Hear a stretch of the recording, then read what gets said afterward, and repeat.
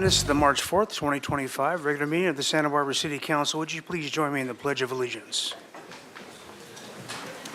I pledge allegiance to the flag of the United States of America, to the republic for which it stands, one nation, under God, indivisible, with liberty and justice for all. Madam Clerk, would you call the roll, please? Certainly. Councilmember Harmon. Here. Councilmember Santa Maria. Here. Councilmember Sneddon. Here. Mayor Pro Tem Friedman. Here. Councilmember Gutierrez. Not yet present. Councilmember Jordan. Here. And Mayor Rouse. Here. Okay, we have some ceremonial item to read. Yes, Mr. Mayor. Item 1 is Sheila Lodge recognition, and then after that it will be employee recognition service award pins.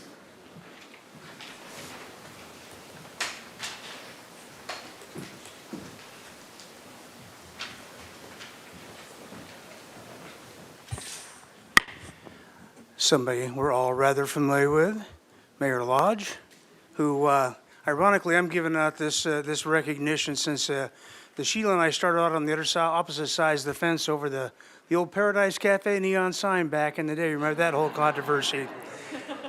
But since then, she's become a trusted and very valuable friend, a mentor, and somebody I refer to a lot, particularly when it comes to land use, housing, and design, which I'm usually wrong on, and she'll usually point that out to me. So it's a great relationship, and I'm really proud to have her as part of our city's legacy, and she certainly is. So with that,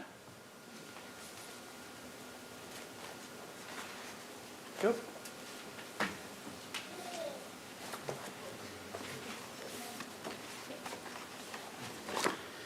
It's a certificate of commendation for Sheila Lodge, Planning Commissioner, Council Member, and the longest-serving mayor of the city of Santa Barbara. Whereas Sheila Lodge, a highly respected and much-beloved public servant, has faithfully served the Santa Barbara community with conviction, passion, and tireless dedication for more than 3.5 decades, which includes her most recent service for the past 16 years as a Planning Commissioner. And whereas Sheila Lodge's outstanding service to the city began with her appointment to the Planning Commission from 1973 through 1975, followed by a seat on the City Council from 1975 till 1981, where she gained public confidence and trust and proved herself a formidable leader, such as she was voted as the city's first female member, who served from 1981 till 1993, which also gives her the distinction of being Santa Barbara's longest-serving mayor in the city's history.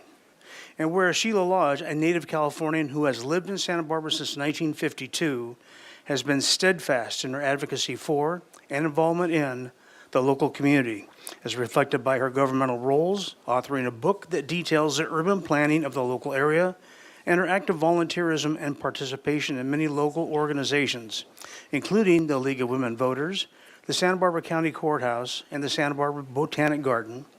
And whereas Sheila Lodge is widely recognized as an inspiration, role model, and visionary whose forward-thinking efforts to preserve and maintain Santa Barbara's historical legacy are certain to guide, protect, and affect positive change in Santa Barbara well beyond her retirement. So therefore I, Randy Rouse, by virtue of the authority vested in me as mayor of the city of Santa Barbara, do hereby thank former Mayor Sheila Lodge for her extraordinary public service and congratulate her on her many incredible accomplishments and wish her happiness and success in all future endeavors. Mayor Lodge, the floor is yours.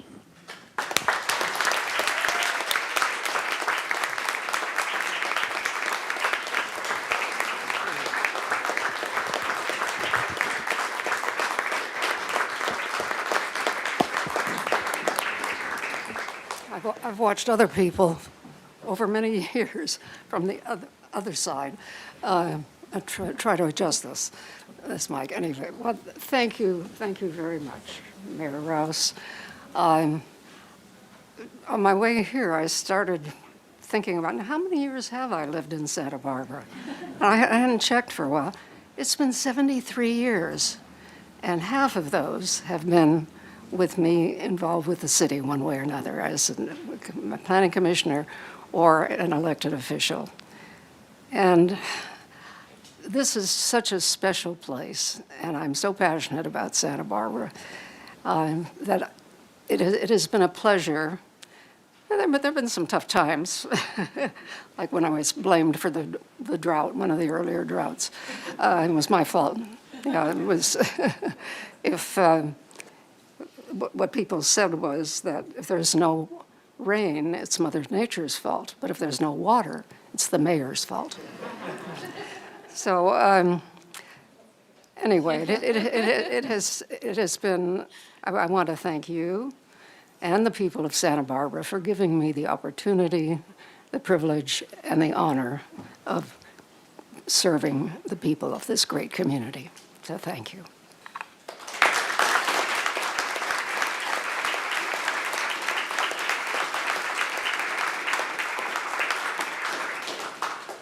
Oh.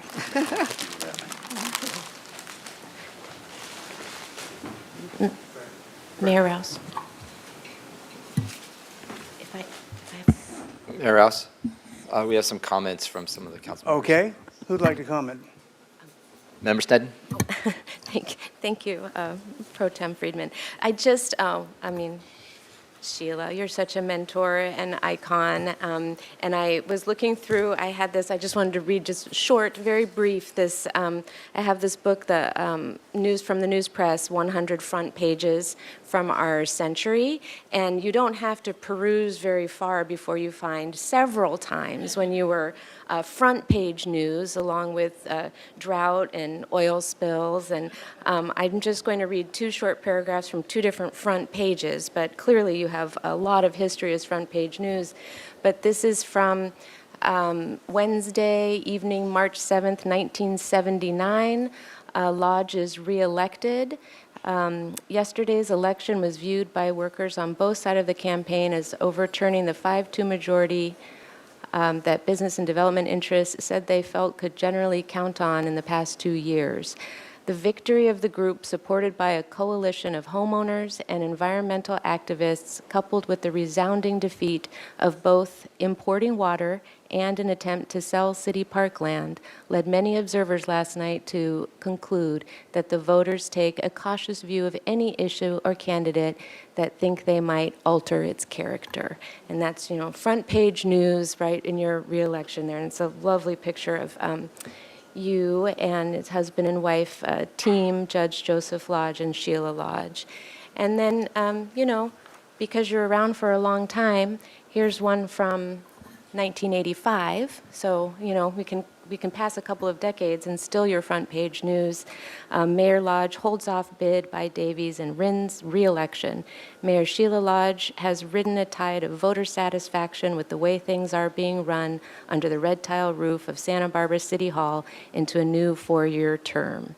And it goes on to say how large your margin was and your recommitment to the values of Santa Barbara. And there are many times in here where you're front page news, and it's such an honor to know you and to have served with you. Thank you.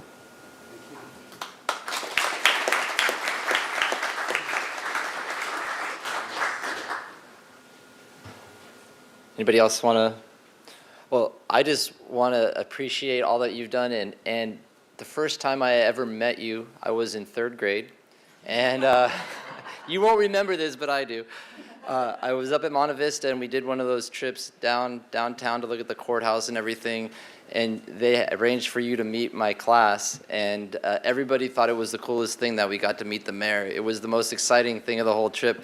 And everyone's like, "Oh, you're the mayor. It's so cool." And you were just having such a great time with us, and we all remember it. And then I remember a couple of nights later, my parents were watching the news, and just like the news here, you were on the news, and I said, "The mayor, I know her." And then, and sure enough, years later, I actually have gotten to know you. And when I was a newbie council member, you gave me a lot of great advice, and I really appreciate it. But it brings back a good memory back in 3rd grade when you were the mayor. Thanks.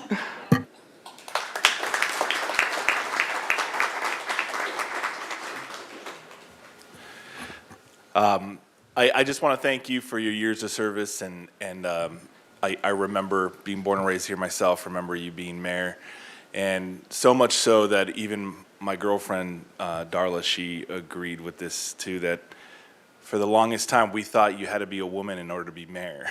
No offense, Reddy. But it was because you served for so long, you know, and you set that example for us growing up here. So I just want to thank you.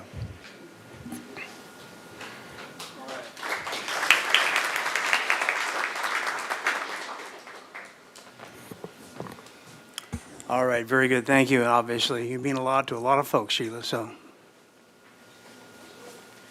We'll move on. Do you want me to read all the other employees first, and then we'll do this, we'll do the last, but not. Well, you can stay right here because it'll take me a few seconds to read the March Service Awards for our employees who are celebrating anniversaries with the city. So I want to start with 5 years of service. We'll do first Natalia Glusek, Budget Manager in the Finance Department. You'll hear from her in a little bit. Julia Peugeot, Project Planner and Environmental Analyst in Community Development. Alec Ayala, Police Business Manager in the Police Department. Patricia Castillo Olvera, Police Records Specialist. Jacob Hawes, Police Officer. Jessica Ochoa, Public Safety Dispatcher in the Police Department. Jose Hernandez, Custodian in Public Works. Jason Jones, Water Distribution Operation Technician 1 in Public Works. Matthew Marquez, Water Distribution Operation Technician 1 in Public Works. Luis Soriano, Wastewater Collection System Supervisor in Public Works. And Emiliano Encinas, Grounds Maintenance Worker 2 in Parks and Rec. So we'll give them a round of applause and then go on to year 10. Next up, we have 2 employees with 10 years of service. Kat Lee, our Water Resources Specialist in Public Works, and Christina Hernandez, our Library Services Manager. And then we have 4 employees celebrating 25 years of service before we get to our last and most special guest today. First, we have Juan Salcedo, Senior Streets Maintenance Worker in Public Works. Andre Ritchie, Senior Streets Maintenance Worker in Public Works. Jeffrey Miller, Irrigation Systems Technician in Parks and Recreation. And Stephen Williams, Ground Maintenance Worker 2 in Parks and Recreation. We'll give them a round. And last but certainly not least, celebrating 30 years of service, we have Jack Franklin, Fire Engineer at the Fire Department, who I believe is here with us this afternoon, and we'll have the mayor read his proclamation. Yes, now it's your turn.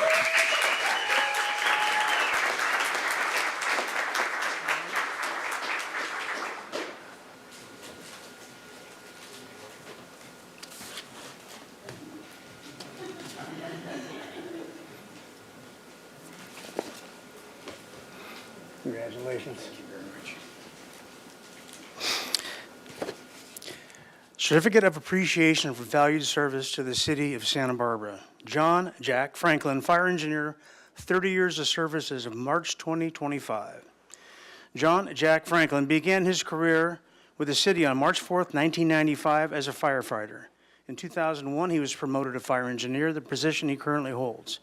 Jack has been helping people since long before the city of Santa Barbara.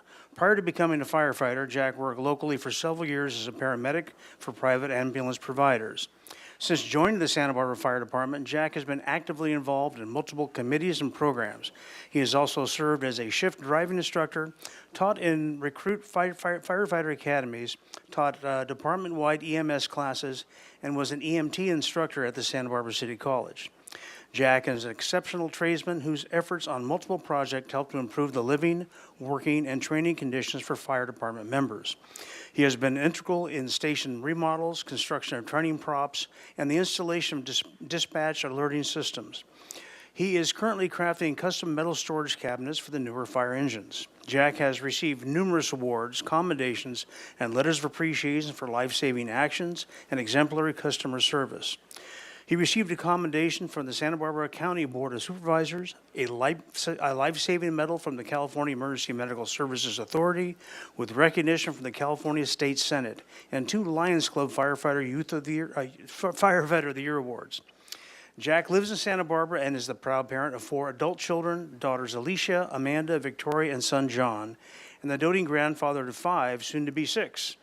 In his spare time, Jack is a licensed contractor, enjoys woodworking, creating anything from drink coasters to ornate inlaid tables. Jack, on behalf of the City Council, the residents of Santa Barbara, and your fellow employees, it is my pleasure to recognize your many accomplishments and thank you for 30 years of dedicated service to the City of Santa Barbara and the local community. Thank you, Jack.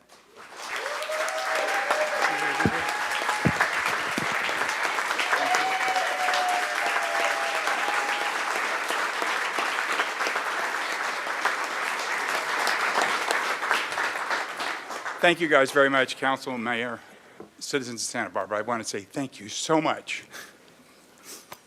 for allowing me to be here for this long. I appreciate it more than you know.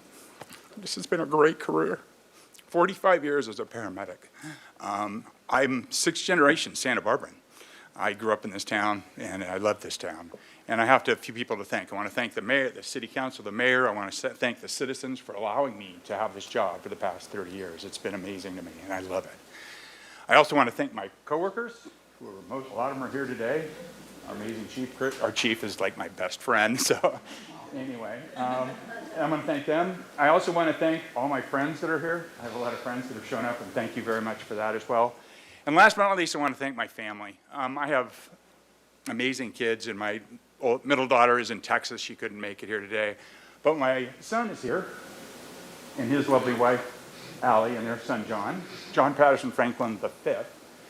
Anyway, he works for Santa Maria City, and I want to thank my lovely daughter in the back, who is currently pregnant and about to have my sixth grandchild, another boy. It's also her birthday today, coincidentally.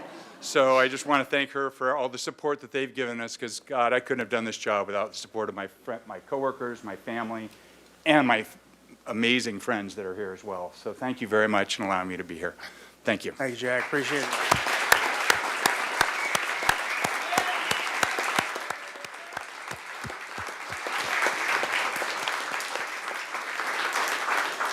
All right, very good. Madam Administrator, are there any changes to the agenda? It's not necessarily a change. I just wanted to, Mayor, highlight when we get to the consent calendar, the city attorney wanted to read some changes to item number 3, which is the bicycle and e-conveyance ordinance. So she'll just want to read those into the record for the consent calendar. Okay, very good. And with that, we'll move to the consent calendar. A few items to read, Mr. Mayor. Item 3, amending Chapter 10.52 of the Municipal Code regarding bicycles and e-conveyances, ordinance adoption.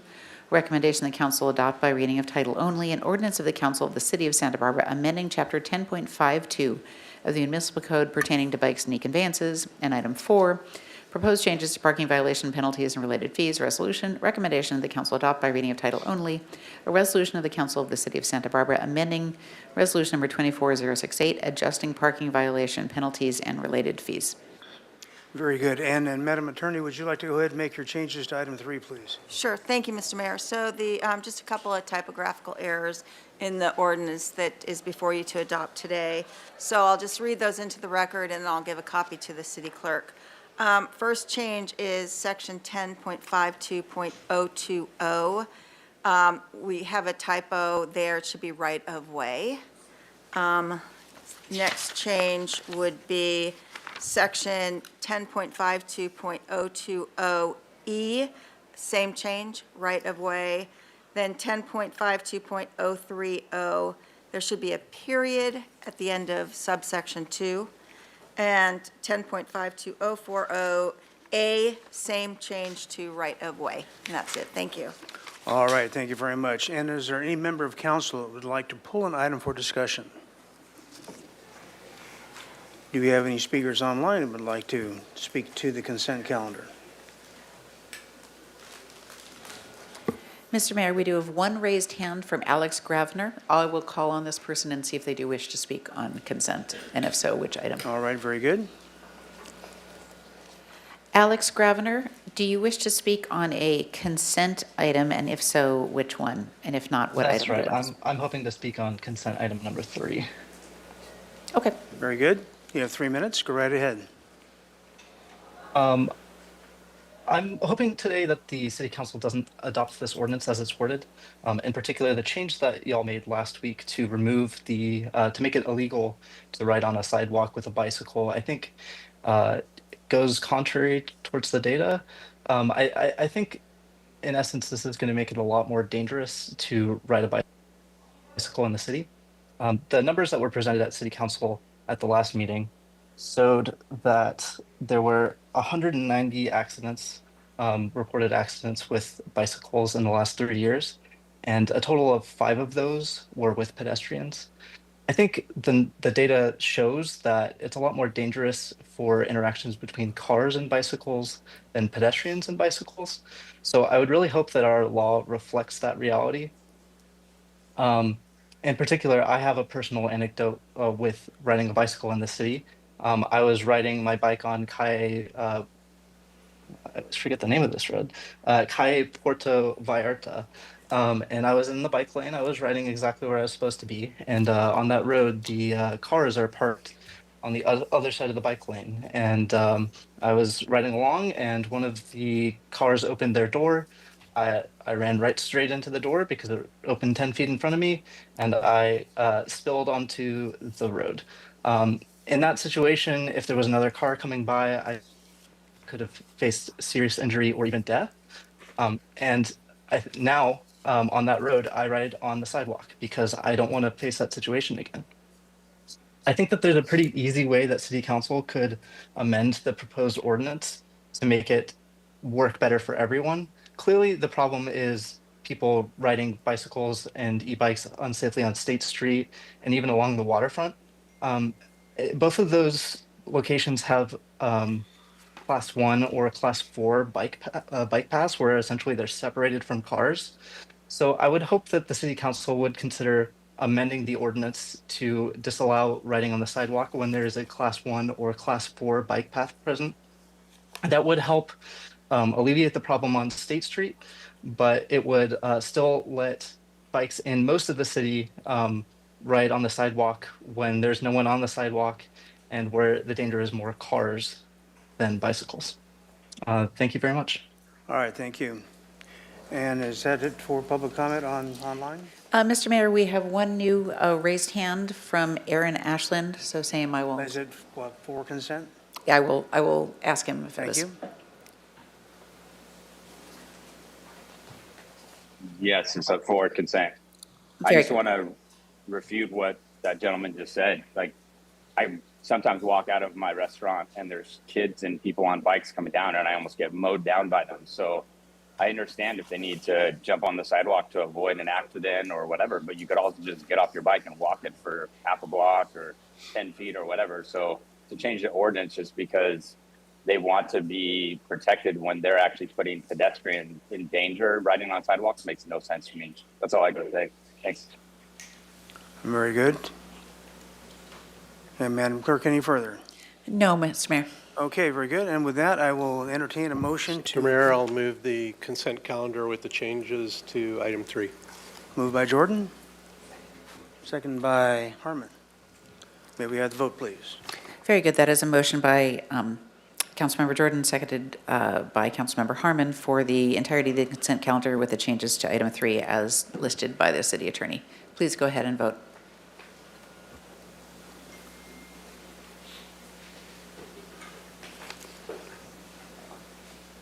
Passed unanimously, thank you.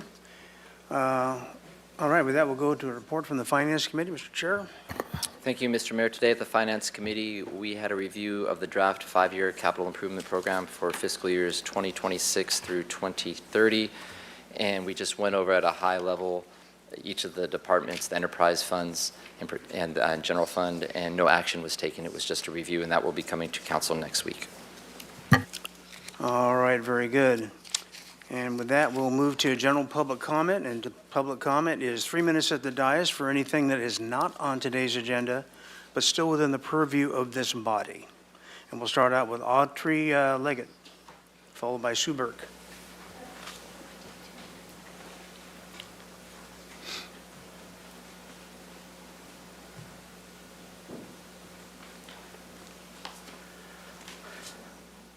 Hi, good afternoon, council. I'll never forget a conversation with then Mayor Harriet Miller. Harriet said, local government will often have a bigger impact on the day-to-day lives of its constituency than almost anything at the federal level. And for those of you who knew and remember Harriet, her comments hold just as strongly as today as then when she led the city.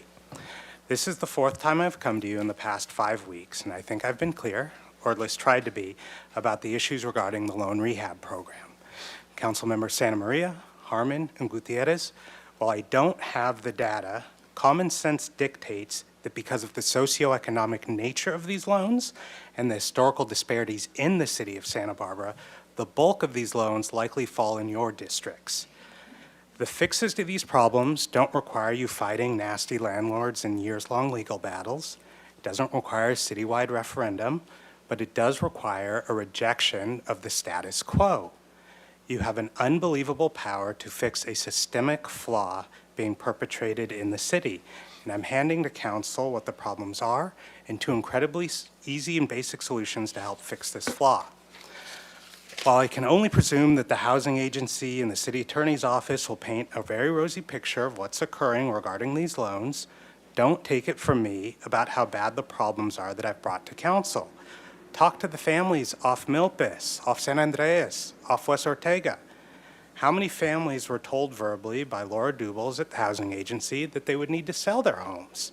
How many families have been told, I don't care, or that's not our problem? And make no mistake, this is the message that has come from Garden Street. The city needn't act like a common street loan shark. These are problems that could easily be avoided by giving families the right to plan their financial futures. And the right to plan comes from knowing that loans exist and providing statements. In addition, the city maintaining proper records so when payments are made by families that are aware the loans exist, the city doesn't come back 30 or 40 years later demanding proof of those original payments. Otherwise, you must repay the loans your families have already made payments on. This just doesn't make any sense. So for those on council who have fought in the past for tenants' rights, who believe we're facing a housing crisis and ultimately have concerns about displacement, the problems that I've presented to you over the past 5 weeks all fall in the same bucket. The only difference is it's the city of Santa Barbara that's perpetuating the injustice and needs to fix this very easy problem. Thank you. Thank you, Sue Burke, followed by Shakina Stillwell.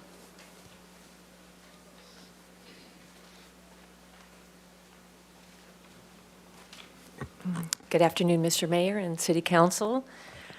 The proposed creek buffer ordinance has been brought to the attention of the Eucalyptus Hill Improvement Association, and as the president of EHIA, I would like to express the board and our residents' concerns regarding what is being proposed. We strongly oppose the proposed creek buffer ordinance as it is written due to the impact it has on our community.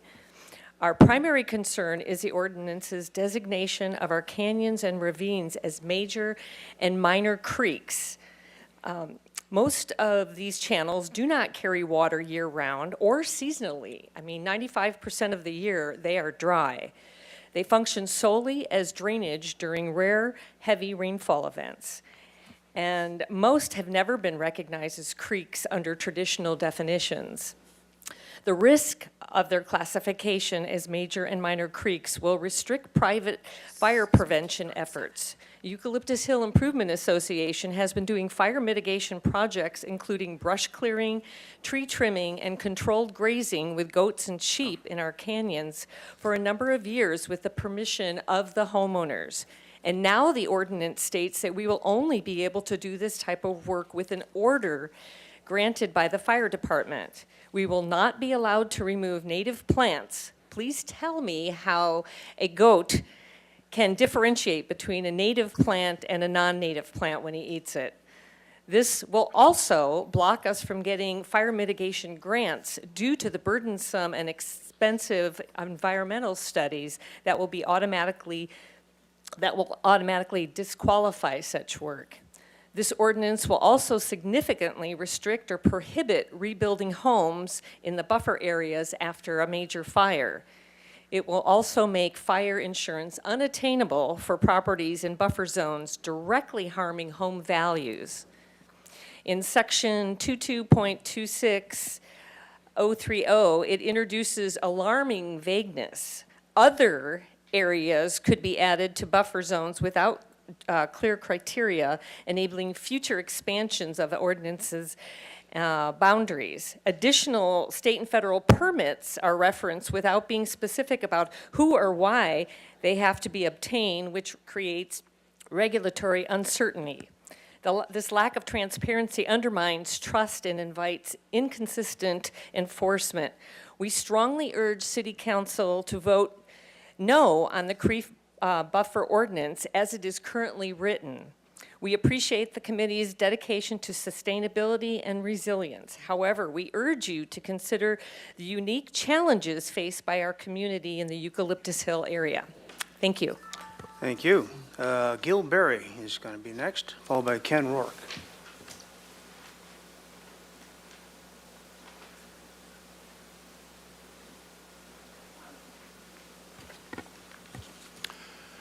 Hello, council members and mayor. My name is Gil Berry. I'm here today to inform everybody about a new project before the Single Family Design Board, Monday, March 10th, consisting of massive grading to remove highly toxic pesticides used for decades on a 3-acre orchid nursery, 3139 Seacliff. I'm here to ask you to please ask staff or give them your opinion that an EIR is needed on this due to the significant adverse environmental impacts to neighbors from breathing toxic dust raised by grading 2,250 cubic yards of cancer-causing dirt. An EIR is also needed because toxic silt and water runoff during this 2 month of grading will flow directly into an adjacent drainage creek, which flows directly to the lagoon and ocean at Aurora Borough Beach, just 1 block away. City staff generally supports this massive toxic grading on the grounds that 2 county agencies gave it a permit. But each of those permits was for a different reason. County Environmental Health Department, which focuses on the health effect of the site after the toxic soils are removed, gave it their routine permit without looking at the odds of neighbors getting sick from breathing toxic dust raised by grading, because they told me that they assumed the County Air Pollution Agency had done that.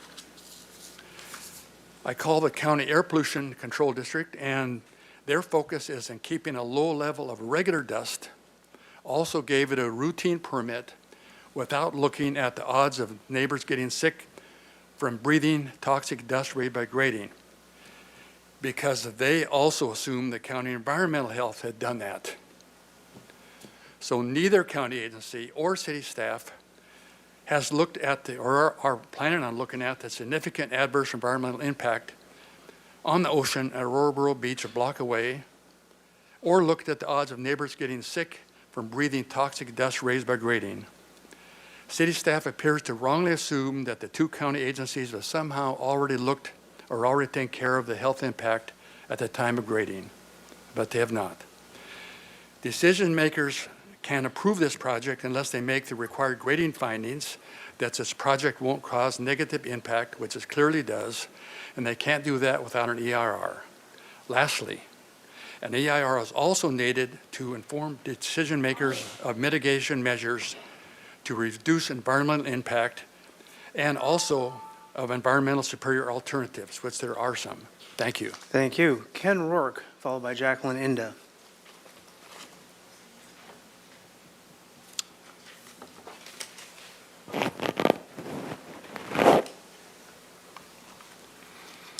Good afternoon. Thank you, Mr. Mayor and City Council, for this opportunity. This is a little presentation I have entitled Trespasser Experience. So right off, I want to say that my wife and I are in love with Santa Barbara. We relocated here 10 years ago We were previously residents in the Los Angeles area for nearly 40 years. Living in LA, we learned early on, like most others there, about the lovely paradise that was Santa Barbara, just a couple of hours away up the 101. So of course, why not? After we both retired, we decided to relocate to this dream location. When we arrived, we bought a house in the Eucalyptus Hill area. We came to realize then, however, that there were some problems in Paradise. Of course, there was the difficulties with the retail downturn and the effect on State Street. And more concerning maybe is the large, for want of a better term, homeless population and its effects. We thought, well, okay, and trusted the city would be able to adapt solutions to revitalize our town, much like the recovery following the 1925 earthquake. Now, I want to describe a recent experience we had that shocked us out of this type of complacency. Less than a month ago, I heard someone talking, seeming to someone else there in our side patio outside the kitchen. I stepped out expecting it was just a workman here for a remodel project we were just finishing. Instead, it was a bearded, very rough-looking man wearing a brown jacket and a white baseball cap. He was mumbling, but spoke to me in clear, unaccented English that in no uncertain terms, or under no uncertain terms, he was here visiting the house that he owned. I told him that was definitely not true and he needed to leave, which he did, grumbling along the way. Now, moving forward to early last week, my wife called me urgently in the morning to tell me she found the same individual asleep on the couch on our front patio that is surrounded by all around by a substantial retaining wall and only accessed from the street by a large wooden gate. I immediately rousted the man and sent him away. This, of course, was very alarming. I then called 911 to report it. After talking to the Santa Barbara police officer that came, I made sure to lock the entry gate and programmed my 6-camera video system to alert me 24/7 with alarms on my iPhone. This experience continued through the week, however, and with 4 additional trespassing visits by the same individual. Sir, we are at time, so So should I just, so I. just finish your sentence, please, and Can I just? we got a lot of speakers today, sir, so Okay, I I'm need to very get, sorry. yeah.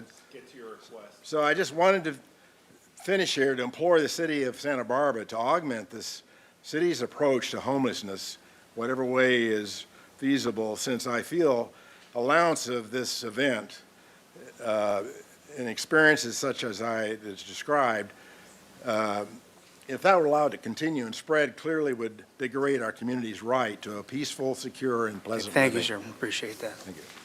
Jacqueline Inda, followed by Michael Baker.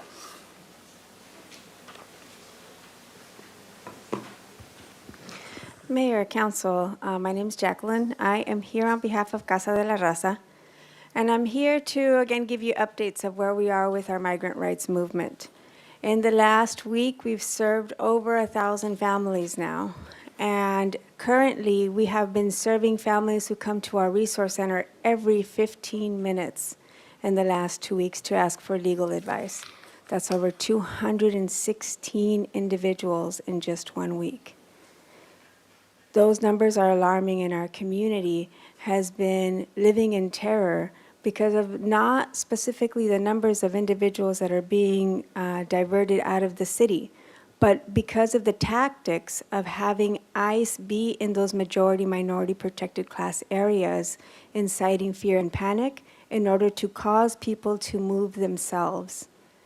That is alarming, and it should be alarming to everybody because those panics and those fears are instilled in the children that live in those homes. Casa is a safe haven. It has been for the last 54 years. because of the work that many decades of advocates have done in the community. This is why people flock to CASA in these types of situations. And the relationship between the county, the city, elected officials, and folks like the police department and rescue staff is very fragile in these times and in these moments. Now is not the time to have law enforcement come to CASA to enforce noise for Zumba classes and come into the building because of one individual who would like to see the building closed. It is not the buildings association and the property association across the street that causes harm. It's the one individual that has a specific view on what should happen in what he thinks is a neighborhood, which is actually a commercial zone. We ask for your clemency. I know that we're going to be meeting with your city staff and city administrator in regards to this week, but definitely think about looking at that ordinance to be able to create that modification to protect that historical building and its practice. Thank you. Thank you. Michael Baker, followed by Monique Fairgood. Good afternoon, Mayor and Council. My name is Michael Baker. I have the honor of being CEO for United Boys and Girls Club, Santa Barbara County. The highest honor that we have in Boys and Girls Club work is what we call our Youth of the Year. And that is, we select one child from our entire organization, from all the clubs nominating. They have to be between 14 and 19 years old. They have to have been a member for at least 2 years in good standing. And they obviously need to be a current member of the Boys and Girls Club.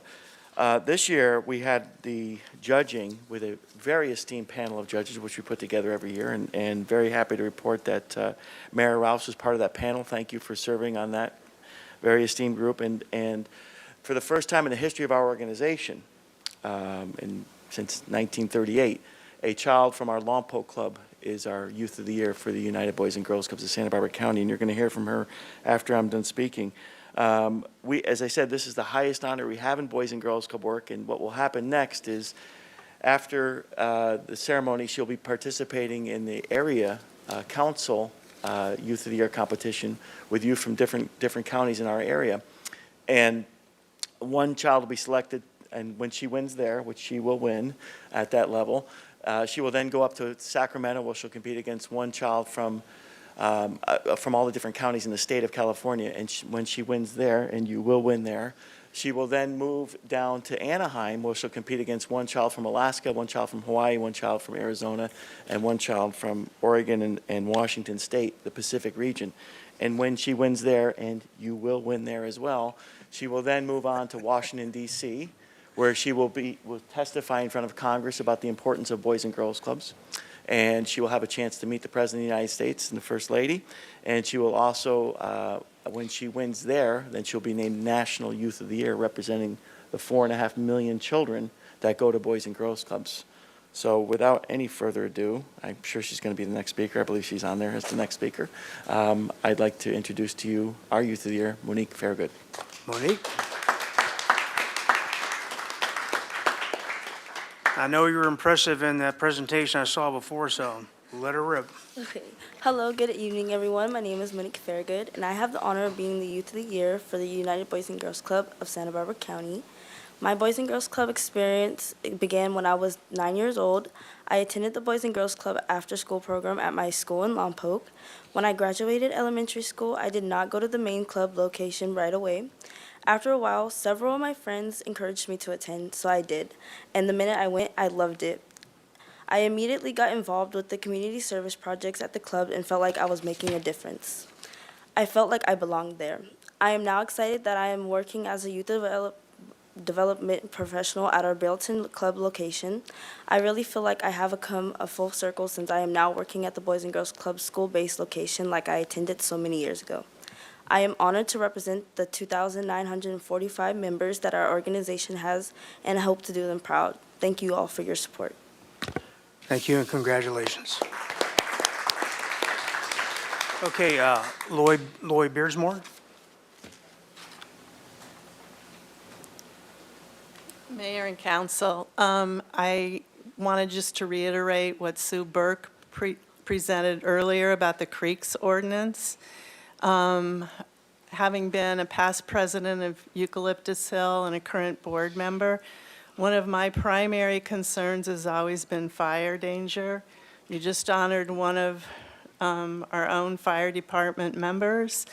And I hope when the creek ordinance comes to you, they're saying they're editing it, but it's my hope that when it comes to you, that you will all look at your districts, look at the fire dangers in your district, and be sure that any restrictions be lifted from that ordinance. We can't afford to do anything other than that. Given all the fire history just in Santa Barbara and throughout the state, any efforts that we undertake to work towards fire mitigation is paramount. So please, no environmental restrictions. You know, we saw Manzanita that was protected during the Whittier fire, or before the Whittier fire, burn in the Whittier fire. And so we see that so many times where there's environmental protection. So please, please do your part to protect your districts when that ordinance comes back. And yeah, it's not just about Eucalyptus Hill, it's about our entire city and keeping our entire city safe. So thank you. Thank you. MJ? Hi, greetings to everybody. There's 3 topics I wanted to hit, so I'm going to hit them quickly. I hear that everybody's going to be spending money to make the state streets, sidewalks better. I personally came here on a wheelchair, and so I have seen these sidewalks left and right, right and left. And my suggestion is leave it the way it is. People pick up your feet, but take the money that you would have spent on the state street to do the sidewalks that are around the shops along state streets, because the sidewalks, the white big cement sidewalks, they're the ones that cause the most trouble, especially if you're in a wheelchair. It makes it very, very difficult. Next subject was, can you remind me, sir? On my paper, can you remind me what the next subject was? I just couldn't remember. Well, you can only just speak, you can only speak to what you're speaking about. You're talking about the Okay. next subject on the agenda? No, on the paper. Yes, Oh. sorry. Oh, I didn't see that. Sidewalk, bikes on sidewalk. Bikes, bicycles. Homeless Okay, backpack? yeah, thank you. Bicycles. So somebody said, I don't understand why people ride their bikes on the sidewalk. I ride my bike on the sidewalk because I'm terrified of getting hit by a car like I have done before or had something thrown at me. I think that people should stay on the bike roads, that they shouldn't be on like the sidewalk on State Street, but down the middle of the road works well. And I think we just need to be respectful as walkers and as bikers. The last one, the homeless people. I have been there throughout my lifetime, and I will tell you that here, it's in the United States, it's a different environment. I think we need to treat our homeless with respect, but we also have to give them boundaries and not let them have all that clutter and stuff. So I have some ideas, and I'd like to talk to the council later on more about that. For an example, I survived with a backpack for 6 months through India. I had everything I needed. So people don't need shopping carts after shopping carts full of stuff. That's one. I think that's all for now. Thank you so much. And I'm new to your community. I've always wanted to be involved. I find it very hard to get here on Tuesday at 2 o'clock. It just blows my mind. I would have thought it would be later and it wouldn't be on market day so more people could come. I'm going to need you guys to guide me on how I can be a part of your community and help you guys and get what I think to help shape this place to be better than it is, because right now it's amazing and wonderful. Thank you. Thank you. All right, very good. Any further online? Yes, Mr. Mayor, we have one speaker online, and that's Aaron Ashland. Aaron Ashland, please go ahead. Dear members of the City Council, thank you for passing the new safety codes last week that help protect our city's children. Your commitment to doing what's right, even when opinions differ, is truly commendable. As you continue to set the standard for public safety, I respectfully wish to address 2 enforcement-related concerns and share an idea to support our local retail community.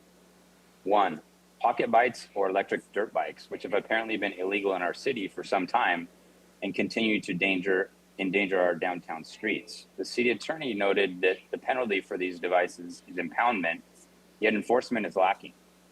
For example, when an officer is on patrol and observes a pocket bike in operation, shouldn't it be impounded immediately? If our current resources have not allowed for consistent enforcement of the standing pocket bike law, how can we expect effective implementation of both the existing law and the new e-bike code? I respectfully propose that we establish clear expectations. When officers are available and not on active call, they should proactively impound any illegal pocket bikes encountered. This measure would significantly reduce the risks these vehicles pose and demonstrate our unwavering commitment to public safety. 2, I also heard concerns that although most calls for service occur on State Street, it sounded like our police chief didn't think we could or should drive or park police vehicles on the promenade. While I occasionally see police vehicles on State Street, the current deployment does not ensure a constant visible presence. The steady police presence improves response times and deters potential criminal activity. Imagine if rather than merely patrolling around State Street in vehicles, our officers stationed themselves at strategic points on the 500 or 600 blocks during peak times, especially on Friday and Saturday nights, and also conducted foot patrols. This targeted approach would enhance deterrence, shorten response times, and ultimately foster a safer downtown environment. Example of what I think we're doing wrong could be, in theory, a potential bank robbery. Do you think we should send multiple cars to drive around the bank, waiting for them to call us and tell us they're being robbed?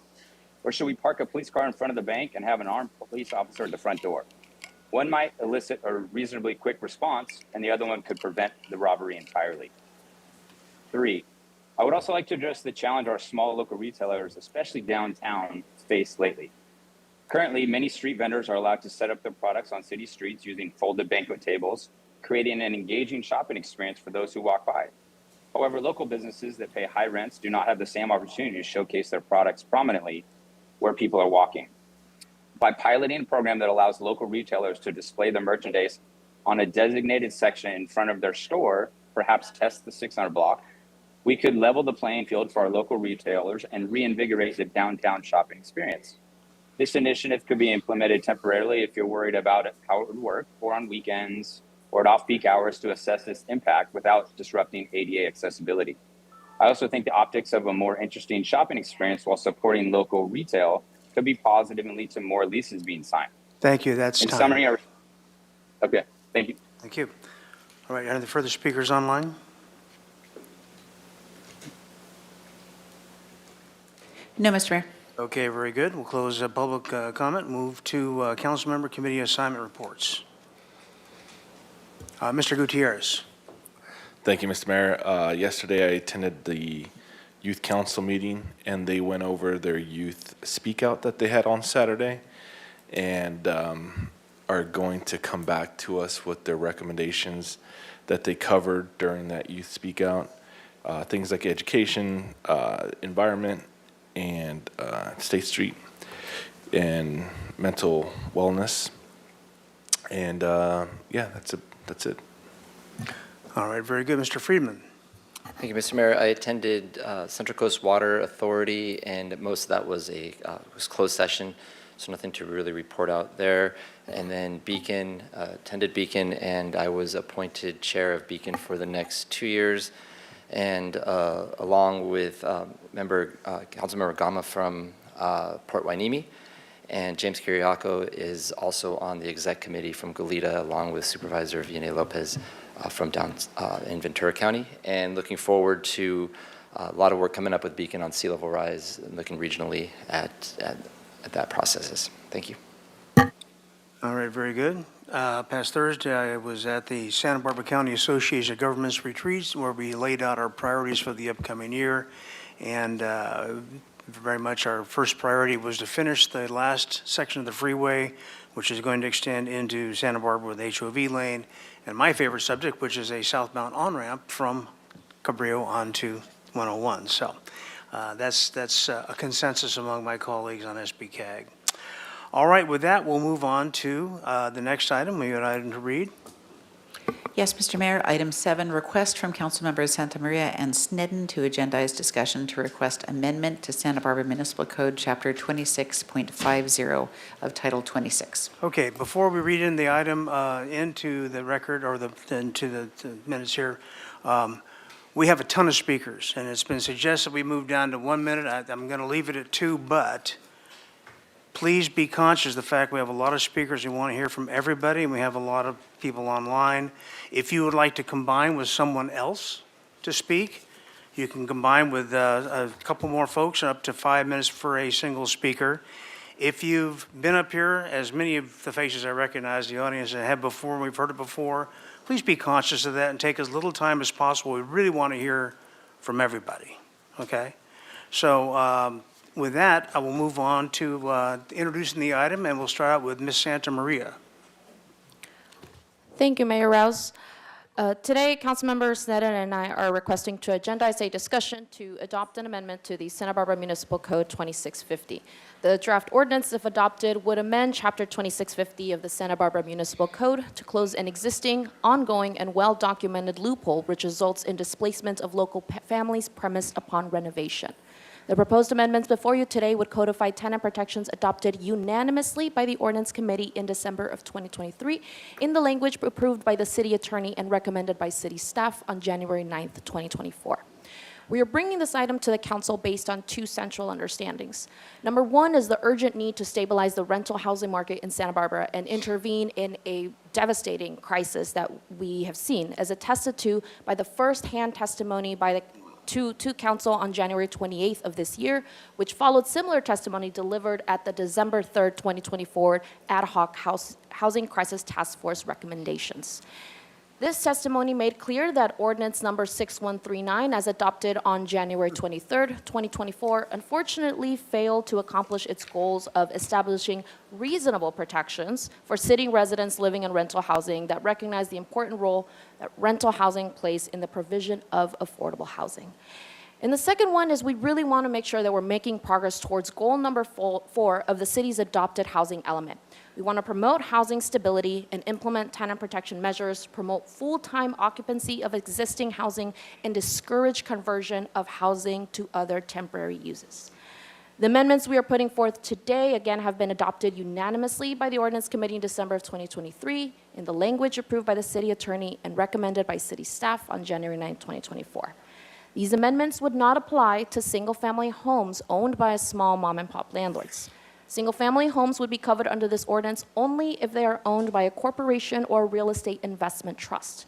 It does not include LLCs, so you can be a small mom-and-pop landlord, you can have single-family homes in an LLC, and it would not be covered by this ordinance.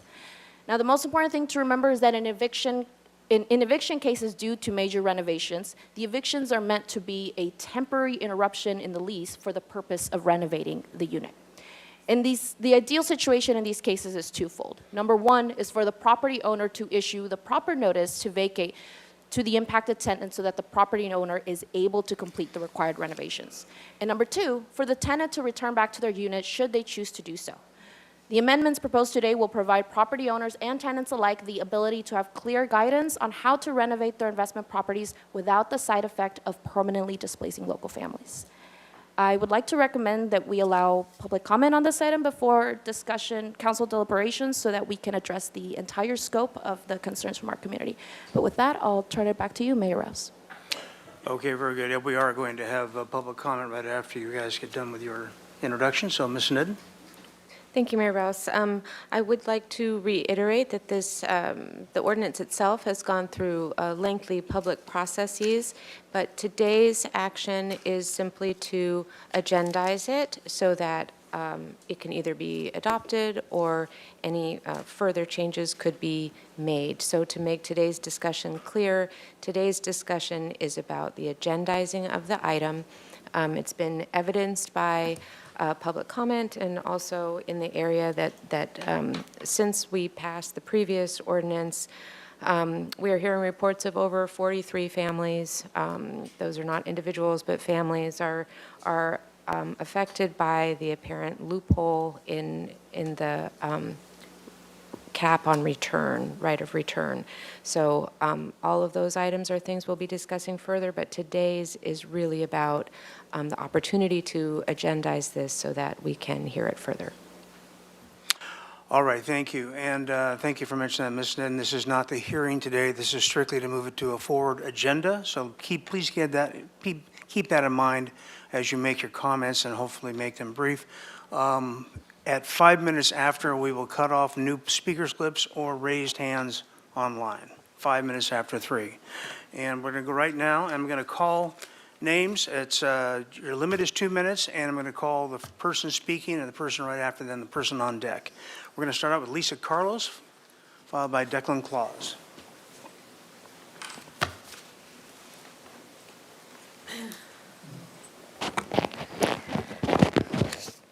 Good afternoon, Mayor Rouse and council members. I've been a longtime advocate for affordable housing, but my connection to this issue is deeply personal. I grew up in Santa Barbara, attending Franklin Schools, Santa Barbara Junior and Senior High Schools, raised with the values that make this place truly special. Here we look out for one another. We understand that our well-being is interconnected. But not every place shares these values. I spent 20 years in Silicon Valley and saw what happens when profit-driven development replaces community. I watched working families, teachers, nurses, restaurant workers lose their homes as investors bought up apartments, raised rents, demolished those apartments, and pushed people out. Entire neighborhoods vanished. That's one of the reasons my family left and returned to Santa Barbara. But I was naive to think we were immune. Within a couple of years, I saw the same forces at play here. My daughter had 2 classmates whose families were evicted when their West Side apartments were bought and renovated. That was 8 years ago. Their parents scrambled to keep them in school, commuting from Ventura and Lompoc. The heartbreak, the instability, it's devastating, and it's still happening today. We cannot keep letting this happen. We know that building affordable housing is critical, but I know firsthand that takes a long time and a lot of resources. Right now, people need protection. That's why the ordinance proposed by Council Members Sneddon and Santa Maria is so urgent. It's a simple fix with an immediate impact. The only thing standing in the way is political will. This is a moment for leadership, a moment to prove that those who contribute to our community through their work, our teachers, first responders, service workers, retail workers, restaurant workers, nonprofit leaders, government workers, have the right to live in the communities they serve. Please agendize this item and pass this ordinance swiftly. Thank you. Declan Claus, followed by Rick Clausen. Declan, oh, there you are. Good afternoon, council members. My name is Declan Claus. I'm a Santa Barbara resident, and I'm here on behalf of my neighbors who wish to be here today, but could not due to their busy schedules as teachers, nurses, and working parents serving our community. I'm urging the council to agendize council members Sneddon and Santa Maria's memo to amend Municipal Code Chapter 26.50, Title 26, the existing Just Cause ordinance to include strong rent gouging protections for tenants displaced by rent evictions who exercise their right of first refusal. I ask that you are accountable for your tenant constituents in your districts who are being displaced and forced to live in neglected properties because of large, wealthy landlords who wish to leech the maximum resources out of our community. Food, water, shelter, these are basic human needs. We would not let a small group capture all of our water and charge us double, triple the price for that. Why would we allow a small minority, wealthy minority, to capture all of our housing and gouge us on the price of that? Rent evictors leave tenants with 2 choices: pay or have your quality of life diminished, or leave. There is no invisible hand in serfdom. My neighbors live in fear that any necessary repairs on their units will lead to them being permanently displaced. Again, I urge the council to agendize this memo and protect tenants from predatory landlords. Thank you. Thank you. Rick Clausen, followed by Nancy Yavos. Good afternoon. I'm Rick Clausen. There's just 2 issues for me here. One, I'm agnostic about the issue. I don't have a dog in that fight. I'm not a landlord and I'm not a renter. But it seems like a fair way to handle the issue. And secondly, you're here not to vote or to consider the issue itself, but just to agendize it. And I think that is the democratic thing that should happen. It should be agendized and discussed fully. Thanks. Thank you. Nancy Yavos, followed by Barbara Parment. Did I get your last name right? I don't know if I did or not. It's Avos. Close. Thank you. Good afternoon, Mayor and Council members. My name is Nancy Avos, and I'm a tenant living off of the Mission exit. I'm also here on behalf of Santa Barbara County Action Network, SBCAN. supporting the proposal by Councilmember Sneddon and Santa Maria to add a cap on rent charged to tenants who exercise the right to re-rent after a rent eviction. Their proposed amendments also include a one-year pause on rent evictions after an ownership change of a multiple rental property. I just want to quickly share a personal story that happened to me living in Santa Barbara.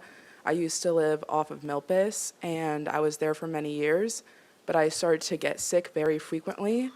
And so I did ask my property manager to conduct a mold test where they found that the results were positive.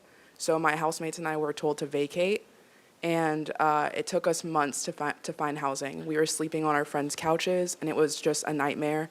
I missed a ton of work, lost a ton of money, and then finally moved into this gorgeous property off the Mission exit, and the rent is about 30% higher, so not affordable for me, but I love living here. So I'm still there, but now I've found out 4 months into living there that the house is on the market, and I rent out one of the units of the house that's being sold. So just ever since college, all I've been trying to do is work and go to the beach, and I'm just facing one housing scare after another. So I'm just hoping that you please consider that these measures are urgently needed, not only as a humane protection for individual tenants, but as a deterrent to the rising corporate investment practice of acquiring rental property with the intention of maximizing profit here. And we echo all the words of the Santa Barbara League of Women Voters, and we just hope that you'll agendize this so we can talk about it further. And if it is enacted, that the proposed policy goes into effect as soon as possible. Thank you for the opportunity to speak. Thank you. Barbara Parmet, followed by Kimmy Bertelsen. Good afternoon. Thank you for this opportunity. Rent evictions have been harming our Santa Barbara communities for years.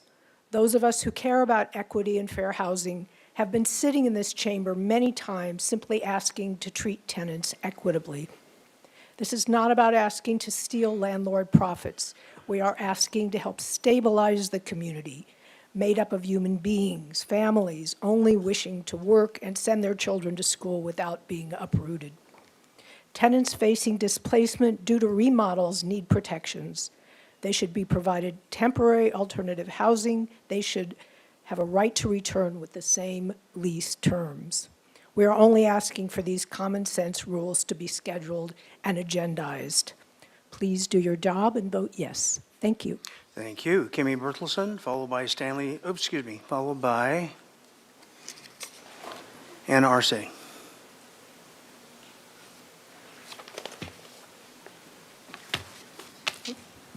Good afternoon. I will be very quick. My name is Kim. I'm a resident of Santa Barbara, District 3.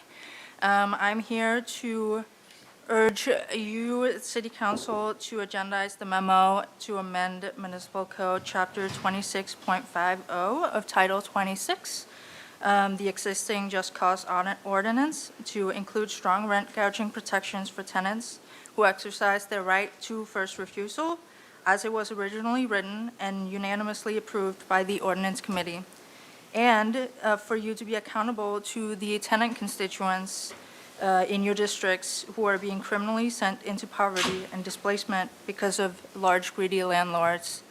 I hate to have to point out the obvious, but Santa Barbara is built on people who work in the service sector, people who do labor, teachers, nurses, but it is getting more and more unaffordable for us to live here. And the longer you take to do something about the crisis that we are in, the more of us will have to leave Santa Barbara completely, leave our lives, leave our jobs. And once we are all gone, then what? Thank you. Okay, Anna Arce, followed by Stanley Zankoff.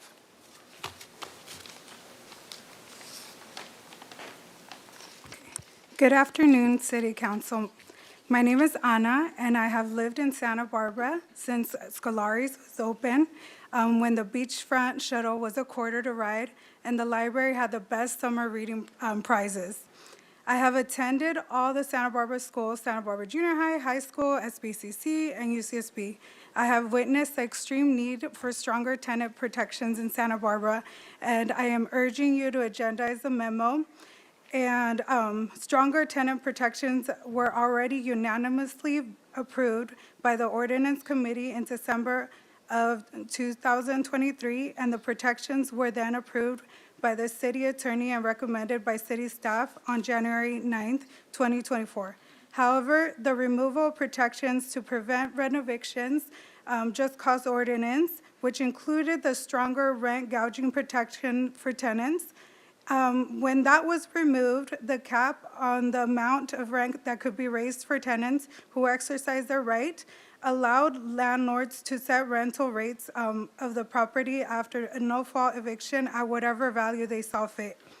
This is problematic because tenants should not be penalized for the lack of urgency to fix maintenance issues that then turn to substantial repairs, causing landlords and property management companies to sell instead of addressing the issues. So in Santa Barbara, rent evictions have put a price tag on deferred required maintenance, motivating landlords to ignore aging buildings and seek payouts from predatory investors who seek to flip neglect and displacement into outside gains. And so currently, that's my time. Thank you. Thank you. Stanley Zankoff, followed by Brian Johnston. Hello, Mayor and Council, members of the public. What tenants and others are asking for, what we've been asking for, are repairs, not renovictions. And instead, what we've witnessed, what we've experienced has been displacement. Displacement caused by deceitful claims of needed repairs. Also that this horrendous business practice of renovictions can continue wreaking havoc on our community. So that the unchecked greed of a tiny few can deregulate the rents beyond the already sky-high state cap of nearly 10% per year. And mind you, I'll reiterate, this state cap is an anti-price gouging measure, not rent stabilization, which is also desperately overdue.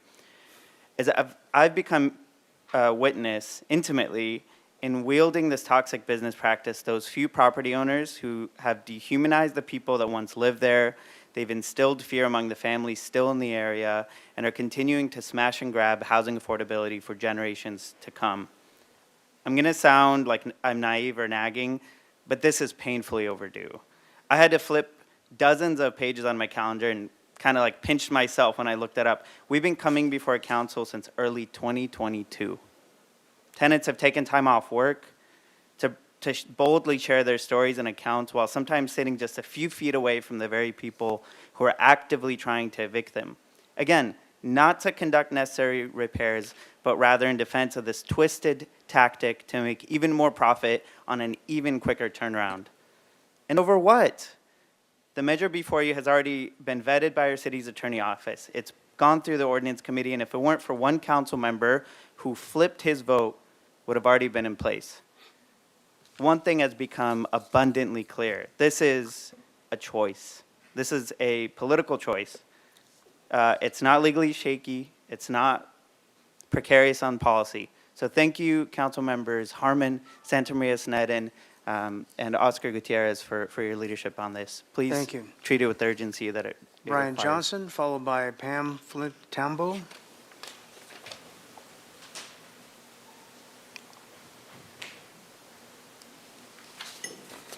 Mr. Mayor, council members, thank you. I'm here today on behalf of the Santa Barbara Association of Realtors to respectfully request that the council take no action on this agenda item. This proposal is inconsistent with the most recent discussions and reports from city staff regarding the Housing Crisis Ad Hoc Committee. Any discussions on or any decisions on housing policy should be made in concert with the recommendations of that report to ensure a cohesive, well-informed approach to addressing our housing challenges. Additionally, this very issue was discussed at this time last year, and council, not committee, ordinance committee, but council, in its wisdom, chose to take no action. Revisiting this item now, without any substantial change in circumstances or new supporting data, would be redundant and counterproductive.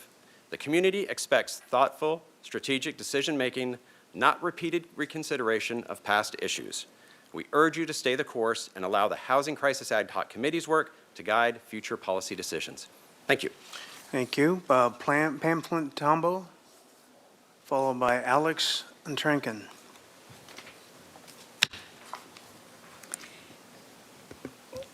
Mayor Rouse, council members, and city staff. Good afternoon. My name is Pam Flint Tambo, and I'm here on behalf of the Housing Committee of the League of Women Voters of Santa Barbara. We appreciate the opportunity to provide input on the proposed amendment to Santa Barbara Municipal Code, Chapter 26.50, and fully support Council Members Sneddon and Santa Maria's efforts to strengthen tenant protections. While we commend the Council's addition of a tenant's right to first refusal after a no-fault eviction last year, that amendment fell short from what was truly needed. Cities like Goleta and Carpinteria have adopted stronger protections that not only grant the right of return, but cap rent increases at 10% to prevent displacement. Such a cap ensures that displaced tenants, many of whom are local workers, are not priced out of their homes after necessary renovations. The urgency of this issue cannot be overstated. Bad faith corporate landlords continue to exploit this loophole, displacing vulnerable residents and reducing our supply of naturally occurring affordable housing. The California Tenant Protection Act, AB 1482, encourages local jurisdictions to adopt stronger protections, and Santa Barbara must act now to prevent further harm.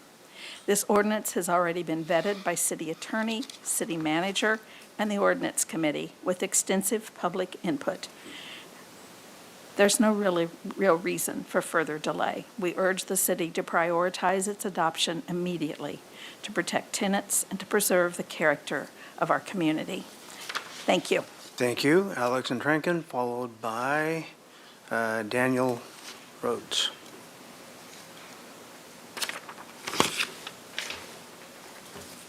Thank you, Councilmember Rouse. My name's Alex Intrican.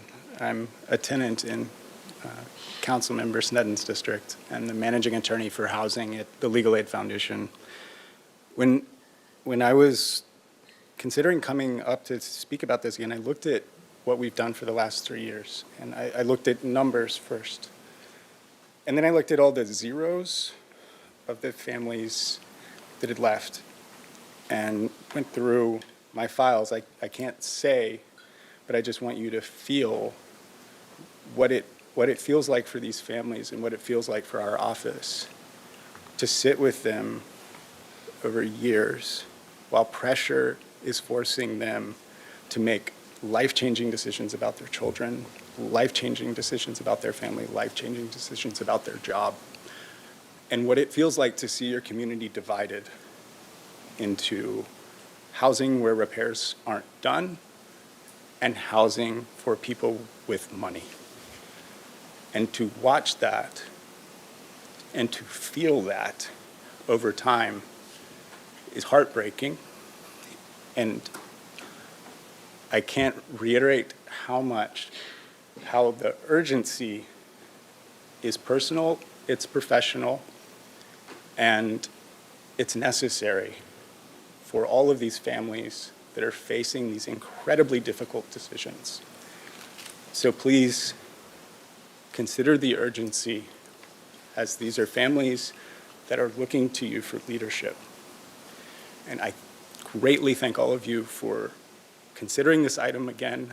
I know that it has been a long time coming, but I want you to hear how impactful it is to our community, to the Legal Aid Foundation, and to many of the people that have had to make incredibly hard decisions. Thank you. Thank you. Daniel Rhodes, followed by Jordan Chelkis.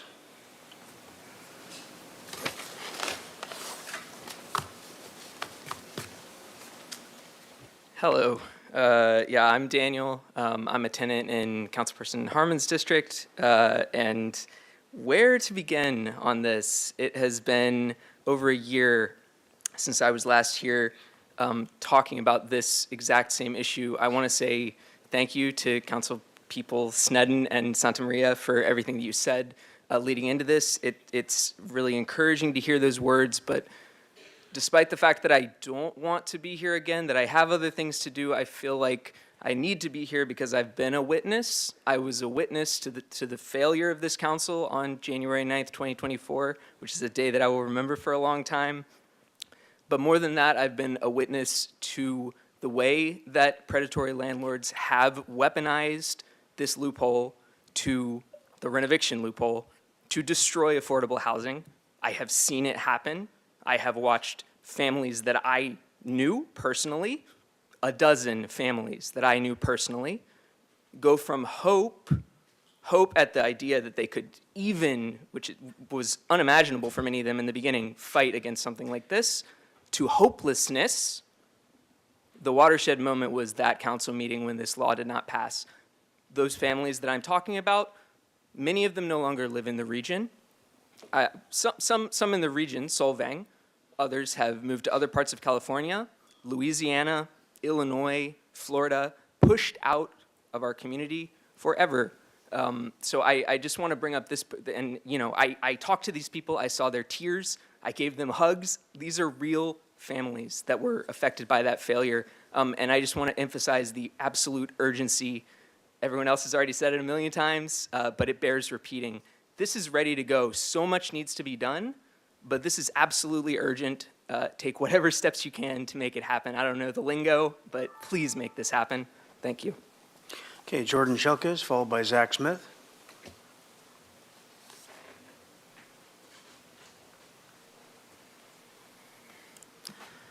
Hi, I'm Jordan Cherkis. I'm a renter in Santa Barbara. I've lived here for 9 years. My partner, Janie Velez, has lived here for her entire life. We both live and work in this community. We've already been rent-evicted a couple of years ago. We used to be paying $16.50 for our old place. Now it's $22.50. $600 a month difference. It makes a big difference to us. I don't know how much of a difference it makes to the landlord, but it's been very difficult for us. It was very frightening and stressful when it happened. Like, we didn't know what was going on. We'd always paid our rent on time. We've always followed the rules as tenants and tried to be productive, working members of the city and support ourselves. But as things are, it's like something like 60% of my income right now is going towards my rent, and we're struggling. So I would like to, save money at the end of the month, but that's just impossible. Someday start a family, maybe buy a house. I mean, buying a house is just impossible. But it's just been very difficult, and we're the lucky ones because we're young and we can work. But, there's other people who are in worse circumstances than us, and so I would urge the city council to move on this as quickly as possible. Thank you. Okay, Zach Smith, followed by Leo DeCaiso. Hello, Mayor and Council.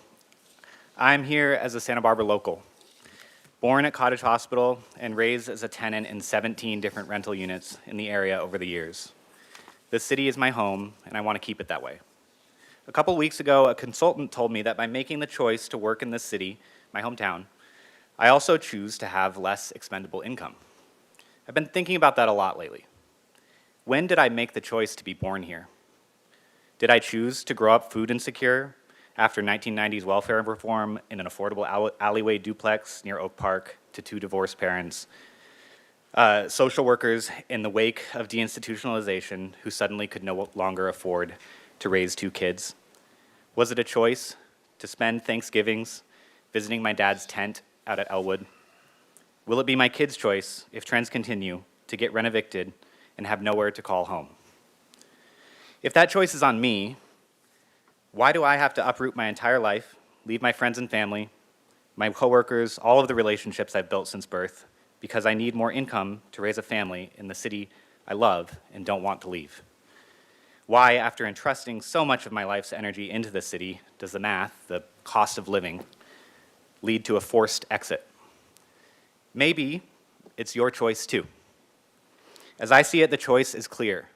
Prioritize profit or people. kick people out of their homes, or let them back in with the same terms after renovating. I am grateful that council members Santa Maria and Sneddon are proposing we change our priorities with this item. I hope you all join them. Thank you. Okay, Leo de Caso. I tried to get it right, and you put it phonetically for me. I still didn't get it. It's all good, Mayor. Hello, Mayor and City Council. My name is Leo de Casals. I'm a field representative with SCIU Local 620. For the union that represents the government employees here at the City of Santa Barbara.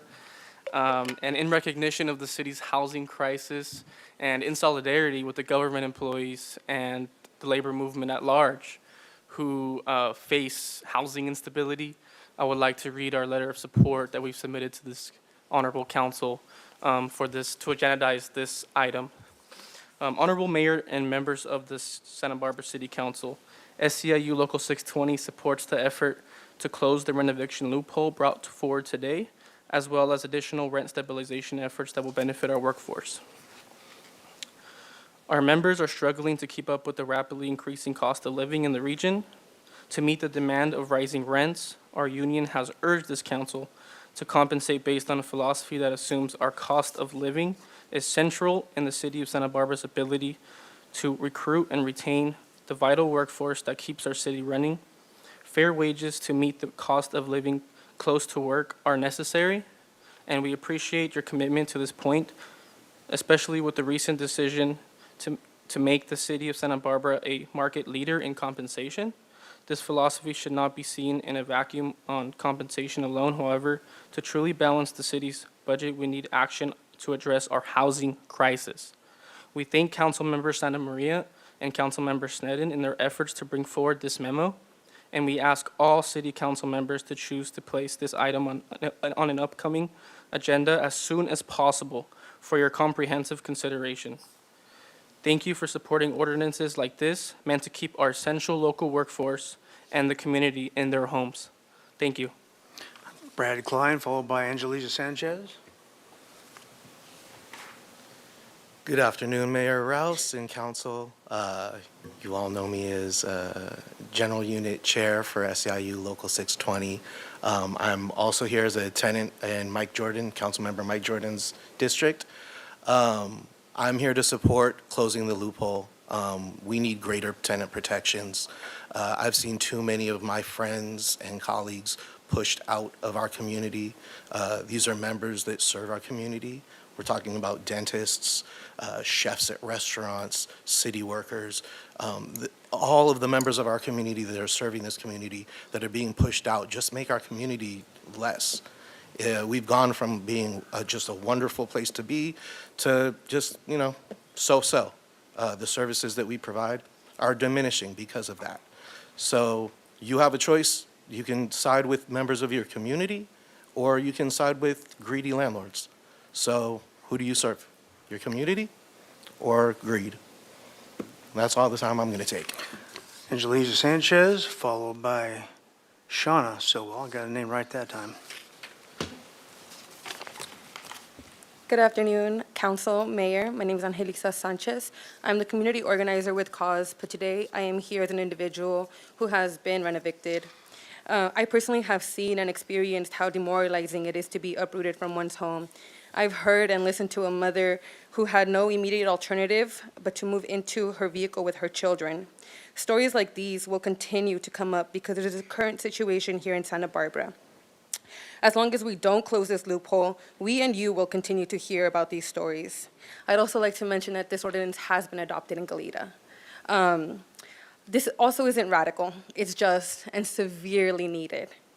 We're still here, and so many folks who started this couldn't be here, but we're still here because it's ongoing. It's a cycle and it's ongoing. Put an end to this and agendize now. Thank you. Thank you. Shauna Stillwell, followed by Stacy Kaplan.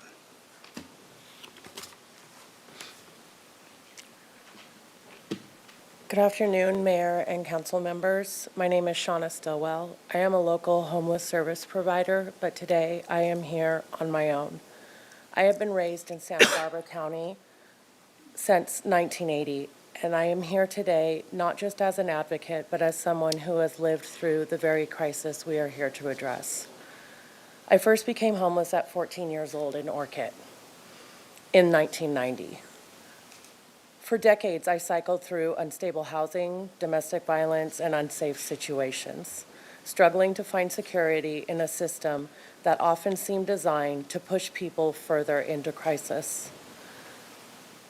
It wasn't until 2022 that I was finally able to secure stable housing with a Section 8 voucher, and I can tell you firsthand, the difference between having a home and not having a home is the difference between surviving and actually living. That's why I'm urging you to restore the rent gouging protections in Municipal Code Chapter 26.50. Without them, tenants, many of whom are already on the edge, are being displaced under the guise of renovations, only to return to rent increases they cannot afford. These aren't just policy debates. This is about real people, like I once was, who are just trying to hold on to a roof over their heads. We know the statistics. 77% of our unhoused neighbors in Santa Barbara lost their housing while already living in the county. The United Way California report shows that a family of four needs over $111,000 a year to survive here, while wages for most remain stagnant. When landlords exploit loopholes to price people out of their homes, the result is more homelessness, more suffering, and more stories like mine. I got out, but so many others won't unless you take action. We need you to reinstate strong renter protections, require independent verification of necessary renovations, and ensure that tenants have the right to return without being priced out. Santa Barbara cannot claim to be a compassionate community without allowing these predatory practices to continue. Thank you very much. Stacy Kaplan, followed by Lloyd Beardsmore. Good afternoon, Mr. Mayor and council members. I am here as a realtor and also as a small housing provider. Hearing the public comment, I hear a lot of generalities about tenant protections and hardly any specifics to the three items which are asking to be agendized, and I speak against agendizing those items. The one thing we all have in common here is an agreement that we have been discussing this for years and years, with hours and hours of public comment and deliberation. And to the initial statement that there is a duty of accountability to the Santa Barbara residents, yes, there is. We've all spent a lot of time on this over the last few years, hours and hours, and meeting with the Ad Hoc Housing Crisis Committee. There is no new data that changes what the decision was January 9th of last year. The three items that we're talking about, getting an independent contractor to give an opinion, we talked about that last year. The liability issues, the conflict of interest issues, we talked about the need and the right of a property owner after purchasing to be able to get the cost of those the improvements back, and therefore council did not include that last year. And the tying the hands of a new owner for a year, that's in direct conflict with what a lot of insurance companies are requiring. All we're hearing about now is the inability to get insurance, and here you want to revisit something that would make it impossible for an owner of a building of 5 or more units, which would provide housing, to not get insurance. That makes no sense. So I really urge you to take no action on this. The public has already spoken. Thank you. Lloyd Beardsmore, followed by Jacqueline Inda. Mayor and council members, I've been involved with this since 2017. And I heard Stanley say 2022 dealing with this. I find it ironic that you want to agendize something like this instead of agendizing. I hear the word crisis and urgency for housing. We need more housing. We need affordable housing. We need to be able to buy housing. But no one up here is agendizing deregulation of all the permitting processes, streamlining things. I sent you all what Austin, Texas has done. Their rents have dropped 22%. People are offering 2 months free rent. People that are already renting, their landlords are dropping their rent to keep their tenants. And I don't see the urgency up here to build more housing, nor do I see it to own more housing, to do anything to stimulate either one of these things. All you want to do is hit on the back of rental property providers. Why not try thinking outside of the box? If rents were like they're going in Austin, we're here, everybody's going to drop their rents. So start thinking about doing something to really make a difference. You honored Sheila Lodge today. She was no growth, our longest serving mayor. And look where we are today. I'm not blaming her. I'm just saying it was a policy everybody loved. Nobody wanted Santa Barbara to become LA. But start thinking of doing something to incentivize more building, more housing, and everybody's problems will be solved. Thank you. Thank you, Jacqueline. Inda?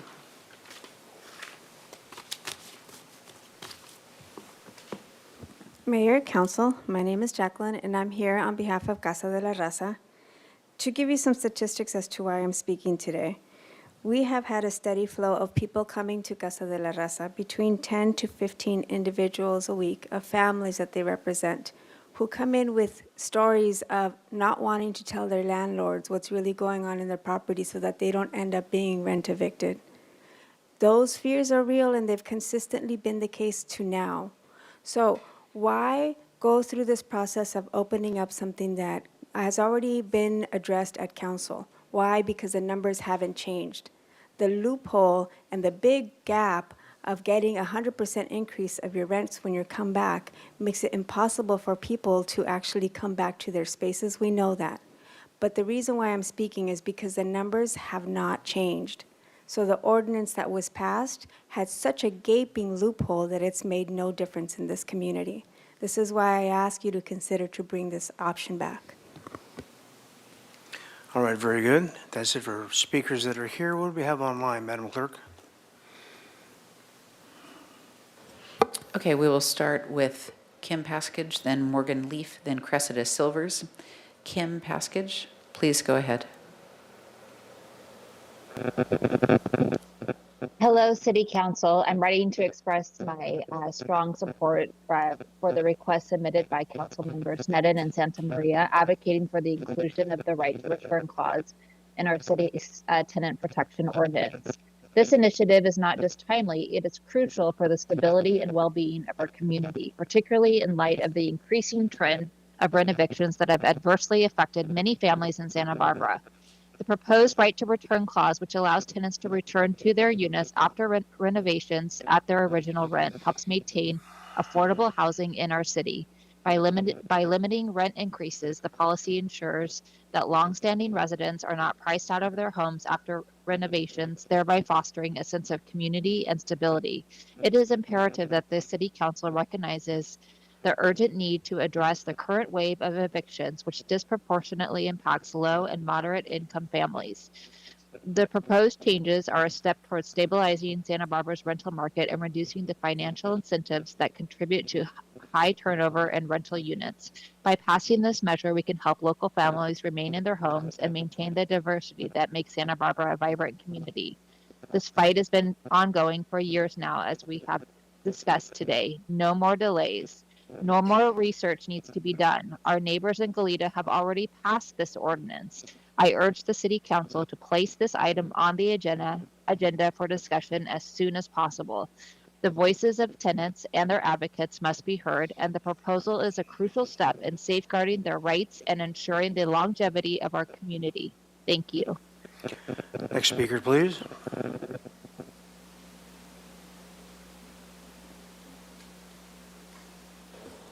Our next speaker is Cressida Silvers. Cressida Silvers, please go ahead. Hello, good afternoon, Mayor, Council members. I'm Cressida Silvers, and I'm a homeowner, and I'm speaking today to encourage you to approve this item and to put the discussion on the Council's agenda as soon as possible. Local families face so many escalating stresses right now, not the least of which is the uncertain housing future. So please don't waste any time in moving this item forward towards stabilizing our community in accordance with the unanimous recommendation of the Ordinance Committee and city staff, not to mention your constituents, the majority of whom are tenants, not big landlords and realtors. So thank you very much for your attention to this. Thank you. Next speaker, please. Next speaker is Michelle Carbone, then Dora Marie Perez, then Gina Quiroz. Michelle Carbone, please go ahead.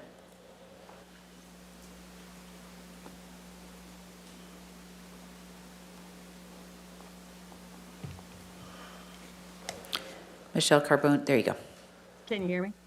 Okay. Good afternoon, Mayor Rouse and City Council members. Please do not agendize another poorly thought out attempt at rent control. When I Googled how many mass evictions have occurred in Santa Barbara, California in the last year, 3 articles came up, 2 dated in 23 and 1 dated in January of last year, which readdressed an earlier article. Where is the data to support these phantom allegations of a wave of rent evictions? I haven't seen it. If this proposed ordinance is set to relieve an immediate need, e.g. emergency conditions in Santa Barbara, why is there never an end date discussed in the proposal? Ownership costs continue to skyrocket and tenants are demanding all of the privilege of home ownership with none of the cost burdens associated with it. This proposed ordinance is just another attempt from renters advocates trying to take owners' property without paying for it. After a major remodel, a new lease is required for a property re-rental because the property is no longer the same. The suggested ordinance of original rent plus 5% plus cost of living, but no more than 10%, does not reflect the reality of today's economy. You either recognize that the cost of living is increasing, or you are advocating for the taking away of the property with its inherent value from the homeowner. I think it's only fair that if tenants are requesting that the landlord provide an independent certified contractor's opinion, then the tenant should pay for it. There should also be a provision that the tenants must provide the independent analysis to the landlord within 2 weeks of notification that a remodel will be undertaken, or the tenant forfeits the right to request the independent analysis. The tenant should bear the additional costs from the city building department to enter, read, and pass judgment on the validity of the contractor's licensing and opinions. What will happen if there's a disagreement? This requirement is ridiculous, and the homeowner should not bear the cost burden for this unnecessary bureaucratic impediment to providing timely maintenance and upkeep to Santa Barbara's aging rental infrastructure. Thank you. Hundreds of small houses. That's Thank at you this for your time. time. Thank you. Next speaker, please.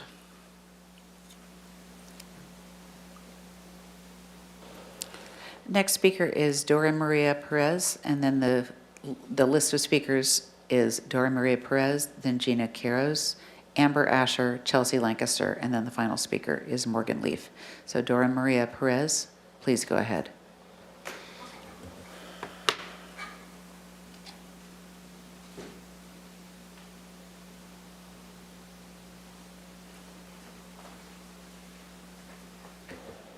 Dora Maria Perez, you can unmute yourself and go ahead.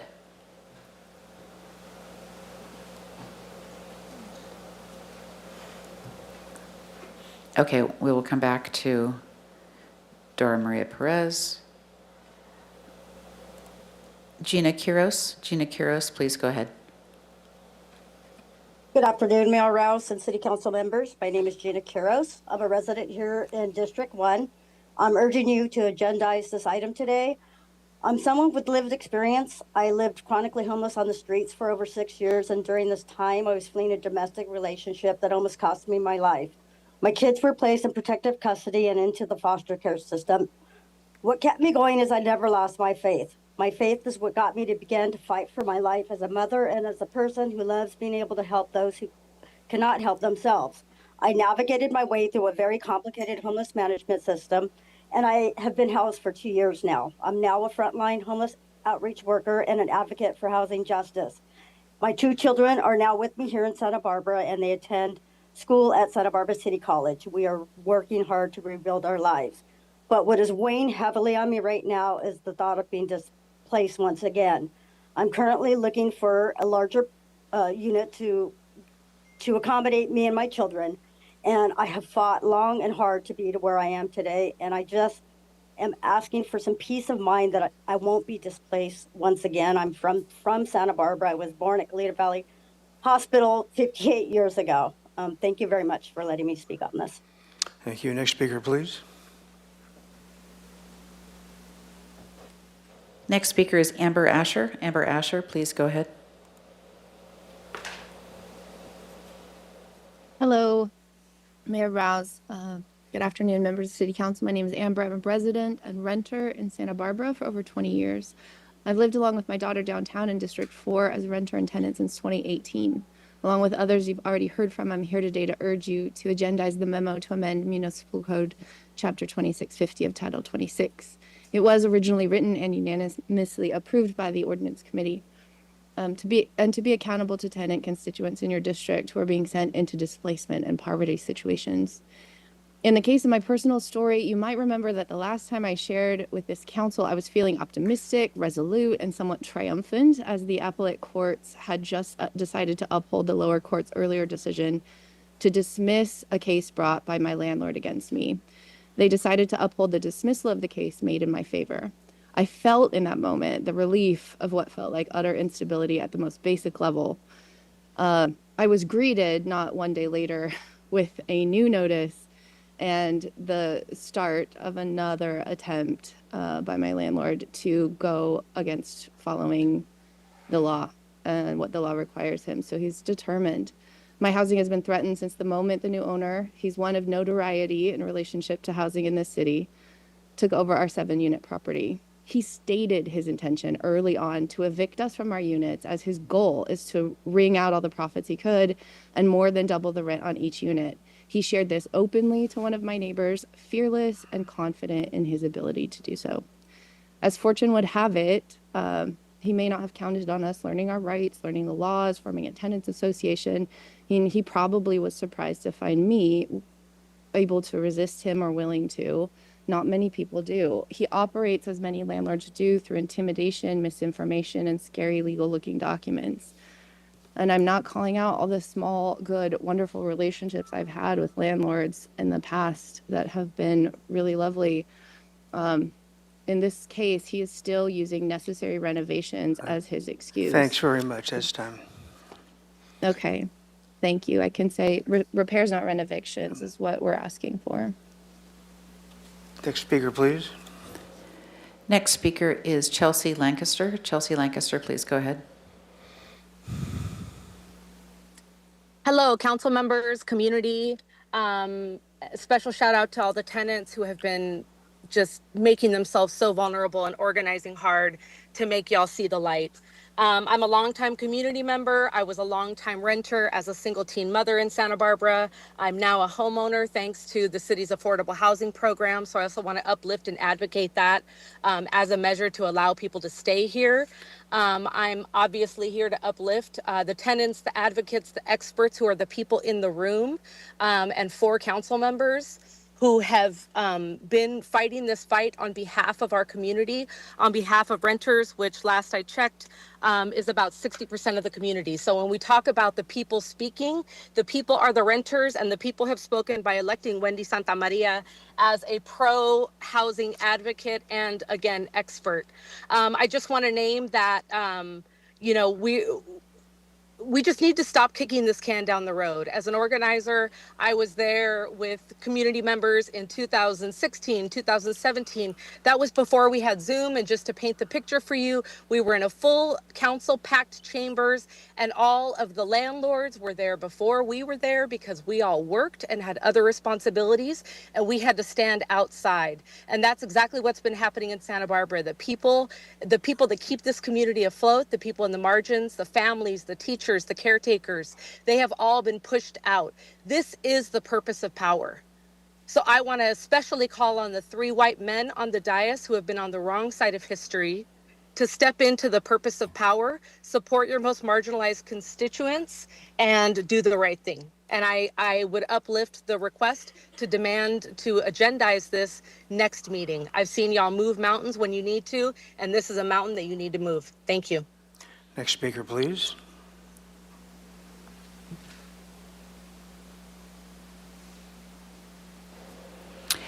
Let's see, next will be Morgan Leaf, and then we will come back to Dora Maria Perez. Morgan Leaf, please go ahead. Hi, my name is I'm Dr. Morgan Leaf, and I am a tenant in Councilmember Mike Jordan's district. And I want to speak today as a tenant. I've been living in the same apartment since on the Mesa since I moved to Santa Barbara 10 years ago when I accepted a job as a pediatrician at Cottage Hospital. And I'm very happy where I live, really love the location. And just a couple of weeks ago, my building was sold. My neighbors and I are very nervous about what that means for us with the new owners and what they plan to do to continue to make a profit here.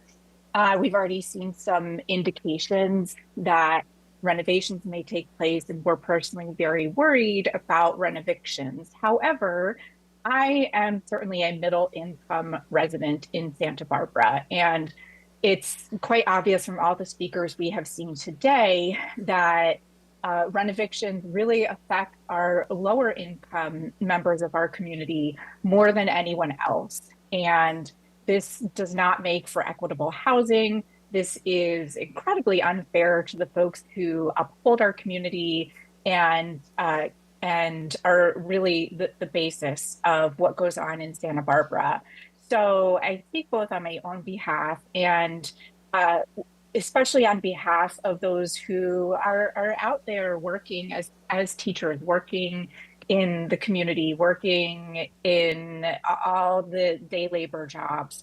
And we really need to speak up for the folks in our community who aren't able to speak up for themselves.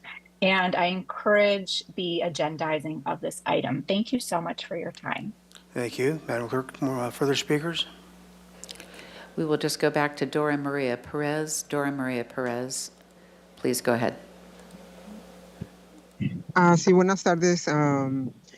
Buenas tardes a Major Randy Rose y miembros del concilio. Estoy aquí para pedirle urgentemente que agende hoy, si es posible, el memorándum para enmendar el capítulo 2650 del título 26 del Código Municipal, la ordenanza existente de causa justa, para incluir fuertes protecciones contra la especulación de rentas por los inquilinos que ejercen su derecho a la primera denegación, como fue escrito originalmente y aprobado unánimemente por el Comité de Ordenanza, y también incluir una disposición que garantice a los inquilinos la obtención de un dictamen escrito respaldado por una explicación detallada y firmado bajo pena de perjurio por un experto independiente en construcción, renovaciones sustanciales. Y por otro lado, pues es urgente que la pase porque hay padres de familias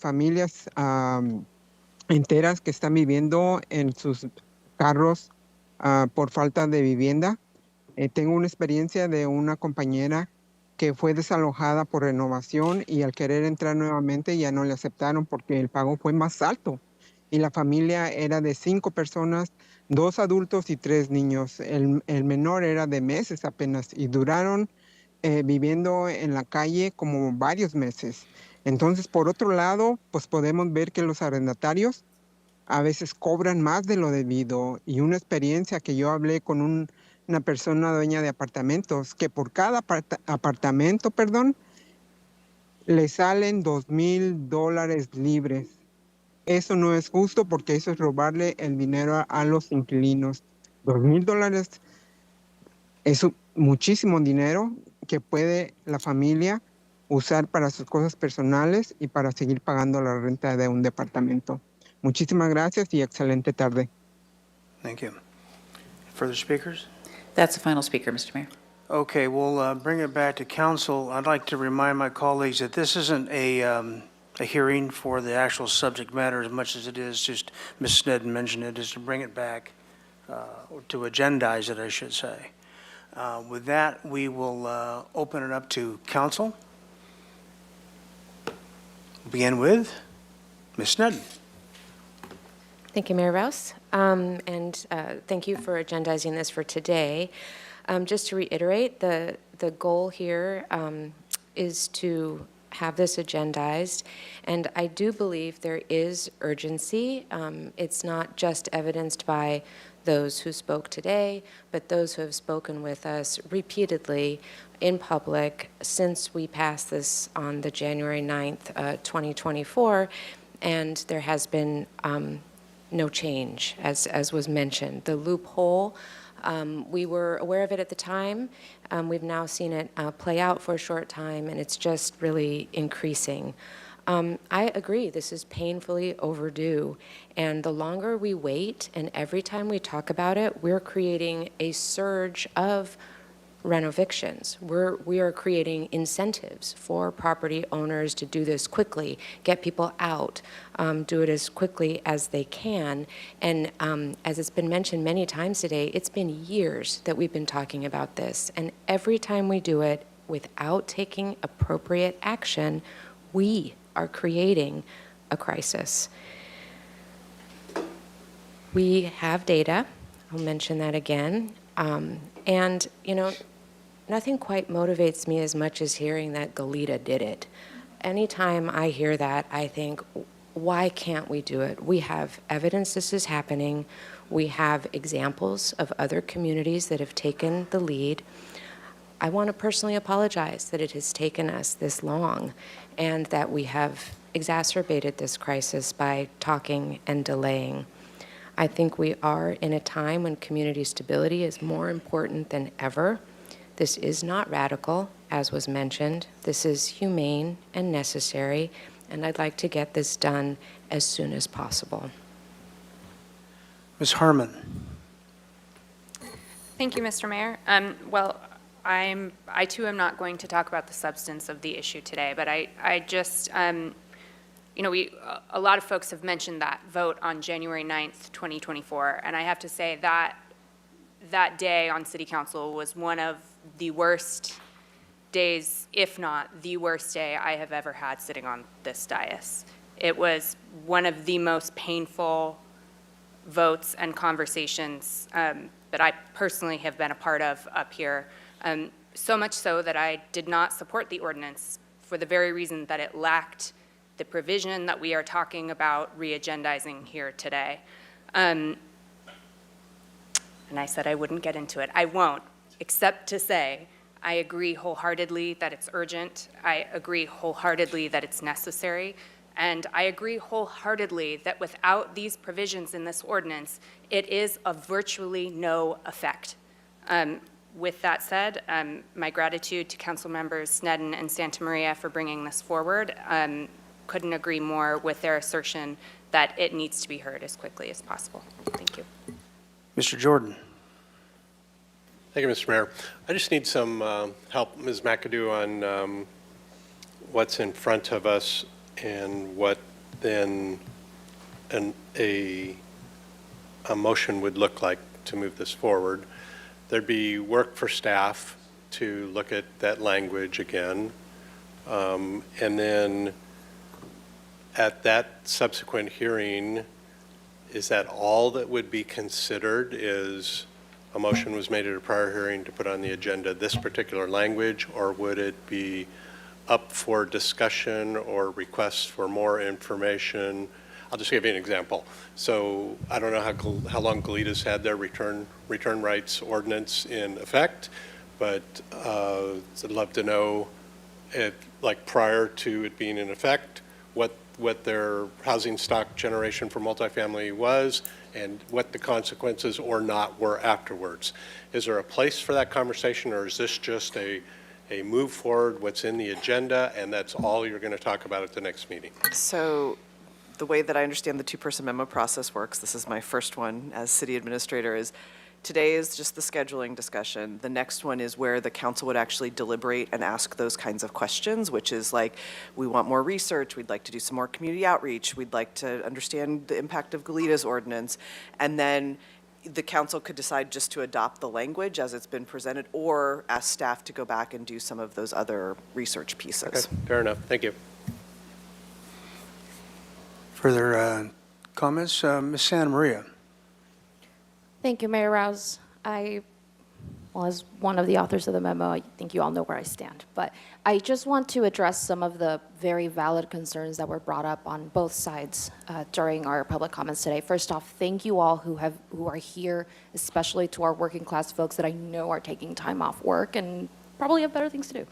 But I want to address a couple of things. Number one, the supply side of the equation. And it's been repeated, and we all know we need to build more affordable housing. But I want to repeat something that our city administrator, Kelly McAdoo, said, is that the city doesn't build housing. That's not us. We cannot build that housing. But what we can do is protect our residents, majority of which are renters. And believe it or not, I wholeheartedly agree with our local realtors that we need to make proposals in line with the Housing Crisis Task Force recommendations. I'm with you on that 100%. And the Housing Crisis Task Force recommendations specifically called for homelessness prevention measures. And displacement preventions are homelessness preventions. I mean, we even heard homeowners in support of this. This has been talked about and researched to death. And I would, I want to give opportunity for other folks if they want to comment as well. But other than that, yeah, we can entertain a motion after that. But I really just want to urge my colleagues to, quite literally pull out your calendars and look at what is the soonest that we can agendize this, because there was, a public comment earlier about we can move mountains when we choose to. I've seen it done, and it's true. I think this is our time to decide, is this something that we are truly going to prioritize? Are we really giving it the attention that it requires? And because of all of the things that our city staff have on their plate, we may not be able to do that at the next city council meeting or the one after, right? But this is an urgency in our community that cannot wait for that type of schedule. So want to just pose to you all to entertain the idea of having this sooner. And I won't make a motion quite yet because I want to let my colleagues make other comments, but it's just something to keep in mind. Mr. Mayor, could I just interrupt quickly? I wanted to add a comment to Councilmember Jordan's question, and that is that, as Ms. McAdoo says, the action that's before you today is for a majority vote, to see if there's a majority vote to agendize the memo, to bring it back to have a discussion. So at the next meeting, if council decides to go forward with this, at the next meeting, whenever that is, the ordinance itself will not be on the agenda for introduction, right? Council would then, at that point, if there's a majority, direct the city attorney's office to go and prepare a revised ordinance to bring then back for introduction, and then subsequent to that, adoption, and then there's the 30-day referendum period. So I want to just clarify that. And also at that the next meeting, if council goes forward with this, would be the opportunity to ask for additional research, ask for additional information, look at other ordinances that are out there in other communities. Thank you. Thank you for that advice. Mr. Gutierrez. Thank you, Mr. Mayor. I'm 100% supportive of agendizing this, and I want to thank everyone for coming out and voicing their opinions. I just want to say that let's be mindful of how we speak about each other, because I can say that, well, in my opinion, out of 10 landlords, 9 of them are good landlords. It's just that one landlord tends to own the majority of the properties in the city that are giving the other 9 a bad name. So let's just be conscious of that. So thank you. All right, very good. Ms. Harmon. I apologize. I was just going to make. I was going to comment. Sorry. Okay, so very quick, I'm not going to try to litigate this. I'm not in favor of putting it on the agenda because we've been down this road a few times before. This is not a zero-sum game.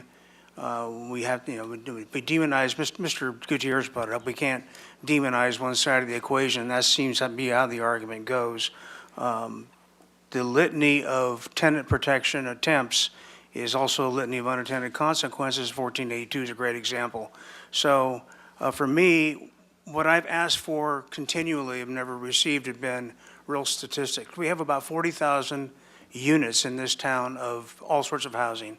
About 16 or 17% of that is affordable by either covenant or subsidy. So, but what I don't know is an ordinance that would have something of this restriction or nature, the right to return at a certain level rent. Because the right to return will exist, it's just at the rent. I don't know how many units that would involve. I don't know the numbers. I don't know the economic impacts. And we're going to make an ordinance that would be citywide and sweeping. So the economic impacts are not known and what the eventual consequences would be. And that's going to be a heavy lift for staff to come up with all that between now and then. They're going to have to give up something else to do that. So I am not going to favor moving this forward on the agenda. Thank you. Now, Ms. Harmon, do you want to go ahead and make a motion? I was, but I would defer if one of the council members who brought the memo would prefer to do it. Okay. Mr. Freeman put his light on if, I'll just be brief. I wasn't going to say anything, but in terms of today's discussion, I want to recognize Mr. Clausen. I think for today's purposes, he was the most salient in whether or not we should put it on because there's enough community interest on both sides to resolve it. There's 2 council members that brought it forward, so I'm going to reserve all my questions and all my comments, assuming this is going to pass today for a future hearing, but I'm on the same reasoning as Mr. Clausen, which is generally a good thing, Mr. Clausen, when I'm on your page, so thank you. and then Mr. Jordan's got his light on. Thank you, Mr. Mayor. Since we're making comments on the item today, apparently, I also thought, Mr. Clausen, I have to thank him for two moments in 2 months already now. But as his comment about this being part of democracy and talking about the item, I think also rings home. You know, there's nothing about this probably that has changed for me personally, but I think everybody should have their time at a real hearing and talk about it. So I also will not just be crawling back inside my shell and saying no. I will agree to bring it back in a month or whenever. Very good. Don't all jump in at once. Thank you, Mr. Mayor. Well, on that note, it was notable to me, and I appreciate our city attorney describing the timeline and the process that this has to go through. In light of the requirements that are quite lengthy, I would propose that we would bring this particular hearing back next Tuesday in the form of a special meeting so we can begin what is going to be, by necessity, quite a long process. So that would be my motion if there's a will to pursue that. I will second that motion.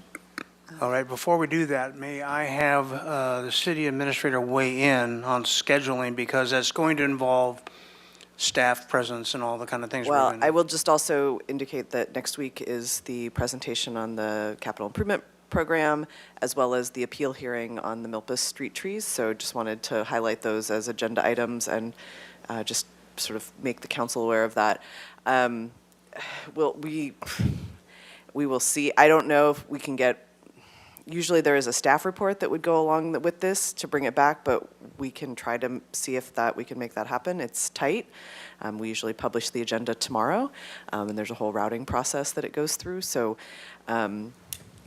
yeah, I'm not sure who's going to write that, and we've got some staffing challenges right now, so if that's the council's direction, we'll try to figure out how to make it work, but just would like to highlight that these kinds of last-minute things, it's not just a simple matter of throwing something on the agenda. There's work behind the scenes that happens, so just highlighting. So may I suggest then to the makers of the motion, since Ms. McAdoo has a little bit on her plate these days, that we somehow allow her to exercise some latitude in how we schedule this? I would say if the motion can I'll include her withdraw my coming. motion so we can have this discussion. Yeah, I mean, obviously we've been down this road before, which is what my points were, but by pushing this up in a time of year when we've got a lot going on, I would really like our city administrator, who's responsible for the content and the timing of these agendas, to be able to have some discretion. Ms. Sneddon. Thank you, Mayor Rouse. Could I ask the open-ended question of what would be the most expeditious way?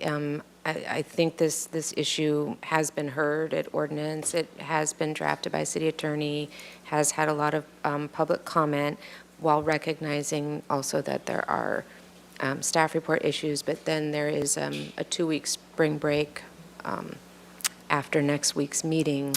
We do have the meeting on the 18th, but I will just also highlight that Mayor Rouse is not at that meeting, but there's the Fire and Police Commission annual report and work plan, the general plan annual progress report, and then the 5-year federal CDBG plan and human services and community services funding recommendations. I mean, that would give us more time to actually put the report together. Neither one of those meetings is great from a agenda fullness perspective.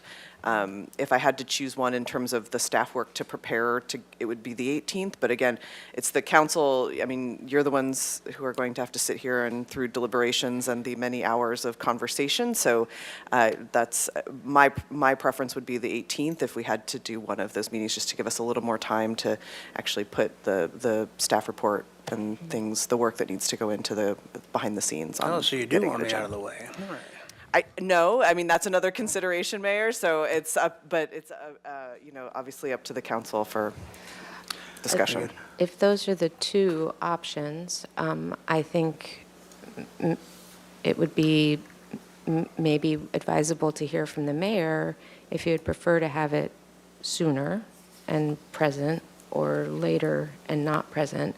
My concern is that it took us a while, even though this memo was written over 2 weeks ago, over a month ago. It took this long even to get it to the point where we could ask to have it on an agenda. And the longer we wait, as we've heard many times, there are actual people who are at risk. And I think there's a trade-off, whether pushing it sooner or having the mayor not present. And then I wouldn't want it pushed out beyond that.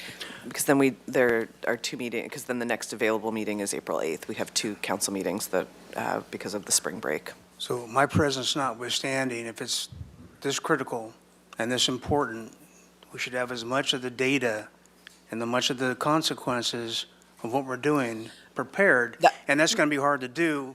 That will not be part of that staff report. So it's just simply getting the preparation of putting it in. Getting it in the system, getting it on the agenda, putting a cover memo. We're not doing the analysis of it, but it's just there's just some behind the scenes work that has to happen to get it into the packet. So I was just trying to be considerate of staff and their time. Ms. Santa Maria.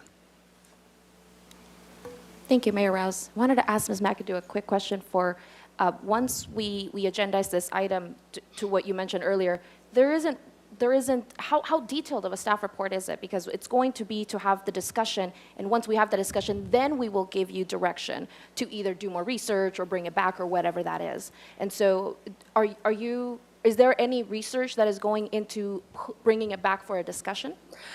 There's not research, but there's steps in the process. We have a process that staff reports go through. I don't know if the city attorney wants to weigh in as well, but it just takes some time, and all of us are in meetings all day long, and so usually these reports get in 3 weeks ahead of time to make sure we've got the legal, I's dotted, T's crossed. The city clerk reviews the agenda, make sure there's just a process. It's not that it's super cumbersome or we're doing a whole lot of research, but there's just, literally we usually have the agenda done by tomorrow. And so we're here, it's probably going to be late. I have a full day of meetings tomorrow. The city attorney probably does as well. I'm just asking for a little bit of grace in terms of actually getting the report on the agenda. That makes complete sense. Thank you, Ms. McAdoo. Yeah. I think in light of our city staff's availability, our mayor's availability and the urgency on this, I totally hear you when you say that there just isn't room in the upcoming established council meetings, which is why I would like to move for us to schedule a special meeting and for us to see what is the soonest date that we can do that in. Because it just doesn't seem like we can fit this item on an agenda. And to the public commenter earlier, I think it's time we move mountains. I think that it's a bit of a trade-off. We are in an emergency. This is about as urgent as a wildfire. I see it that urgently, and I think a lot of you in this room would agree. And it's the same way with a wildfire. You can't put that fire out if somebody keeps committing arson. We need to stem the flow of families displaced, and so the soonest that we can, of course, with the consideration of staff time and everything. My understanding is a special meeting requires a 24-hour notice. Ideally, if we were to have this for next week. You know, the agenda could go out Thursday, be finalized tomorrow, go out Thursday, and give the public plenty of notice. So with that, I would love for our city staff to weigh in on feasible dates, either before the 18th, and if not, then I guess we could do the 18th, but I would really love our mayor to be present. So that's why I wanted to look for other options. Go ahead, Mr. Freeman. On a special meeting, this is for the city attorney. Depending on how far out you call it, is that just a majority vote to have it, or do you have to have a five votes? And then does that change the nature of the discussion because it's a special meeting? So would you need 5 votes to pass it at that time? I just want to double check because I don't know. Councilmember Friedman, so a special meeting just requires a shorter notice period of 24 hours. Council doesn't need to take a motion on, it's not an urgency matter, which would require a higher number of council members to approve it. It's just a regular special meeting, which we would agendize 24 hours ahead. The only limitation on that is you could only discuss the agenda item, nothing else. And you cannot adopt the ordinance at a special meeting. So, but it's going to come back anyway for introduction and later adoption. So if there was a lot of questions that came up during that time, we could still ask them because they're pertinent to the previous draft ordinance or the previous ordinance and the Goleta issue that was brought up, so all that could still be discussed. I just want to be sure that we're not limiting what we can discuss because there's a lot of questions that I have that this memo and what took place a year ago did not address. Councilmember Freeman, so at that next meeting, we wouldn't be prepared to, have additional information for you. At that meeting, you would just be asking for that additional information to come back with the introduction of the ordinance or not, and you would direct the city attorney's office to prepare or not an ordinance to bring back for introduction. And would that also include? And at that introduction, so, it would be, you could direct us to bring back an ordinance to introduce. You could also ask us to bring back additional information and not bring back an ordinance to introduce. So, depending upon the way council goes, but that next meeting is when council discusses the merits of this and directs staff to come back with additional information or an ordinance. So would that include, the reason I ask this is urgent, but there's a couple other items that are extremely urgent. Councilmember Jordan and I, probably a year ago, put forward and it was approved by the council the ability to move forward with a short-term vacation rental ordinance, both in the coastal zone and outside the coastal zone, and that has stalled. And I'm worried it's going to stall. And so would the discussion then be on what is the staffing challenges and whether or not to push this forward because that is already in the hopper? Another issue. So I would just also jump in because it's not just the city attorney's office who has to prepare the ordinance. There's other staff members from other departments who are involved. And I think, I'm assuming, and that would be something we'd look for council direction on, is you'd want us to do some level of community engagement or outreach around it. But those would be kind of the questions we would ask. And so it's not just the city attorney's office. There are, we'd have to look at sort of what are the other, other staff would have to weigh in as well. And that's my concern is if we rush this and all of a sudden it jumps to the top of the line, short-term vacation rentals, which are, I'd argue, even more urgent, in effect, just as many people that we as a council have already put on there. Councilmember Jordan and I also brought forward the discussion with La Cumbre Plaza and the Macy's to try to get many more affordable units, which is also stalled right now, and we have staffing challenges. And I want to know if we do a special meeting for this, is my district up there going to lose out on the ability to get more affordable and other impacts out of La Cumbre Plaza? Are we going to have to delay the vacation rentals because we're rushing this, and this all of a sudden jumps to the rest of the line? So those are some of the questions I have. I didn't want to get into it today, but it seems like all of a sudden this went from going on an agenda where we could democracy, have everybody hear it out, to all of a sudden council approved items that are just as relevant to the rental discussion are going to get delayed even further, especially short-term vacation rentals. So I don't know where to go on that. I don't know when I can bring that up because is that going to get brought up next week? If it goes on there? That could be part of the council's discussion. I mean, I think that's what we would like to put in sort of a cover memo is like, what are the other initiatives or things that staff is working on that might get delayed as a result of Perfect. As working long on as we that? have that, and in particular, I want to understand short-term vacation rentals and what this would do in terms of pushing that back, and the discussions on La Cumbre Plaza, what that would do in terms of pushing back discussions on getting more affordable housing out of that discussion, because the Macy's project is coming back, it's going through there. And that is extremely urgent because they are under SB 330 and we only have a limited number of bites of the apple before they get to go and get their permits vested. So I don't want this to all of a sudden, with our staffing challenges, have us miss an opportunity to really affect affordable housing up there. And that's why this is frustrating to me in a way, because we're not looking at all the issues, which is what we talked about with affordable housing. So I just want to make sure we don't lose, again, short-term vacation rentals and La Cumbre Plaza affordable housing, because we're not looking holistically at all the issues. Thank you. Ms. Harmon. Thank you, Mr. Mayor. Well, I'm hopeful that I've come up with a little bit of a solution here, and I certainly understand, Councilmember Friedman, where you're coming from, and I think this is in part Ms. McAdoo's point as well. We have a large sort of menu of priorities and not a lot of clarity around how we want to prioritize those different things. So I certainly respect that. But I'm also understanding that the way that this process is going to work is that we are going to have an agenda item that sort of looks at the state of play as it was on January 9th, thank you, 2024. At that point, we will bring up all of these questions to the extent they exist and direct forward movement. Why don't we come back on Tuesday with the same staff report that was used in connection with that January 9th item? It's the same state of play. Bring that back, and at that point, we can raise new or different questions to the extent that those questions exist. It does ameliorate the need for staff to spend additional time preparing for what is really sort of just another precursor agenda item. So I would propose, if it's acceptable to our city attorney and our city administrator, that we bring this item back utilizing the January 9th staff report to avoid additional staff time, and at that point, we can make decisions around staff resources, additional questions that need to be answered or not, and we'll have an opportunity to have a more fulsome conversation that is has gone through the correct noticing process. So one point on that, what I would like the opportunity to do is, just given some of the questions about some of the other priorities and kind of where those fit, is if we did use that January 9th staff report, then probably try to work with staff through the weekend to get a memo prepared that we would just send to council after the agenda was published. That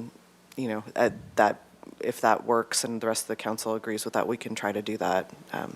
We'll see how robust we can be in our analysis of that, but we can work on it.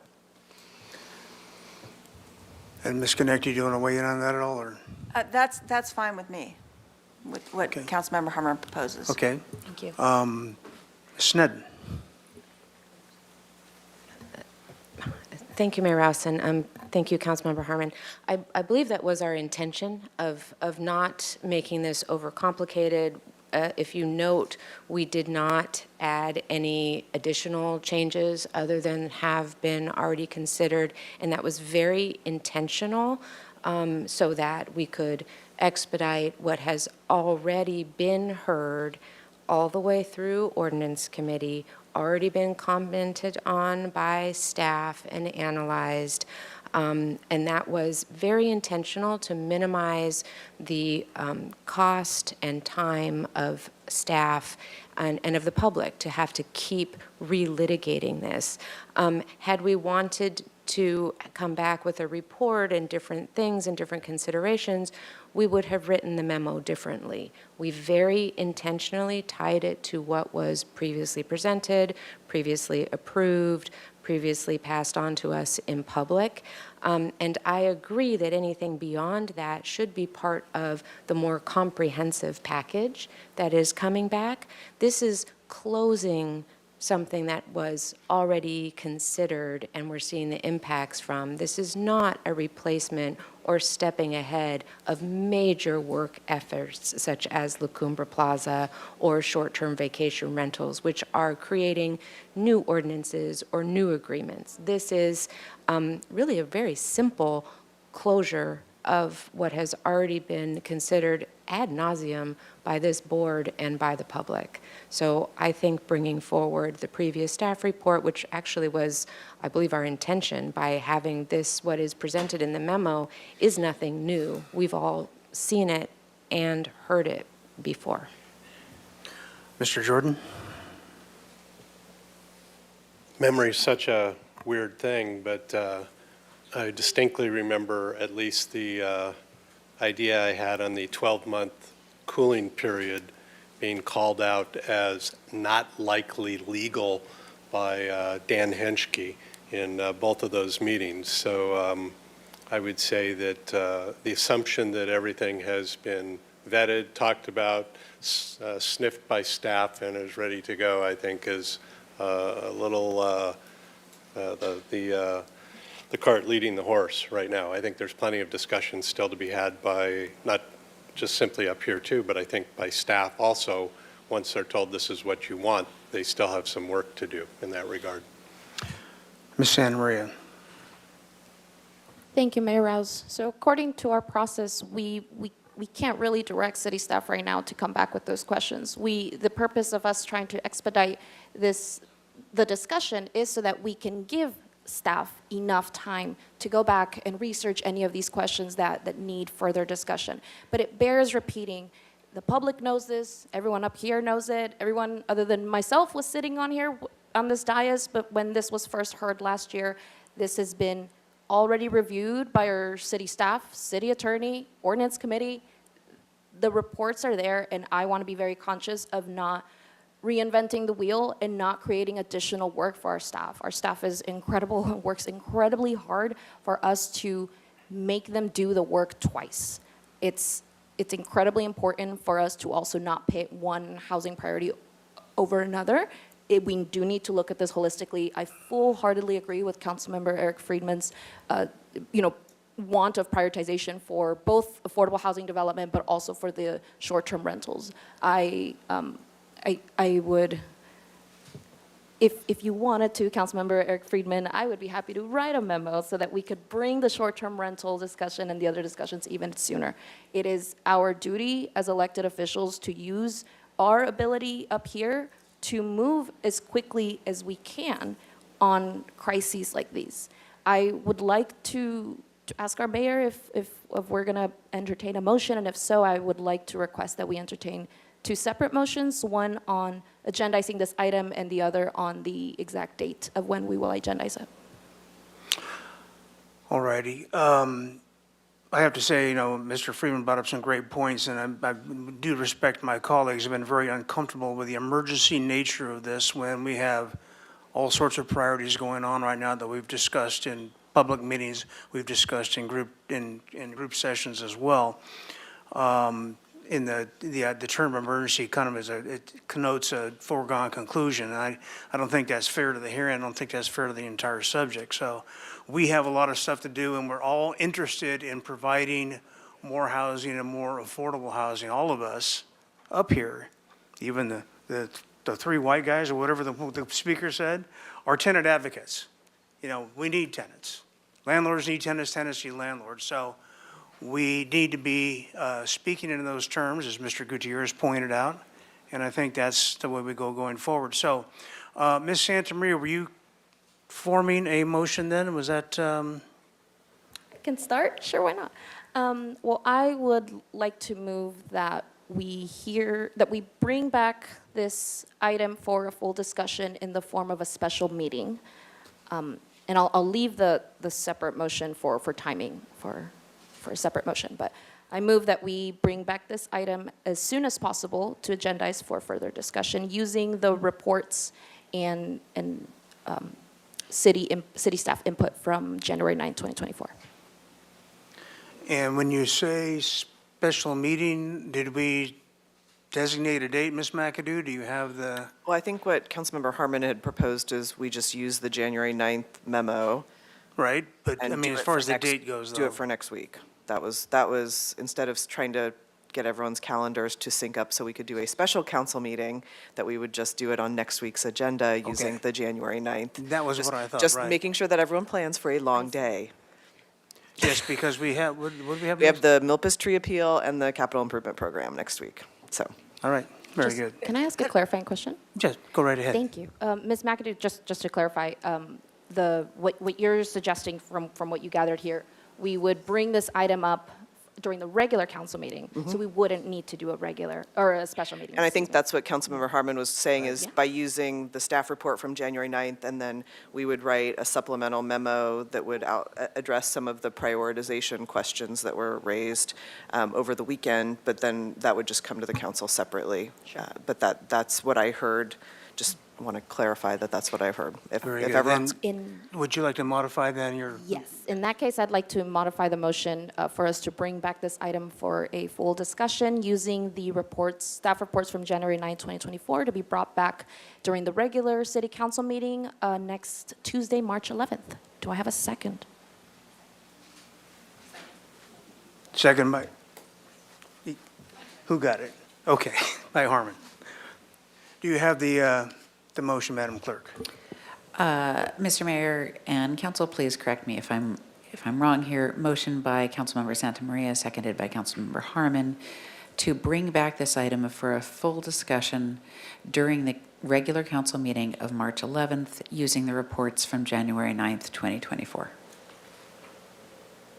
Okay? Very good. We will, everybody understand the motion, then we'll take the vote. Okay, go ahead and vote, please.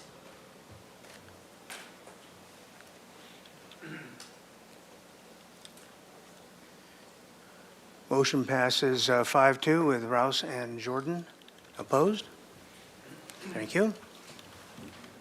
And with that, Ms. McAdoo, I think we are going to break. Is that correct?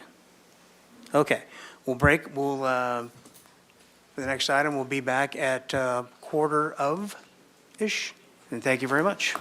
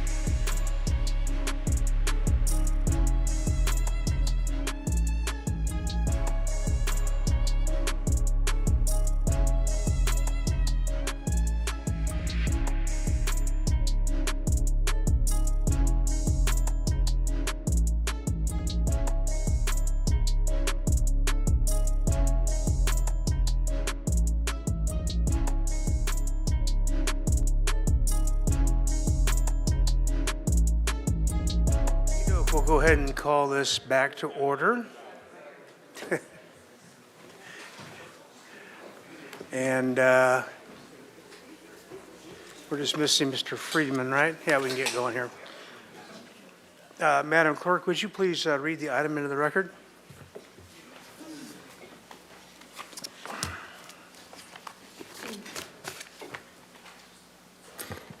Yes, Mr. Mayor, this is item 8, budget work session for fiscal years 2026 and 2027. Very good. Mr. DiMartini? Nope. Ms. McAdoo? Yes, sorry. Thank you, Mayor. I'm going to kick it off this evening, and we have a number of slides to get through. I think we'll kind of try to go through the front end fairly quickly, and then we'll have each of our department directors will be doing presentation on their individual goals and objectives. And the way that we're going to run this, maybe if we go to the next slide. Thank you. Oh, next one. There we go. So I'm going to just do a couple context-setting comments at the front end. Natalia Glusik will do our budget process and calendar slides. Our director, Keith DiMartini, will go through some of the assumptions on the multi-year forecast. And then each of the will pause after item 2 for council questions or comments at that point. Then we'll go into the departmental priorities where each director will go through, and we'll pause after each department to allow council to ask questions at that point. And then at the end, we'll do public comment and any final council questions and discussion. So next slide. So I just wanted to sort of set the stage a little bit. We did some of this stage setting in January when we talked about Measure I and our new sales tax revenue and prioritization of those revenues. But just, as things have continued to evolve, just wanted to share some just additional context setting as we're putting the fiscal year 26-27 budget together. Really, I think a couple of the key things that we're sort of grappling with right now is the uncertainty with the federal budget. And in particular, we've already received notice that the $1 million for the East Side Library project that had been allocated from Congressman Carbajal has been put on hold. And then we are unclear at this point what is projected. Sorry, I'm going to sneeze. Thank you. Sorry about that. The public safety radio upgrade project, another $1 million of federal funding from that. So we're unclear if that funding is going to come through. So that's an additional $2 million of funding that we'll need to figure out how to continue working on those projects. In addition, we have our community development block grant funding, and this is crucial for sort of the most at-risk families and individuals in our community. This funding funds most of our social service agencies. There's a pretty substantial list of agencies that get this funding. It's about $800,000 a year that we receive in that federal funding. What we've talked about internally, and I'll just sort of float it here with the council, and as we get through the, sort of work through the budget process this spring, we'll have more certainty around this, is, I think it would be devastating for some of these agencies to lose this funding at the last minute, right before July 1st. So if we did lose the CDBG funding, we'd basically propose to backfill that with general fund this year, but then for the following years, if we're continuing to lose it, then we would basically work with those agencies to phase out that funding. But I wouldn't propose to eliminate that right away in this fiscal year. I just think it would be too challenging for those agencies to adjust their budgets at the last minute. So again, another unknown. So there's, we've got about $2.8 million already of work that may need to happen. As the council heard last week, we do have the classification and compensation study implementation, and so we're still working to try to weave those assumptions into the budget. Similarly, our fire department standards of coverage study and implementation. And I think, you'll see this in some of the departmental discussions today, and then I think the Finance Committee heard this earlier with the capital improvement program. One, the implementation of the public police building and Dwight Murphy Park projects will take up a substantial amount of Measure C funds for the next 3 years, and that will basically limit the amount of other capital projects that we can do. We're also just facing the challenge of filling staff positions and being able to actually implement capital projects. So sort of a dual-pronged problem there. And then you'll hear Director DeMartini talk a little bit about sort of our revenue growth versus expenditure growth, and revenues generally growing between 2% and 4% a year, expenditures growing somewhere between sort of 4% and 6% a year, and obviously that causes our long-range financial forecast to diverge. We will continue to have conversations with the community and the council about the new Measure I revenues and how those play into this year's budget. And of course, all importantly is maintaining our reserves for emergencies and other contingency purposes. And so those are just sort of additional context setting conversations. Next slide. We have one of the initiatives that we will be launching actually in May with the council is a strategic planning process. This started last year with the council's priority setting exercise. We're going to continue to build upon that and really look to have the council help us prioritize the city's work plan. And I think this will go towards us really helping to sort of right-size the city organization and kind of what we're working on and what are our key priorities, and really a goal of sort of looking at core services along with special projects and initiatives of the council. And again, this will hopefully, we've kicked it off a little later this year, but as we're moving forward, integrate this with the budget process. And so we do have a workshop with the council now scheduled for May 2nd as the kickoff of that, and really looking forward to that process with the council. And so just a quick reminder of the priorities that the council set during last year's workshop of economic vitality, community stability, emergency preparedness, sustainability and resilience, and quality of life. And so I think this next iteration of the strategic planning process will reconfirm those priorities and then build out work plans underneath that with specific projects and initiatives that are of importance to the council and the community. With that, I'm going to turn it over to Ms. Glusek, who will walk us through the budget process and calendar. Thank you. Thank you, Ms. McAdoo. I'm just going to take the next few minutes to quickly go over the budget calendar and process. First of all, we'd like to show that we have gotten, once again, the Distinguished Award from the Government Finance Officers Association. We've consistently gotten this reward every year for our budget, and to do that, you have to focus on your goals, strategies, priority, and issues, and present some long-term, long-range financial forecasting. They really do look at transparency these days and also some performance measures, and easy to read and understandable. And for the first time this last year, we actually got the award for the California Society of Municipal Finance Officers. It's a mouthful. And so we continue to try to produce a really, really quality product, and I'd really like to thank everybody in the city who contributed to this. It's not just a finance effort, it is a citywide effort. So again, we want to showcase our online access. We've moved the budget book completely online. This does improve transparency. You can drill down on some of those numbers. The navigation improves year over year. We now have the drop-down menus across the top, so things are a little easier to find. We also have the language accessibility with Google Translate. There are a number of languages that it very, very quickly will translate all pages, including the tables, into. And it's also streamlined the process by taking it off of paper and allowing more efficient review of the budget process. And up here we have a very high overview of the budget calendar. It does happen pretty much all year.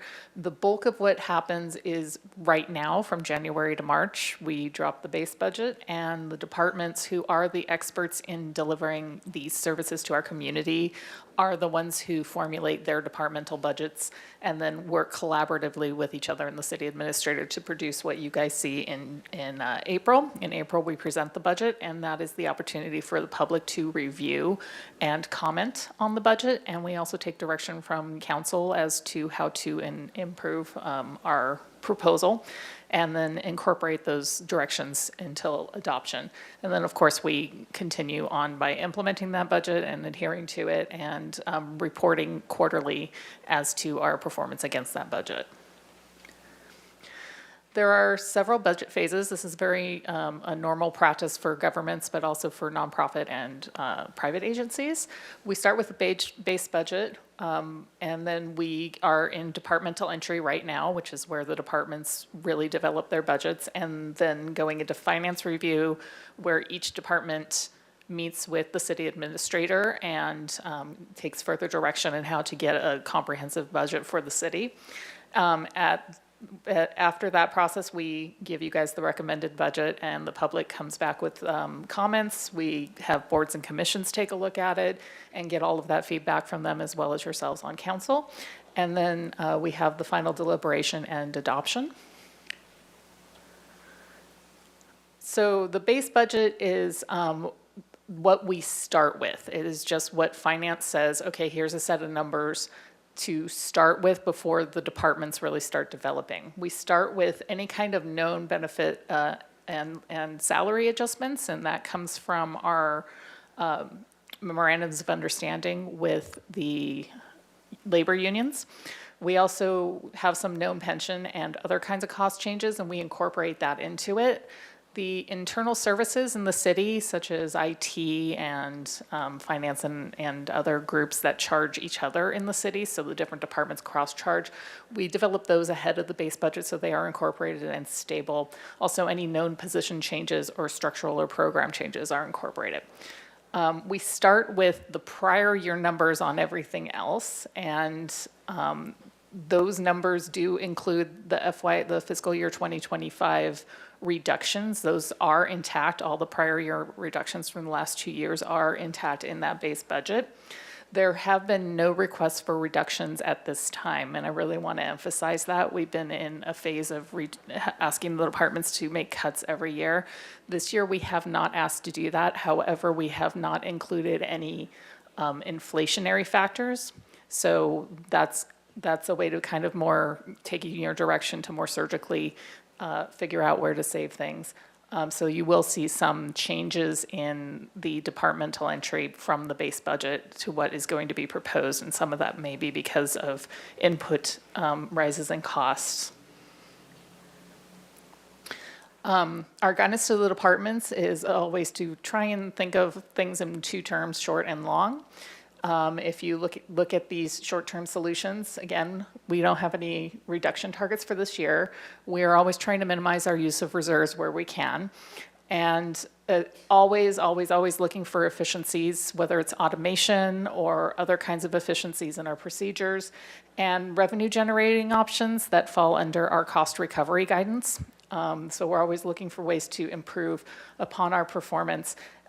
We also, for the short term, are being very careful with our new position requests and reclasses, and also, being considerate of the Measure I implementation and taking direction on how to implement that. For the long term, we're always trying to prioritize our services to align with the strategic plan. Wow. And City Council's guidance, and also the community's needs as they evolve. Excuse me. And again, implementing operational efficiencies, and then implementing all of those, any kinds of efficiencies that we're trying to obtain. And of course, meeting reserve requirements. So here is the overview of the budget hearing schedule. We've had a couple of these meetings already. We had a finance committee meeting where we went over the Santa Barbara clean energy rates, and those happened in February. Today, earlier, we had a finance committee where we went over the draft capital improvement program, or plan, for the next 2-year cycle. And right now, we're in the work session. That's that 4th one down there. Next week, we'll be meeting in council for the capital improvement plan review, and then finance committee for solid waste proposals for the new rates for solid waste, and approval, hopefully, of the solid waste rates and noticing. And then we will have the budget introduction on the 22nd of April. That is when the budget goes public for the first time as a proposed budget, and when the public will get access to it and all the boards and commissions can start giving feedback. Then we have a finance committee to review the fee schedule, as we do every year. And then we will have a series of meetings where we present the budget, and we have streamlined this from several meetings that were irregular to just 2 meetings that are regular council meetings. All of these meetings, by the way, are regularly scheduled council meetings and finance committee meetings. We then move on to budget deliberations, where we take final direction from council as to how to modify the budget. We have a second meeting there if we need it. And then solid waste will have their public hearing and rate adoption, and we will also adopt the budget. And now I'm turning it over to Director DeMartini. Thank you so much, Ms. Glusick. Good afternoon, Mayor Rouse, members of the City Council. I'm going to talk about our general fund multi-year forecasting in this next section of the presentation. So I'll first start by saying that we don't just look at the one-year budget cycle. We go out at least 5 years in the general fund, and for our enterprise funds, we go out even further. We do long-range financial planning in this organization. That is a very useful strategy to identify potential surpluses or deficits and make decisions to address those financial and budgetary challenges well in advance of some of those issues actually occurring. It gives us the ability of identifying some of those imbalances. We can talk about our challenges with the City Council and with the public, and we're able to inform those projections by a variety of economic indicators that we receive from very reputable public and private sources. So our budget assumptions are very well informed. We do have financial and budgetary challenges here in the city, and these are all challenges that we have talked about for the last 4 to 5 years: recruitment and retention of our staff, affording our labor wage increases, healthcare, pension, inflation, our self-insurance costs for our insurance programs. These are all cost issues and challenges that we continue to face, and we have implemented strategies over the years to address them, and we will continue to do so. But I want council to be aware of these challenges, as it does impact some of the assumptions we built into our forecast. Our forecast assumptions include continued growth of our tax revenues, of our tax base. We are assuming continued growth. We do have strong and steady property tax, which I will show you. We do incorporate our MOU changes, which Ms. Glusick indicated earlier. For our MOUs, for our bargaining units, if an MOU is going to expire, we do continue to assume a salary increase assumption for an assumption for what it's going to cost to continue to provide staff salary potential increases, and it also is an assumption for additional salary adjustments that may occur if someone's going to go from one step to another step, and other changes as well. Of course, the implementation of class and comp is on our mind, how we will be able to continue to fund those implementation strategies going forward. Our pension costs continue to rise, both our normal costs that we pay on a biweekly payroll basis, but also our annual contribution to draw down our unfunded actuarial liability. Our medical cost increases are baked into our proposal.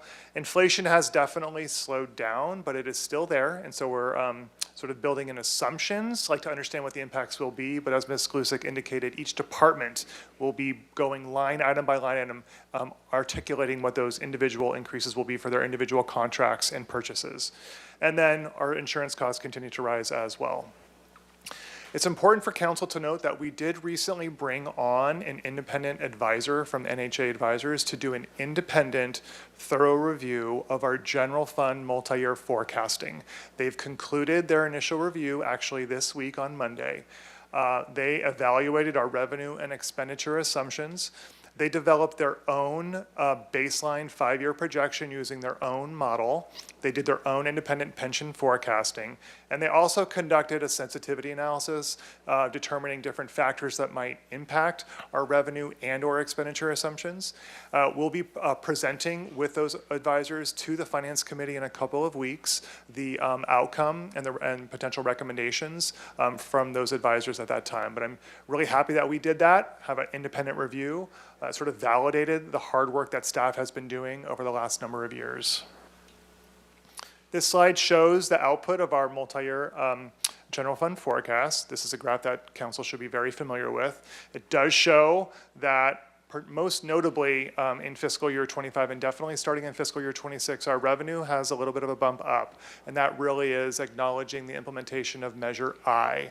I will say this is our baseline scenario, so it has not yet assumed any additional programming of those Measure I sales tax revenues at this time. This is what we presented during the Measure I conversation with council a couple of months ago. And you can see that we still have budgetary challenges. The red line is our projected expenditures, and the green line is our projected revenues, and that gap between those two lines does continue to kind of grow in the out years. And so we continue to project some budgetary challenges in the next couple of years to come. This is a table representation of the graph that I just presented, showing the total revenues and expenditures starting in fiscal year 2023 through fiscal year 2027, the second year of our financial plan. And you can see that we have actual deficits in the last couple of years. We're projecting a deficit in the current fiscal year. We are, at this time, projecting a surplus next year, again, being cautious about how Measure I will get programmed and then sort of turning to a very, very small deficit in fiscal year 2027. It's important to note that the expenditures do assume a contribution into our reserves. And we're going to talk about reserves as we get a little bit later in this presentation. This table here shows a summary of our general fund tax revenues. And we're going to go through each one in a little bit of detail coming up here. And the takeaway on this table really is that we have a diverse set of revenues in our general fund, which is great. We are not solely reliant on one or two to fund our essential services. We rely on a number of taxes, and they're growing. Overall, our tax base continues to grow. So that's sort of illuminated on this graph, which might be a little bit hard to read. The major takeaway here is it shows the percent change of our major taxes compared to the prior year. And so even though our taxes continue to grow, there is quite a bit of variability in some of them, particularly sales tax and TOT, and some of them actually do go down. Real property transfer tax and cannabis, unfortunately, has gone down a little bit. And so it's just noteworthy that not all of our taxes are stable. So let's first talk about our sales tax, which is our 1%, or it's also known as Bradley-Burns. We receive about $29 to $30 million annually from this, and you can see over the last couple of years, especially during COVID, that tax declined, as council is aware. It has ramped up pretty significantly post-COVID, and it has remained relatively stable. And this graph on the right-hand side shows the quarter-over-quarter change of our Bradley-Burns sales tax compared to sales tax in the county and compared to sales tax statewide. Sales tax has remained relatively flat over the last 6 quarters or so. So again, we're projecting a little bit of growth, but not a lot of growth based on this information from our tax consultants. The next sales tax is really our Measure C, our transactions and use tax that was approved by the voters just a number of years ago. And this generates a little over $30 million annually that funds a variety of different capital improvement facility projects. The bulk of this funding will be allocated towards the debt service payment for the police station and Dwight Murphy field and renovation over the next 30 years. This shows the priorities that was articulated by the Oversight Committee and also adopted by Council per resolution back in 2023. Next is Measure I. We received direction from Council just a couple of weeks ago about Measure I. Staff is working on developing the programming for Measure I in the upcoming budget. This slide shows what the funding priorities could be based on the ballot measure and the subsequent resolution that Council adopted about how Measure I should be prioritized. The revenue trend for Measure I is still, we haven't yet started collecting it. The tax rate takes effect on April 1st. So in less than a month, the tax rate will change from 8.75% to 9.25%. The estimate for the remaining part of this current fiscal year is about $3 million, increasing to around just a little over $15 million annually going forward. Again, the list of priorities here is that was articulated in the priorities in the ballot measure itself. Talking about property tax, which is, just to be honest, my favorite graph on this slide deck because it is the most steadily growing revenue source that we have in the general fund. It continues to weather storms in the real estate industry. COVID our property tax really was not phased in any of those events. And so it remains steady for us. The real property transfer tax, however, although it's a very small part of our revenue, it's very volatile. You'll see it's gone up. It's actually gone down over the last couple of years, primarily due to interest rates being high, and so people really not buying and selling properties. And so the turnover, we recognize that revenue when the transaction occurs from the sale. Transient occupancy tax, also you can see has had quite a lot of variability. During COVID, it dropped pretty significantly for 2 years in a row, but then it really rebounded pretty aggressively to a new kind of normal of just over $26 million annually. And again, projecting growth. Our TOT projection for the current year is actually higher than what we budgeted, so that's a really good trend to see. And you can see the seasonality of TOT with occupancy and the average daily rates kind of hovering pretty much the same over the last couple of years. So again, assuming this will continue. There's really not a whole lot of variability in the utility users' tax trends. You'll see that the largest portion comes from electricity. One change fairly recently was the shift from the utility user tax on refuse, the solid waste contract, shifting more towards the franchise fee model, which council was aware of when we entered into the new franchise agreement with Marburg. Really not a whole lot of variability here. We do have ongoing audits that council is aware of that may change the revenue outlook in the future. A little too early to tell at this time. And we have a small amount of business license tax revenue and cannabis business tax revenue as well. Business license tax revenue stays fairly flat. Not a whole lot of change of business activity year over year. Cannabis, unfortunately, has declined, and we project that it will continue to either decline or stay flat to where it is right now at just about $1 million a year. We have ongoing audits that we're about to conclude with all of the cannabis businesses in the city. We also have an ongoing audit program for TOT that I neglected to mention on that slide. So we are working with our businesses to make sure that they're remitting those taxes timely and correctly and supporting them whenever possible. So the major takeaways on taxes are that we are growing, our tax base is growing, but the amount of growth has kind of leveled off. It sort of has become a little bit softer, a little flattened in certain areas. Property tax continues to be our strongest, and there's really no material growth in any other tax revenues or other general fund revenues that are noteworthy for council to be aware of at this time. So let's move to the other side of the equation, which is how we spend those general fund taxes and revenues. And this table here shows a summary of the major categories of our expenditures in the general fund. No surprise, most of our general fund dollars pay for staff. It pays for the delivery of those essential services, which it represents about 2/3 of all general fund taxes pay for those. When you look at Measure C, which is the majority of that equipment and capital line, Measure C primarily funds those functions. If you take that out, general fund dollars pay for 3/4 of it pays for people. And so that's noteworthy for council. Looking at general fund expenses in general, we do about half of the general fund dollars pay for public safety. We've talked about the minimum staffing requirements a couple of times. There really are few to no alternative funding sources for most of the public safety functions, so it is the requirement of the general fund to continue to fund those. We have salary increase assumptions built in, medical benefit, workers' comp, unemployment insurance, pension costs. Those are all folded into our multi-year forecast. When talking about pensions, council did adopt a pension management policy a couple of years ago. That helped us establish the pension stabilization reserve in our reserve policy, as well as opening up our Section 115 trust that has a balance in it of $2.4 million today.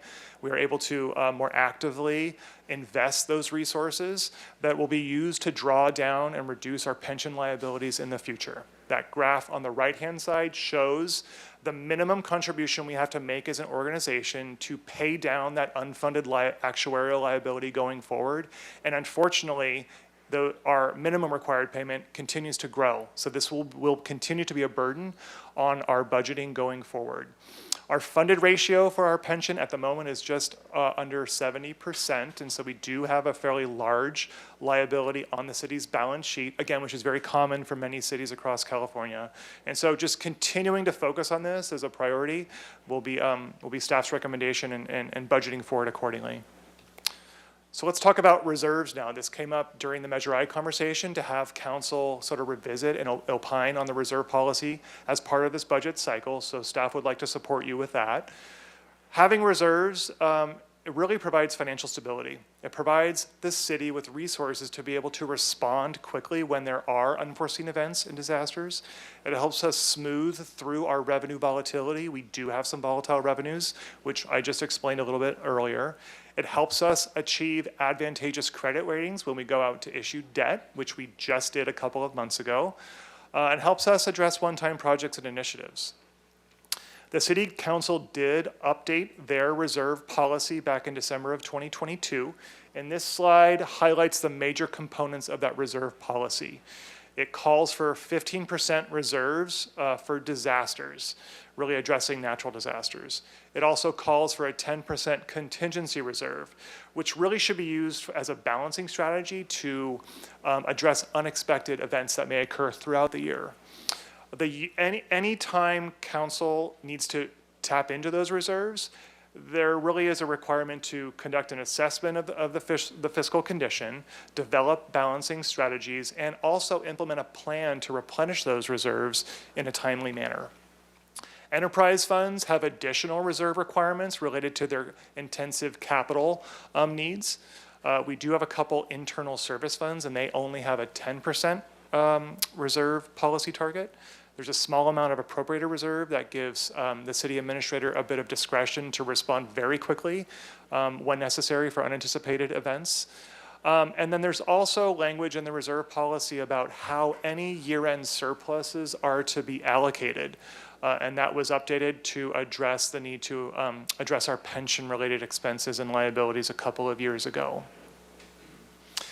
I also wanted to present this slide as a way of understanding that there are a number of components into how we report our reserves, our fund balances on our financial statements. And I want to walk through this in a little bit of detail. And this is organized from the most restrictive reserves on the left-hand side. And as you move to the right, the reserves become a little bit less restrictive. And so first, there are some non-spendable components in our reserves. Those include some of our fixed assets, right? Those are assets that we have. They cannot immediately be turned into cash to address an issue. We have buildings, we have assets that we need to use. And then we moved into some more restricted reserve categories.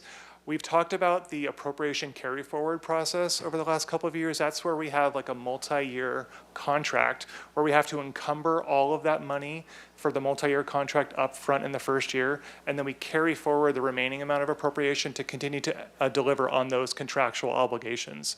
Those are restricted funds. Again, not very much, but it's noteworthy here. Committed reserves are those disaster and contingency reserves. That's the largest portion of our reserves, are our disaster and contingency reserves. The next part, which we actually don't have any at the moment, it's called assigned. And these are constrained where there is a communicated intent to use reserves in the future. Maybe for like a planned program. And I actually want to give one example here that comes from an enterprise fund. The waterfront enterprise fund, as you know, has Stearns Wharf, and that is an asset that is really challenging to insure. Our self-insured retention on Stearns Wharf will be going up really drastically in the next year or so. And so it's probably worth a discussion to reserve funds in the waterfront reserve to be able to respond if we have to pay a very large amount in order to address an issue that might occur at Stearns Wharf. That would be an item that would be assigned, holding money purposefully in reserve in an event that may need to occur. Anything else is called unassigned. So that would be reserve that's there that doesn't meet any of these other categories, that could be used for other purposes at council's discretion, or also be able to address an under-reserved position that we may have had from a prior year. So when you put all of that together, this graph shows the last 6 years of our reserves in those categories that I just described on the prior slide. Again, from non-spendable all the way through to unassigned. And so again, the bulk of these bars show that it's our disaster and our contingency reserves that sit there. But there are a couple other categories that are noteworthy. And the yellow line at the top shows what the minimum requirement should be. And then the percent change is noted on the top of the bar as well from the prior year. So you can see our reserves do fluctuate. They have definitely grown over the last couple of years, which is great from the fiscal discipline that we have exerted through our budgeting processes over the last couple of years by controlling our expenditures and looking for additional revenue sources. But it is also noteworthy that in 4 of the last 6 fiscal years, we have had reserves below the minimum required level. So again, part of the conversation for council to consider as we move forward. So that concludes the budget process and the general fund overview slides that we have prepared. We're happy to take your questions now before we move into the departmental priorities. Anybody from council have questions on this section? Mr. Friedman. You know I got questions, but I know it's a long day, so I'll try to be quick. On the, Anybody? not tonight, Mayor. Just go back to the slide 39 on the reserves. Just one thing I wanted to understand, is it in 2020 we received ARPA funds, and how much was that approximately? You want to take it?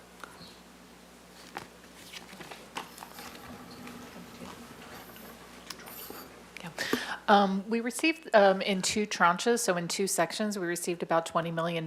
So the first tranche was about $10 million.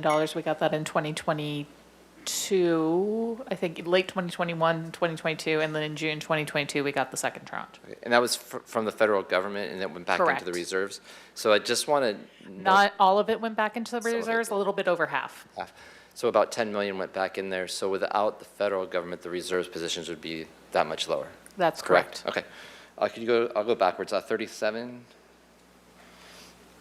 And this is kind of along the same line, the reserves target that we have, in particular for disaster reserves of 15%. The question on that is, this is our policy, but with the uncertainty in Washington, D.C., a lot of times, going back to the last question, we would get reimbursement, but these would help to mitigate that if there were changes in policy from the federal government and we either got significantly delayed or didn't receive any funds should an emergency occur. Is that correct? Yeah, Councilmember Freeman, I think that's one way of looking at it. We have contingency reserves that could be available for that as well. You know, some of the federal money that we get with disasters in particular is from FEMA. We are still waiting on reimbursement from multiple disasters over the last couple of years, and so that again is reason to ensure that we do have adequate disaster reserves available to be able to respond in case we have continued delays for reimbursement from FEMA, as an example. Okay, perfect. Just two more questions. Slide 35. So the contribution on the right-hand side here, the contribution that's going up, that's annually, correct? That we make every year, so it's in the 40 million range right now.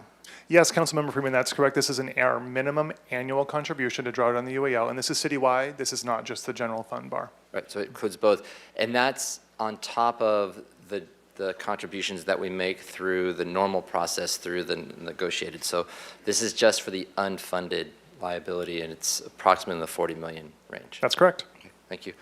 And then slide 18 is my last question. So the 1, 2, 3, fourth bullet down, the salary increase assumption of 5% in 26, but then 4% going forward. Class and comp implementation. So anything that comes out of class and comp where we need to address, you know, if we're under market, being a market leader, we talked about that. That would be above and beyond the 4% going forward. So, or is that included in the 4%? Thank you, Councilmember Friedman. The class and comp is not included in that 4%. That 4% was applied to any units that will expire, that their agreement will expire during that time. And so the assumption that we put in place was to accommodate for MOU increases, but not for class and comp. Okay, so there would most likely be additional on top of that. And then also the local housing trust fund, when we were talking about the revenues and going forward, that does not include any potential contributions to the local housing trust fund when we're looking at our numbers and the revenues matching expenditures. Yeah, Councilmember Freeman, that is correct. Our base assumption that we presented today does not include a Measure I contribution into the local housing trust fund at this time. That is part of our staff's process right now in developing budget proposals, and that will be presented to the City Council when we release the City Administrator's recommended budget. Okay, perfect. I just wanted to clarify that. Okay, thank you. Ms. Ned. Thank you, Mayor Rouse. This is such a small clarification question on slide 30. And I think it's just a color coding question, I guess. On the bar graph, the refuse is orange, but then on the pie graph, the orange is water, and I think it's just because refuse drops off that then the color shifts. Yes, I apologize for that, Councilmember Sutton, you are correct. It's because it drops off where the pie chart is only looking at fiscal year 25, and in fiscal year 25, we don't have any UUT from refuse. That's correct. Okay, so we just have to make that shift and an adjustment. So then electric still is the largest at that 46%. That's correct. Okay, thank you so much. It was just a small question. Thank you. Thanks. Mr. DiMartini, one question. Slide 33 on the reserve contribution that diminishes over the budget time. Can you walk me through that, please? Absolutely, Mr. Mayor. And so, per our reserve policy, we have the 10% disaster and the 15% disaster and the 10% contingency reserve requirement. Our budget, our expenditure budget grows every year, right? We're moving from 196 million in fiscal year 23 and then growing to 242 million in fiscal year 27. That means that we need to increase the amount of reserve we have to meet that 25% target. And so that line represents sort of the annual increase into reserve to maintain the 25% target. And that number will fluctuate because the amount of growth of our expenditures does change a little bit year over year. In years where we've implemented expenditure reductions, for example, the amount of reserve contribution wouldn't be as high as normal. And so it's just a fluctuation year over year. Okay, because I was just assuming that it was a linear relationship to the volume. It's still going up. Yeah, that requirement's still going up. Okay, because we went from 3.5, 3.2, then down to 2.6 and 2.2. So, but that's just that fluctuation you say sometimes goes correct negative. All right, thank you.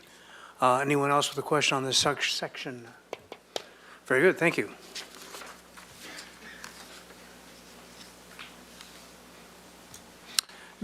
Director Hastert. Good afternoon, Mayor and Council. Chris Hastert, Airport Director. Happy to lead the charge in alphabetical order of all the departments here. Just want to start off from a 30,000-foot view. The airport budget is very strong. We have just considerable growth that has occurred. Our revenues are growing substantially. However, with that, we have a lot of expenses that are also growing, so we really are trying to balance efficiencies and keeping some of our expenses down to put towards all of our capital projects that we have. And we have a huge list of capital projects that we could never fund all of them. So the more that we do looking at the operational budget, the better we are with the capital budget. Just some of our highlights. We had another record-setting year, 1.4 million passengers through the airport terminal, 5 airlines now, up 1 from the previous year. Just as a comparison, this really is a phenomenon with Santa Barbara. A lot of airports are doing well, but looking at February of this year compared to February just before the pandemic, we're at 172% of the seats available. Some of our competing airports, the closest that comes to it is 137%. That's San Luis Obispo, which is doing well as well. But some of our bigger airports to the south are only at 86% of what they were pre-pandemic. So definitely we see continued growth in the commercial service. We've had some minor setbacks with one of our airlines and some reduction of service, but with the addition of Delta, we still had a record year. We see that service restoring this next year, and so we'll have even higher growth next year. We've had a lot of success with capital projects. The airport likes acronyms, so we completed the A-Missile project, the airport marking signage and lighting project that basically changed all the street names around the airport. It could have been a pretty controversial project with our tenants and kind of a safety issue changing everything. It went just flawlessly. We have great tenants that worked really collaboratively with the airport to make that project happen. And we finished Southfield Phase 1, which was converting some of the old Atlantic FBO space to rental car parking and 3 remain overnight pads. So that's 3 parking spots for the airlines that if we hadn't done that, we would have been in a big problem in that we had 8 gates available to us in the morning and 9 airplanes sitting on the ground, and we didn't have parking for them previously. So completing that project was huge for our ability to operate. We've been working on our community ties as well, so a lot of work with our noise working group, still a lot of effort to come forward on that. Community events, working with the chamber, and Visit Santa Barbara as well. And then we've also improved our staff retention and did some changing around. We had some issues in our properties department with some turnover, and we're very stable there now, which is also translated to increased revenues with better management of our leases. Looking at some of the challenges that we have coming, we have a lot of aging infrastructure, some of it dating back to the 30s, but if you even look at our newest infrastructure, one of those being the airport terminal, it's over 13 years old now, and past warranty on a lot of items and a lot of challenges. When you run that many people through a terminal with escalators, elevators, jet bridges, just a lot of increased maintenance expense. Flooding susceptibility, so I'm happy to say that we actually did install the K-rail with the project that we had previously talked about as a short-term solution, and we continue to move through permitting to do a better long-term solution to help prevent that. But we're hopeful that if another storm system comes through with the atmospheric river, that hopefully we won't be closing again.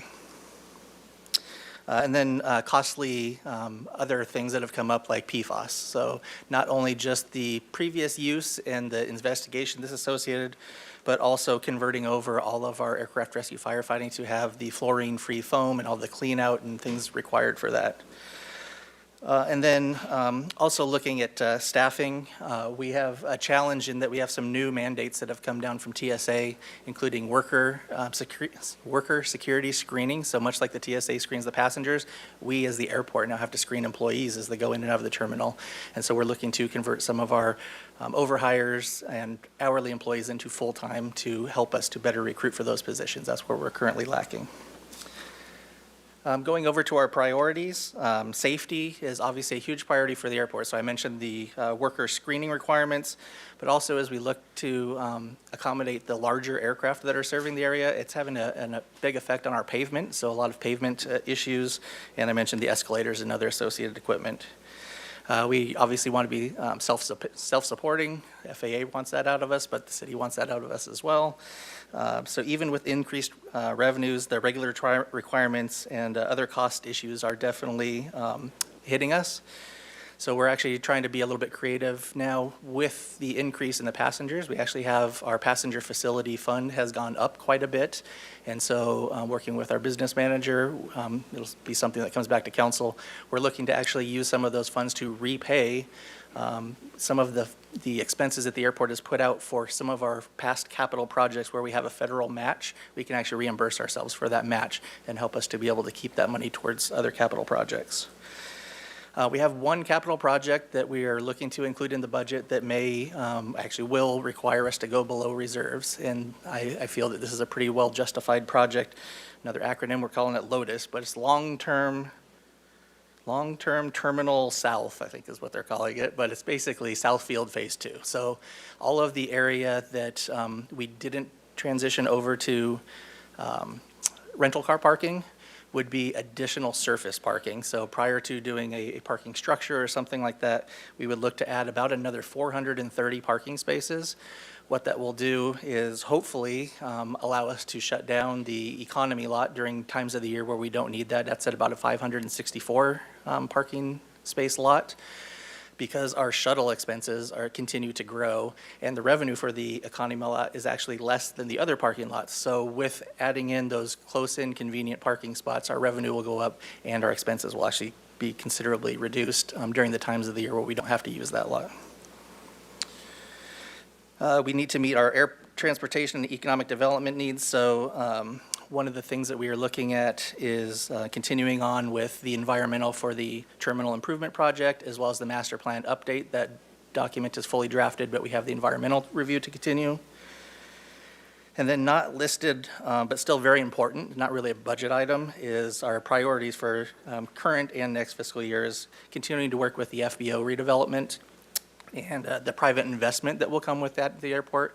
And we will have a council agenda item to give you an update on that in the next coming weeks. And the General Western Aero hangars, the old hangars, we need to continue to look towards doing something with them before they actually fall down. And I'm here for any questions that you may have. Questions for Director Hastert. Ms. Ned. Thank you, Mayor Rouse, and thank you for this presentation. I just wanted that in the numbers at the bottom there, so it's 12% fewer flights than fiscal year 2019, but 46% more passengers than 2019. Is it just the flights are fuller?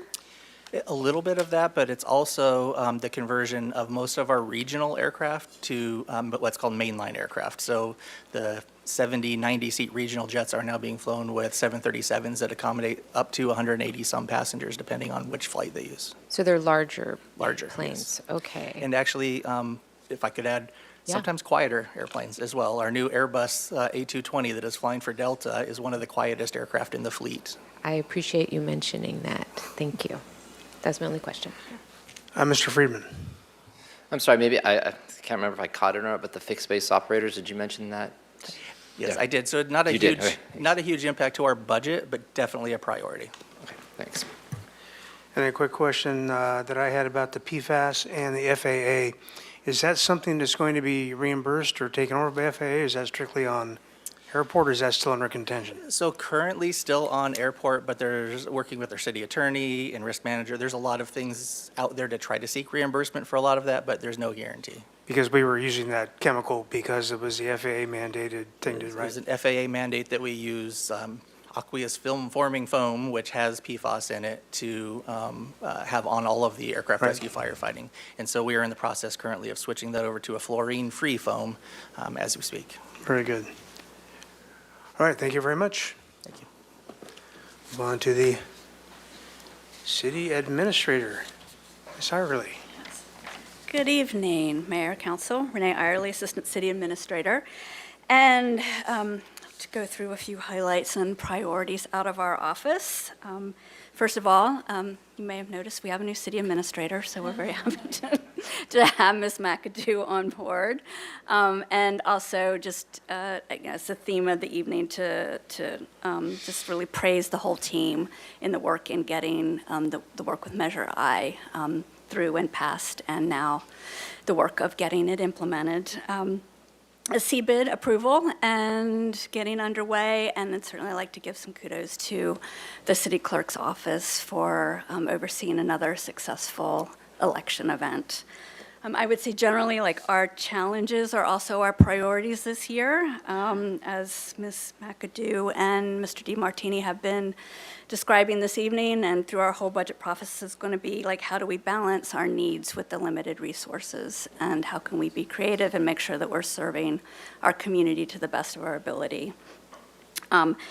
Emergency response and preparedness is also something, while our public safety takes a lead in a lot of that, it's certainly a city-wide effort in making sure that it is adequately funded and staff are properly trained, and that we're working with the community to make sure that we are prepared when we have our next disaster or emergency event. And then organizational structure and development, certainly with the departure of some of our department heads, we're taking the opportunity to look at the structure and services and programming across our departments, and we'll be evaluating that and bringing forward some suggestions as part of the budget process over the next few months. We're going to continue to work on bringing forward more economic development programming and support, and language accessibility and resources. And I think you've seen some of those changes already just here in the chamber. Obviously, with the bilingual, we're also expanding that out to our advisory groups, and then just looking at continuing to enhance our messaging and public noticing so that people are aware and can actively participate in all of our efforts. And then finally, a citywide strategic plan process. We are kicking that off formally, really in May, but you may have noticed some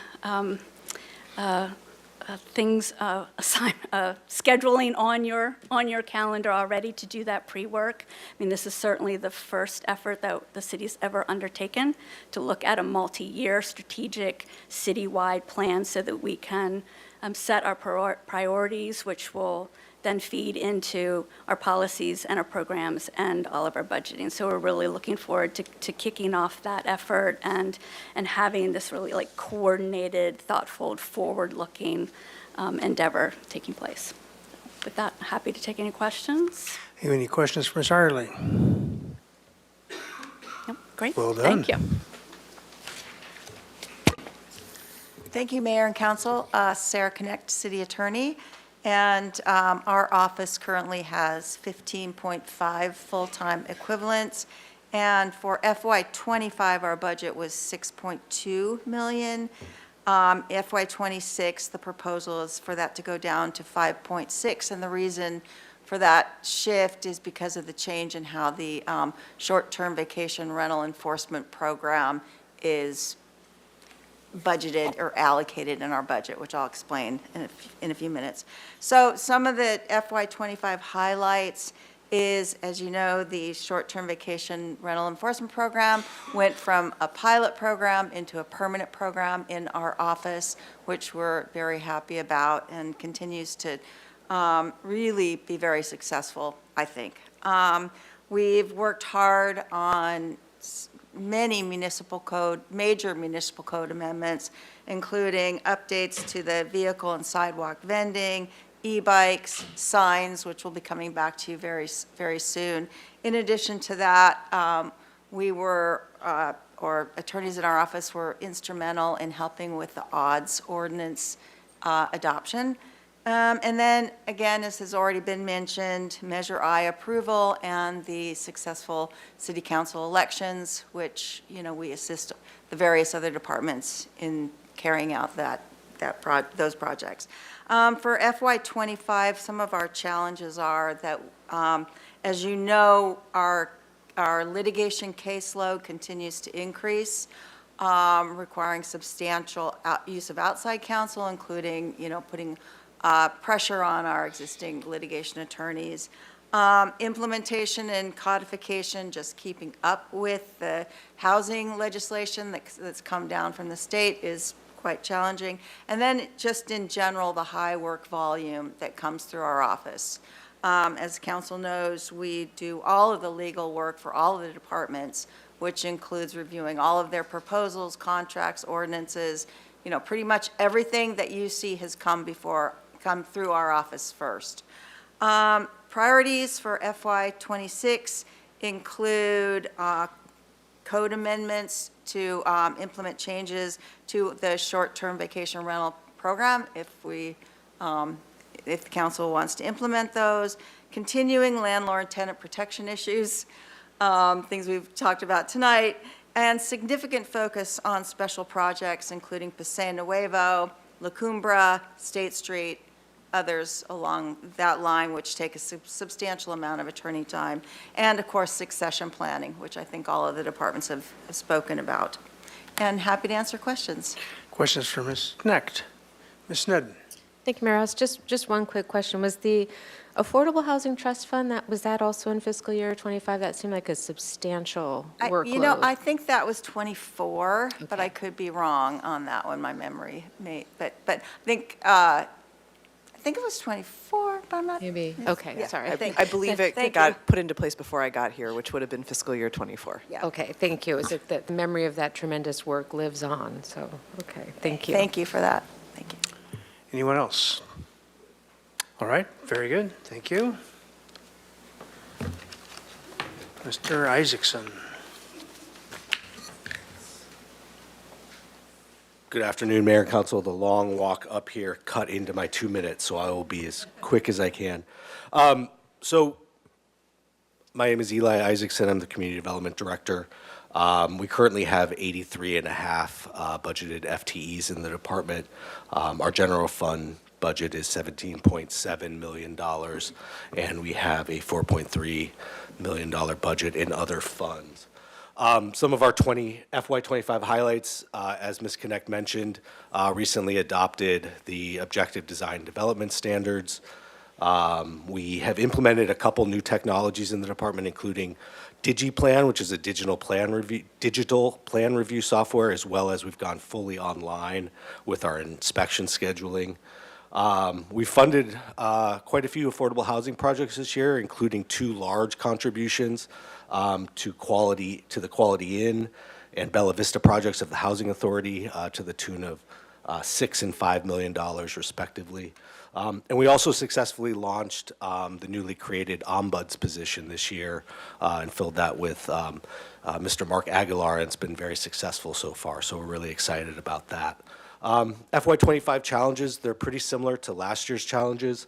We're always struggling in areas around recruitment, attrition, and training. When we bring new staff on, there's a lot of technical training that happens in the department, so that's a fairly long onboarding process. As Ms. Connect mentioned, the new housing legislation is always a challenge, trying to implement and then train staff on the changes to those regulations.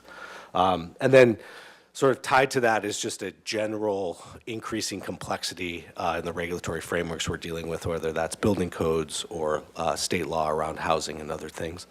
And then reduced state and federal grant funds. As Ms. McAdoo mentioned in her opening statements, we are really keeping a keen eye towards what's happening at the federal level when it comes to things like CDBG funds and other things. So that is a potential area of concern. In terms of our priorities for this upcoming budget year, housing element implementation obviously is a high priority. We have several things we're working on in that area, including the adaptive reuse ordinance, short-term vacation rentals, and also our inclusionary and in lieu fee study. State Street Master Plan adoption is front of mind, and then our department's also heavily involved in implementation of the short-term action plan, and you've all have been very involved in those conversations up to date. We're also working on single-family design board process improvements, trying to streamline that, trying to find creative ways to handle more approvals administratively or within the department, cut down on the number of cases going to that board, and make that process a little bit smoother for our applicants. And then we'll be doing a adoption of the 2025 building codes this year that go into effect January 1st, 2026. So that will be quite a bit of work, as well as implementing the federal flood insurance and FEMA maps. That'll require some changes to our local flood ordinance to adopt those changes to the base maps. In terms of our numbers, we had just over 2,700 building permits issued in the past year, almost 14,000 building inspections. That's a pretty staggering number. We currently have 1,733 housing units in the pipeline.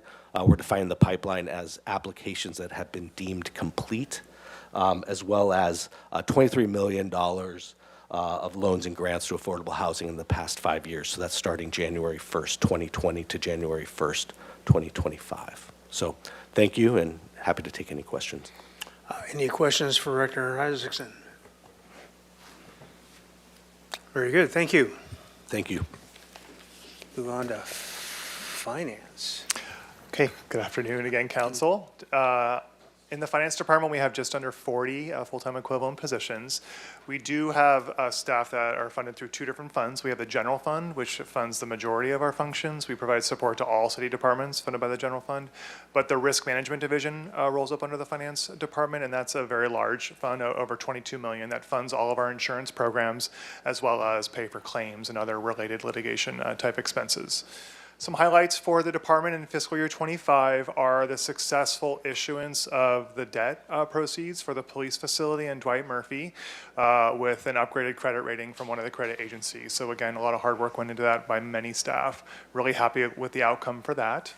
We also brought our Measure C annual accountability report online, integrated with our OpenGov platform, so it has advanced accessibility for readers. It's much more intuitive, and so that's is an improvement that the Oversight Committee has appreciated and really likes. We're working on a PCI compliance project. That's a minimum standard for online payments. So we really want to make sure that when people pay a bill, make a payment to the city, that it is secure, it has a minimum level of review. We want to do everything we can to reduce any level of fraud. And so it's really making sure that people can trust when they make a payment to the city that it's going to be processed correctly.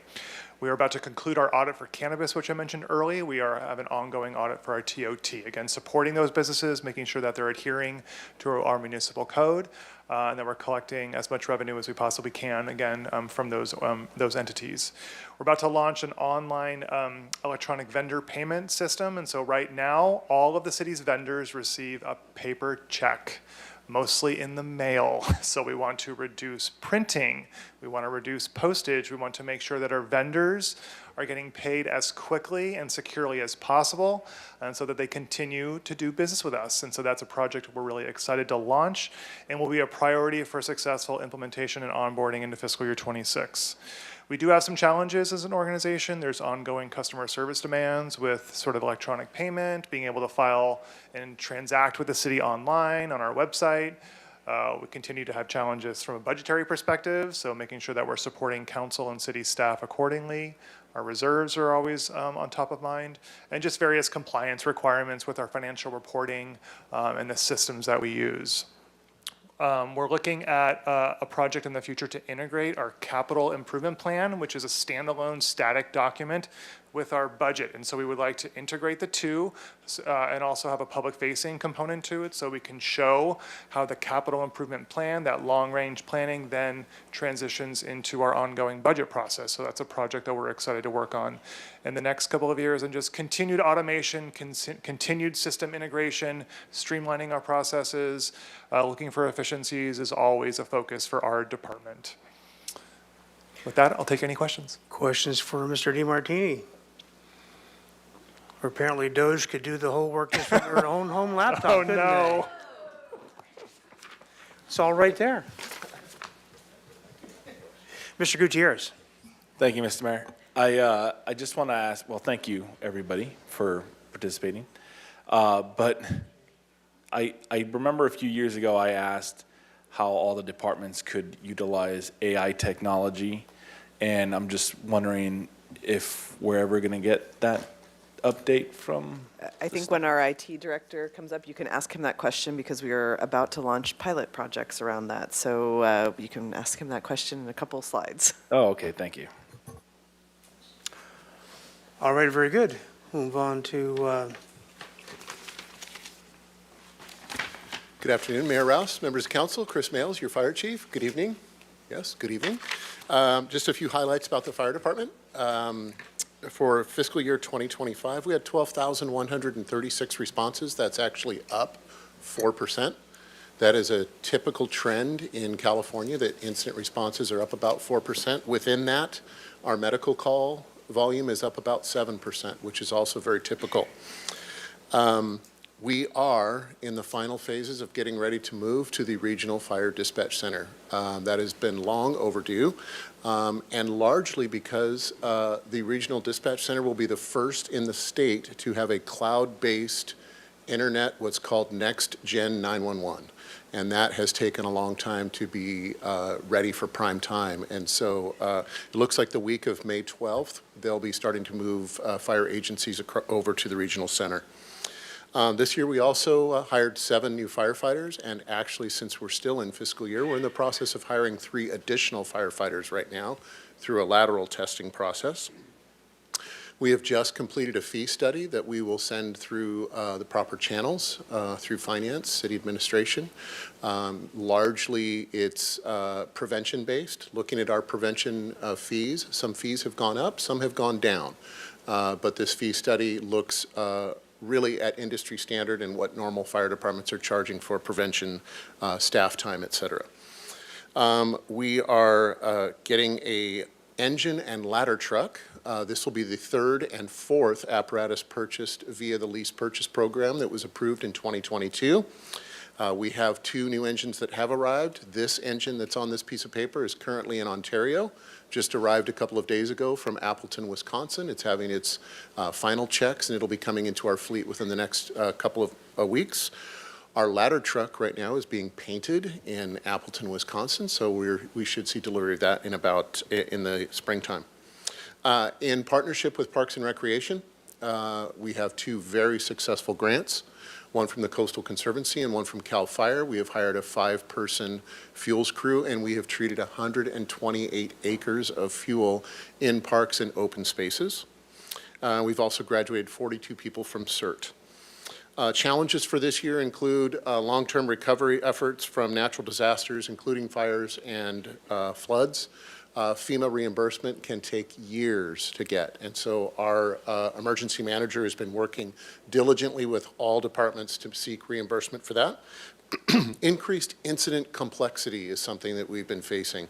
I'll give you a perfect example of that. We sent 6 of our fire personnel who are urban search and rescue certified to the Palisades and Eaton fire. They were there for 18 days searching, and they personally searched over 3,500 buildings. So that just gives you the idea of what these folks are trained to do and to handle. Fleet needs continue to be problematic for us. The cost of fire apparatus has gone up over 100% in 10 years. We had some training fund reductions as part of our funding reductions for FY25, and so that's hampered a bit of our training, and some of our succession planning will be working to get some of the training funding back. And so our priorities for fiscal year 26, you also heard from Mr. DiMartini and Ms. McAdoo about our standards of cover study. Within the standards of cover study is a fire station analysis. We have 2 stations that are fair. One is sitting on not 1, but 2 earthquake faults. And one, if my math is correct, is 96 years old this year. So we have 2 stations that really need to be looked at very soon. Succession planning for our organization is always important. We have probably about 40% of our staff that is eligible to retire. That doesn't mean they're going to retire, but they're eligible to retire. So we have to get ready for that and make sure that we've planned our future leaders. We would like to fill our Fire Inspector 3 position. That is a captain level position. That's a position that has not been filled for the last 2 budget cycles. We really see a need to have that position filled. We are implementing the Genesis software program. You may have heard it as Zone Haven. Zone Haven was purchased by Genesis. Genesis is a software evacuation program where our fire personnel or law enforcement personnel can identify preset zones, and they can either issue evacuation orders or warnings, and it's a seamless system that integrates with the county. It's been purchased by the county, and it was purchased with Homeland Security funding, so no tax dollars from the city were used. And then we have a need to update the city's emergency plan. So we'll be working on that for fiscal year 26.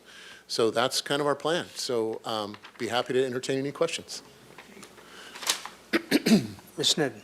Thank you, Mayor Rouse. This might be a question for you, Chief, or it might be for City Administrator. I'm not sure, but it reminds me that when we looked at the class and comp, just our brief introduction, some departments may need more funding to address some of those issues than other departments. Are we looking at the exposure to that as a whole, or are those going to be embedded within each department's? So that will come forward separately. So for example, in a couple departments, we have sort of unions or bargaining groups that are wholly contained within that department, so fire and police. So in that case, we will, when we conclude those negotiations with those groups, be able to reflect that in that departmental budget and call it out specifically. Okay. For other groups where you have membership spread across the different departments, it'll probably be more challenging to identify it by department, so we'll probably do that in the aggregate for that bargaining group.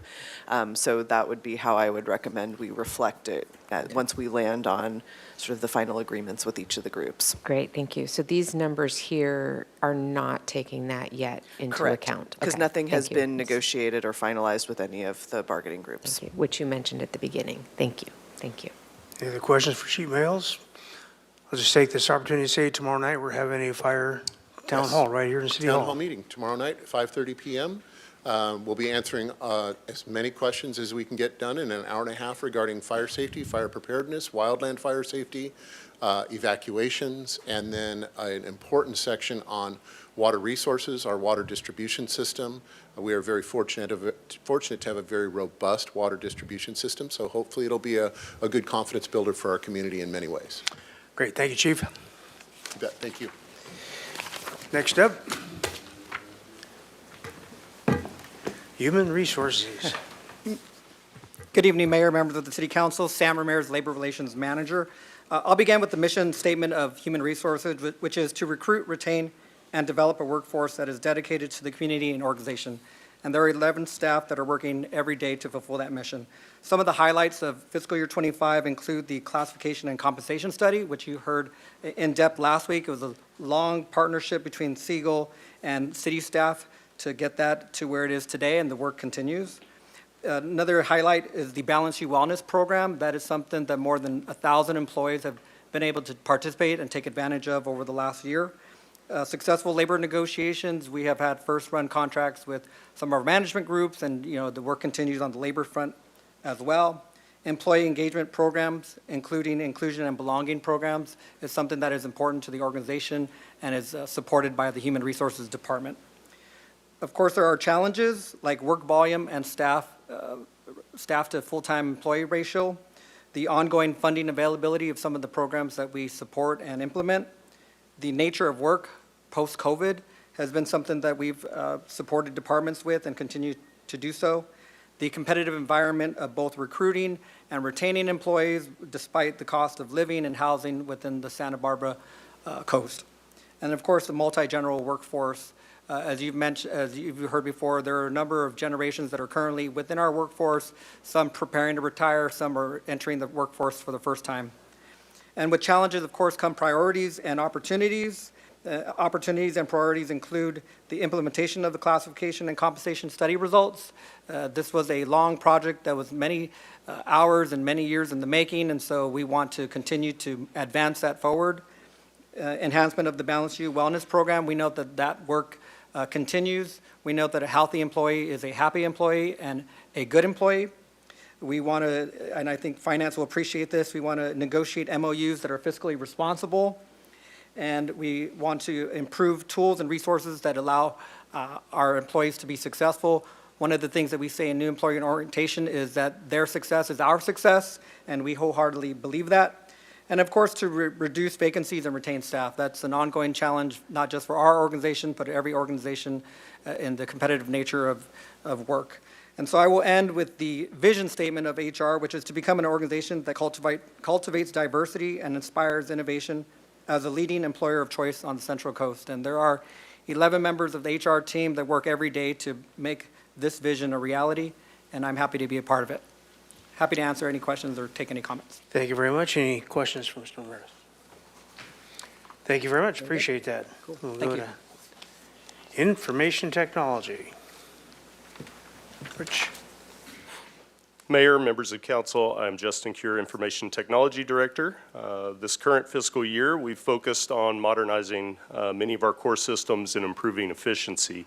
This includes a significant upgrade to the city's telecommunications system. When we complete this year, we will have a modern phone system that provides better features and tools to provide better customer service to our citizens.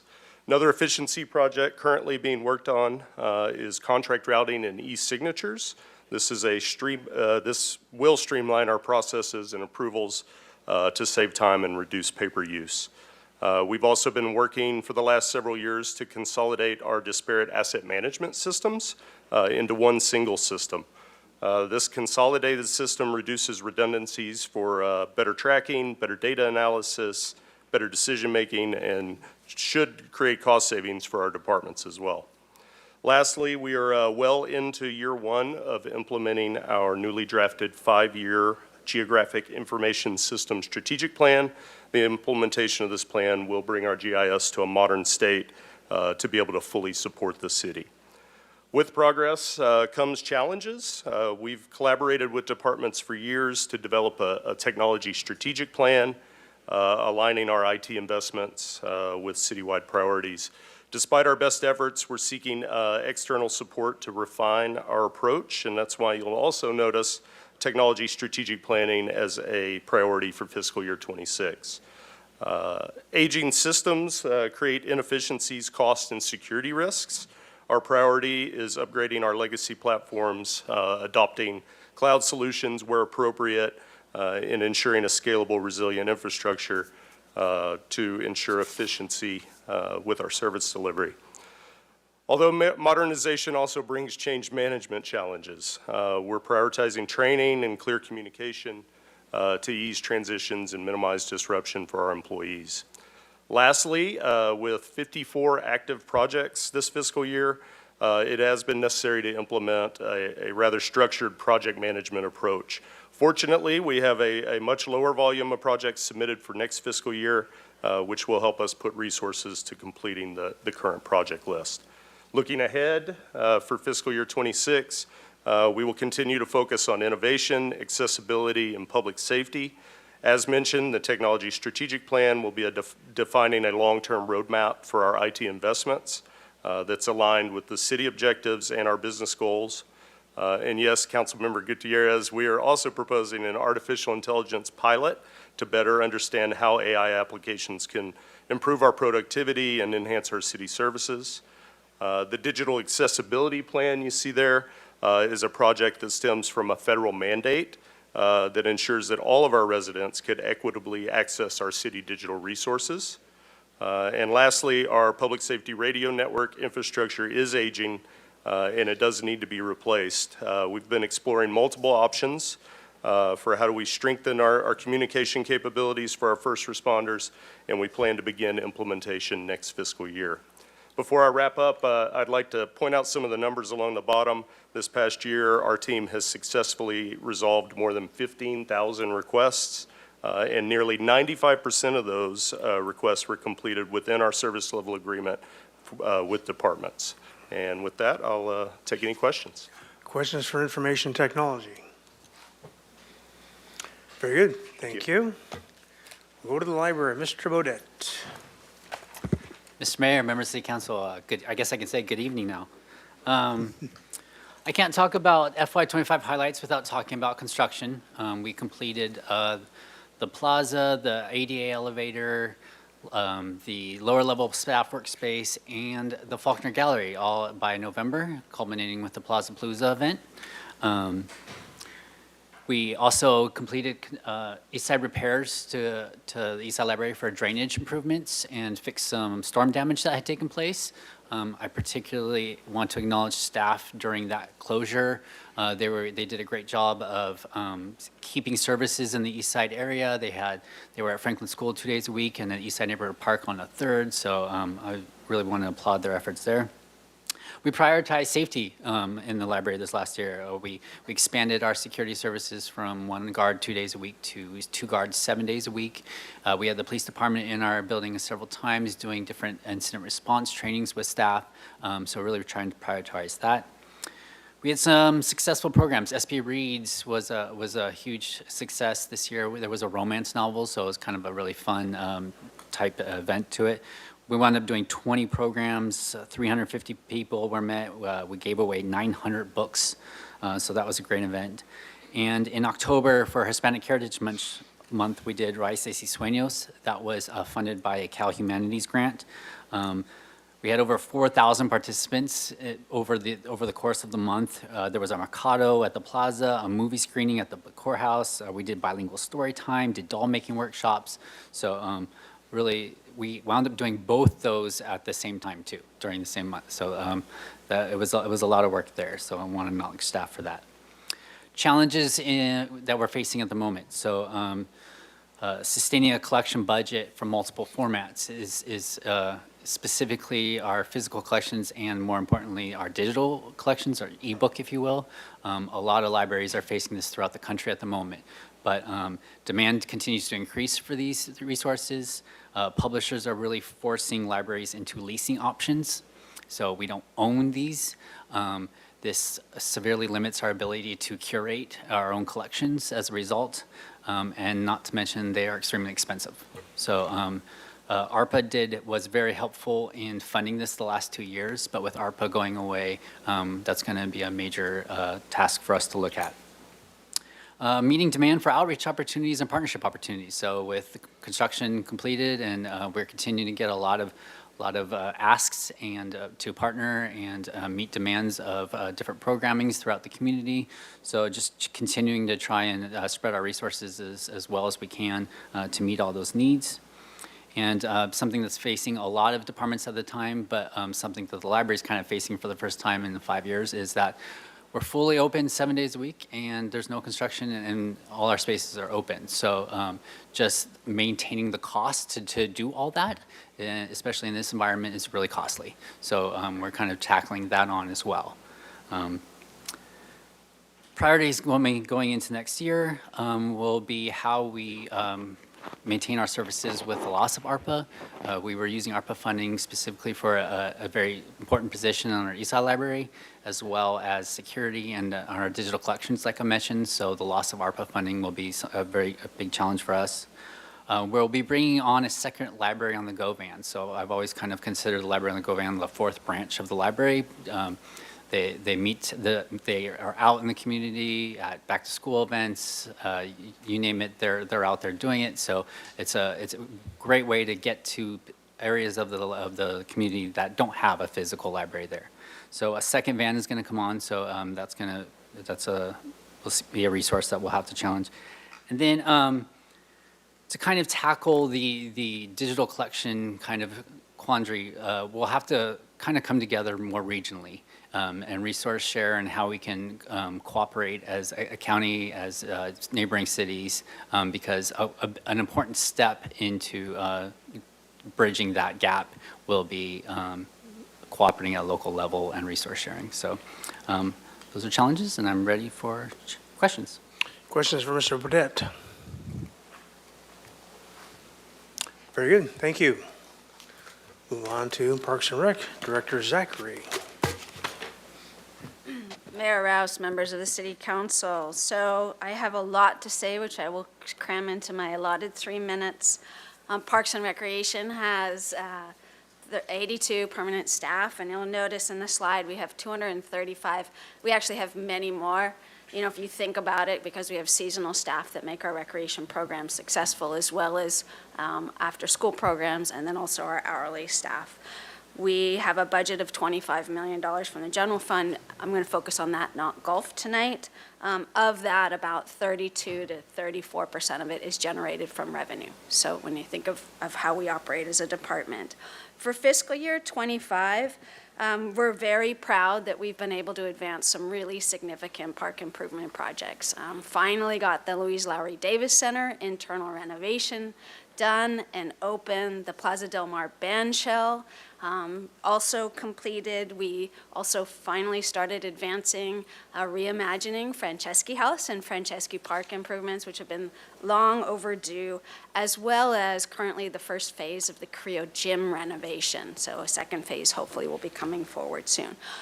But at the same time, we enhanced recreation opportunities for youth in our parks, East Side Neighborhood Park, West Side, and also Bonnet Park, where we've made facility improvements that support active daily use of those parks. In addition to the projects that we're working on with the fire department, we will be before council in April with about $1 million of new grant funding from the State Coastal Conservancy. Actually, I misspoke, about $1.25 million, of which almost $1 million is to further advance resiliency work, as well as do some more active restoration or open spaces. The other one is for Ambassador Park and advancing the Chumash Cultural Heritage Project at that park. We counted over 225,000 recreation visits, so those are the people we know pass through our doors, but as you can imagine, on any one day in any one park, there are thousands of people using Santa Barbara parks and Santa Barbara facilities. Similarly, through our programs for youth programs, our senior programs, our food security programs, we served over 55,000 families and youth, and we are our highlights for this year. Some of our challenges, similar to other departments, relate to staffing levels. Because we are a 7-day operation, similar to the library, we rely heavily on hourly staff on the weekends in particular. We also need hourly staff to be monitors for all of the different events that people want to have in our park system, and that's a really challenging segment of our staffing population to keep going. And we also have greater needs because we just essentially have hourly staff that maintain all of our parks Saturday and Sunday. Although we've had lots of successes, we still have some aging and failing infrastructure that we hope to be addressing fairly soon. Municipal Tennis Center, 1939, as a perfect example. Dos Baños, we have some structural issues that we'll be dealing with in the near future. And so we've got a number of other aging facilities that need attention. As in many years in the past, park misuse and vandalism takes a toll, not only on our staff and their morale, but our facilities, where we're constantly repairing, replacing, addressing those needs. And then also, similarly to library, our security services. We currently spend about $170,000 for security. That is likely to go up as we go forward in the future. Again, people are in our parks and our facilities more than just a regular workday. We are open to the public, and as a result, we have impacts associated with that. Not even talking about the amount of cleanup that we have to do when we have those types of impacts. With the reductions that the department sustained in the last couple of years, we did significantly reduce some of our youth programs, the free programs. So that continues to be something that we think about how we may, at some point in the future, try to reinvest in. And then storm damage. When we think of storm damage, we think of debris, we might think of palm fronds, but we actually have significant issues with Ledbetter Beach Park, where we've lost tremendous amounts of sand, lots of debris. People are not so happy. We had flooding issues and drainage issues in a number of our facilities that we've been addressing slowly, how to improve that over time. For fiscal year 26, we've talked about wildland resiliency. We have funding that'll take us through 2029. So we only see our ability to continue to expand those efforts, to hit all of our open spaces, and really hopefully achieve over time a way in which to more sustainably manage those open spaces. Our urban forest and biodiversity programs, we're hoping to expand. We're also planning on doing an update revision to our urban forest management plan, which was adopted by council in 2014. We've got some new issues we need to address, including fire, including climate change, and really thinking strategically about where we're going with our urban forest. We hope to be able to do a comprehensive inventory of all our trees, which hasn't been done in about 17 years in the next year. Our Keystone project for Dwight Murphy, hopefully it'll get off the ground and really advance in fiscal year 26. Maybe it might be done in fiscal year 26, but that's a huge project we've undertaken with an amazing partnership with the Gwendolyn Strong Foundation. We have a lot of other capital projects that we will continue to be advancing in our park system. And then we're also long overdue as well, a comprehensive Parks and Recreation Master Plan. Our city administrator is very much in favor of that, so we'll be tackling that in the next fiscal year, and that will be a truly very extensive engagement community process as well, because it's really important that what we spend time trying to figure out, we actually get really good feedback and input from the community. And then community events and partnerships, we couldn't be who we are without them. Either what we do on behalf of the city, what happens in our city parks, and all the partnerships that we have with organizations throughout the city, because we facilitate a lot of stuff. We don't have the staff resources or the finances to do it, but we have the ability through our resources and our staff to facilitate other organizations doing really great work for youth and families throughout the city. I think that sort of wraps it up really quickly, and happy to answer any questions you have. Thank you. Any questions for Director Zachary?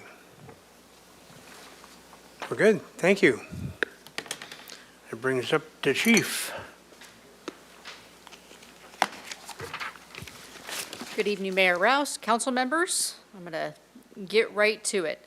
So for the 25 highlights for the police department, it's not listed, but I do want to take just a second to acknowledge groundbreaking for the new station and what a milestone that is, but I don't want to take police department credit for that because that's a truly city team effort and community effort. But I do want to highlight that besides what is on the slide.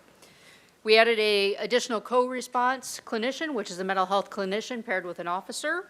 So that gives us 2 co-response teams now operating most of the time, 7 days a week. We have decreased our overall vacancy rate to about 10% in the department. And last year, I think I stood before you and it was upwards of 25%. So we hired 27 professional staff in the calendar year of 24, because we don't look at those in terms of fiscal year. So in that calendar year, we hired 27 professional staff and we hired 20 new police officers. Now, they're not all out in the field yet because as we know, that takes time, but we are making a concerted effort with recruitment and hiring. It continues to be a challenge because as we hire, we also lose those to retirement in other departments. So we are slowly crawling forward, but we're not there yet. Now, as you can imagine, with all of those new hires, one of the challenges is also having enough folks to train all of those new hires. So that is still an ongoing process, takes time. We are working through it, but we are definitely not there yet. Special event staffing, as you know, now we have come fully out of the pandemic and we are fully embracing all of the city special events. That means we're very busy with all of those. We've also seen a large increase for different reasons of First Amendment activities within the city, which are absolutely encouraged, but that also requires special event staffing from our department. And we've also been working a lot on succession planning. We've had a lot of folks that are higher up in the organization starting to retire. So we're trying to build up and do a lot of succession planning and training. For 26, our priorities, continuing that recruitment and retention. You'll hear that every time I speak, probably. We are also going to do a strategic plan. The department hasn't done one in a very long time. And part of that will be not just within the department, we'll be going out into the community and actually engaging with the community as part of that process. I know for me, it's something that's very important as we look towards the future vision. It is something that the Fire and Police Commission has also inquired about, but that's important to us, and that will be an internal and external process. And we hired our new community engagement coordinator recently, so you'll hopefully have already started to see an uptick in our events, but really next year, she will have a full grasp of the position and where she's taking the organization in terms of that community engagement. So our hope is next year to continue to grow that. So just a few things in terms of the numbers.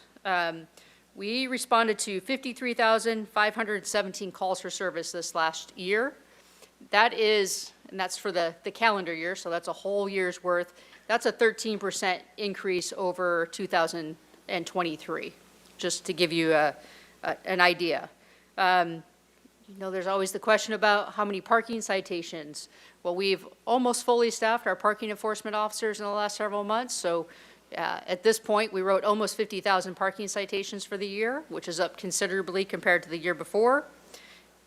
Over 4,600 traffic stops, because we often get asked too about traffic enforcement. So that gives you an idea about how many traffic stops were conducted. We had a 48% case clearance rate. So that means in 48% of our cases, they were cleared either with an arrest or we have someone identified that fled that we couldn't actually take into custody. But those are the only ways that we can actually call a case cleared. It's not just if we've identified someone. There has to be an arrest in most cases for that to be considered a cleared case. We had a slight increase against crimes against persons. That's what we can best tell. It's related to an increase in domestic incidences. Crimes against property, down just a little smidge, I guess you would call that. And crimes against society are down 17%. Those are crimes like drug violations, gambling, prostitution, and those type of crimes are crimes against society. And our dispatch center answered over 130,000 calls. That means someone called into dispatch over 130,000 times throughout the year. So with that, here to answer any questions. Questions for the chief. Mr. Jordan. Thank you, Mr. Mayor. Thank you for anticipating my numbers questions. I just wondered on those, the traffic stops, do you see of those stops are moving violation citations going up? Do you have the sense that moving violations out there are getting worse? And you could confirm for me, of course, that that's the most expensive one to chase because you have to, either you're blind lucky and somebody does it right in front of you, or you have to put a resource somewhere and just leave them there, right? So I could just, that, as you know, that every day people are speeding on every street and we're getting the emails. So just, if you wonder, just kind of talk about that and where you see we are, where we can go, if there's ever a remedy with that kind of thing. So a year ago, we didn't have any officers working our motor enforcement. We didn't have the staffing. In the last year, we've added, now we have 2 motor officers working traffic enforcement. We now have trained additional officers that can do it on a part-time, so we have the Office of Traffic Safety grant. We can have more officers available to go out and ride the motors and do traffic enforcement. We also are right now going to start a evening, nighttime motor detail, having an officer work evenings, and we're also going to start doing a drunk driving detail at night. One of our biggest things that we're seeing in terms of collisions is our drunk driving collisions are up. That's a hard thing because you have to be there and have the right time and have those resources dedicated to looking for it versus just handling the collision. So that is actually what we're seeing, one of our biggest challenges right now. My hope is as we're able to allocate more resources towards it, that we'll be able to address it. It's a balance. We have more calls for service, more community demands upon what the community wants from us. So, yes, we see the speeding. I see it every day, but we are steadily climbing and seeing an increase in that and steadily putting more resources to address it. And my opining is correct, right? It's like one of the highest resource-intensive uses to apply because, like, just take Cliff Drive. I mean, you got to hide somebody there to sit there, whether in a car or on a motorcycle for an extended period of time. Yes. And you'll certainly get the results, but you're taking a resource away from answering calls, Yes, right? which is why we try to do the motor officers, but those motor officers also handle our traffic collisions. So that is a balance, and it's hard to just do it with, we can do it with a patrol car, but that's a lot more challenging in a lot of places in the city. I know we've heard some from our residents up Eucalyptus, but those streets to park a patrol car up there and to do traffic enforcement, there's some areas that are really particularly challenging just because of the way the area is designed. But it is very resource intensive. Thank you, Chief. Ms. Nedden. Thank you, Mayor Rouse. Well, first of all, congratulations on all that hiring. That really speaks well of the department that there are so many people who want to come and work for the Santa Barbara Police Department. So congratulations on that. It's a big deal, especially from where we've been. My question is about, I don't know if it's a strategic plan or what it would be called, but is there, I'm sure internally there's a plan about where to patrol or what to enforce when, and I'm just trying to think about, and it's not like a priority in here for enforcement or where and when, and it gets to Councilmember Jordan's question, or then you mentioned Eucalyptus Hill, and we hear from different neighborhoods wanting more resources there, or downtown, more resources there. And I'm just wondering, is it part of a strategic plan, like what the patrol availabilities or enforcement concentrations on different things are? So we look at it as we have the city divided into reporting districts, and we make sure that 2 officers are working those districts in order to answer those calls for service. When they're not answering calls for service, that is when they have the opportunity to do more proactive policing to address some of those issues. We also have the specialized units that also address those issues, like our community action team. But for us, every month, we sit down and we have a commander's meeting and we look at all of the things that were happening, all the statistics, and we try to prioritize where we're at, because it changes weekly. We could have one incident that then takes our entire detective bureau to handle that incident. So as much as I wish we could pre-plan everything, that's a challenge for us, but like I said to Councilmember Jordan, as we see things increasing or rising, that's where we're trying to put our specialty and our resources. So that's why we're looking at doing the drunk driving team and bringing that back with 1 officer, trying to do a later motor officer. We're going to also take a patrol officer, and instead of signing them to a patrol beat, we're going to have them out later in the evening to do more of that enforcement proactive police work. But it's really about balancing our resources and making sure that we have the officers necessary to answer that 911 call. That's the biggest challenge. Geographically, we have a large city that's spread out in terms of that, so we have to balance those needs in the entire city and in the entirety of it. But we do every month look at the crime statistics. We look at where all of our issues are, and we try to prioritize every month. Thank you. So Councilmember Sen, just to add on to that, I know the chief does a lot of the evidence-based policing, and as she mentioned, there are, similar to the fire department, the standards of coverage, every so many years, oftentimes police departments will do a similar assessment to look at sort of beat maps, staffed shift staffing, that kind of work in a more in-depth way. But, I think the sort of ongoing evaluation of calls for service and kind of where to deploy resources is the more sort of, timely kind of analysis of that. That's fantastic. So I'm hearing it's responsive, and I think that's great that it's responsive to what's It's happening in responsive. the community. Yes, we've changed our Right, shifts yeah. to a different shift model over the last year and a half, so that we actually deploy the most number of officers at our busiest times, so that we do more of an overlap. We do a shift that starts in the morning, one that starts mid-morning, one that starts in the afternoon, so we spread the shifts out in order so that in our busiest times, and we look at days per week, when our call volume is the biggest, and we try to allocate our resources accordingly. I think that's great. It's far better than trying to just make a 5-year plan and sticking to it no matter what. So I Yes. appreciate the response. And the strategic plan, the purpose of that is more about the vision, the goals of where we're going to go, and trying to pick 2 or 3 priorities for the next 5 years that we want to accomplish as the bigger overarching goals of the department. Thank you. Any other questions for the chief? Thanks very much. Move on to Public Works. Mr. Demore. Demore. All right. Good evening, Mayor and Council. Brian Demore, Acting Public Works Director, here representing Public Works Department. I do have 3 slides. I'm going to try to be brief and just focus on highlighting one item in each of the columns for each slide. So hopefully I'll have about the same amount of time as you've seen with the other departments. What we've done, we have 3 slides. One of them is for the downtown team, which consists of the downtown parking operation plus transportation planning.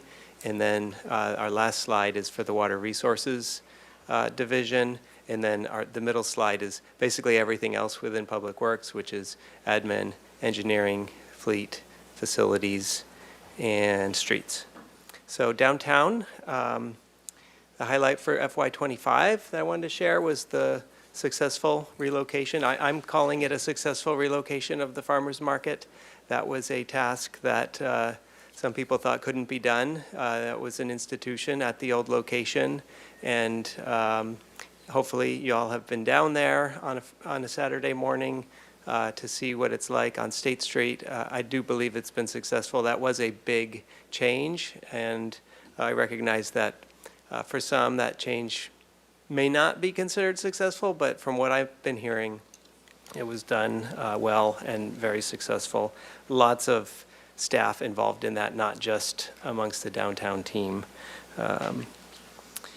Challenges in the current fiscal year, and those challenges will continue on, is with, and this has existed really for years, but it's with the fund deficit in this program. It has expenses exceed revenues, and that's just been an ongoing challenge. So as we look into FY20, well, I wanted to mention in 25, the program did kind of get a lifeline from Measure C for some capital projects, but that was a one-time thing, and that won't be something that can sustain the program on an ongoing basis, especially in the next few years where Measure C capital funds are going to be more limited. As we look ahead to 26, those issues with the fund deficit are going to require a hard look at financial stability and sustainability. And in particular, right now, as we're looking at it, it's some difficult choices between do we reinvest in capital, or do we hold a position open, which we know is going to create some level of service issues. So there's a real tension there, and that's something that we're working to try to address moving forward with downtown. Go ahead, next slide. So operations, this is, as I mentioned, kind of everything else within Public Works, admin, engineering, fleet, facilities, streets. I kind of get a bonus here because I said I was only going to share one thing from each column, and the chief already mentioned the award of construction on the police station, so I don't have to mention that. Instead, I'll focus on that first bullet point, which was the implementing ordinance for different purchasing options for public works contracts. That's already been really successful. It's given us new tools to put projects out into construction, ranging from some very small things to some very large projects. The direct negotiate for small contracts has been a great tool that we've put into play already.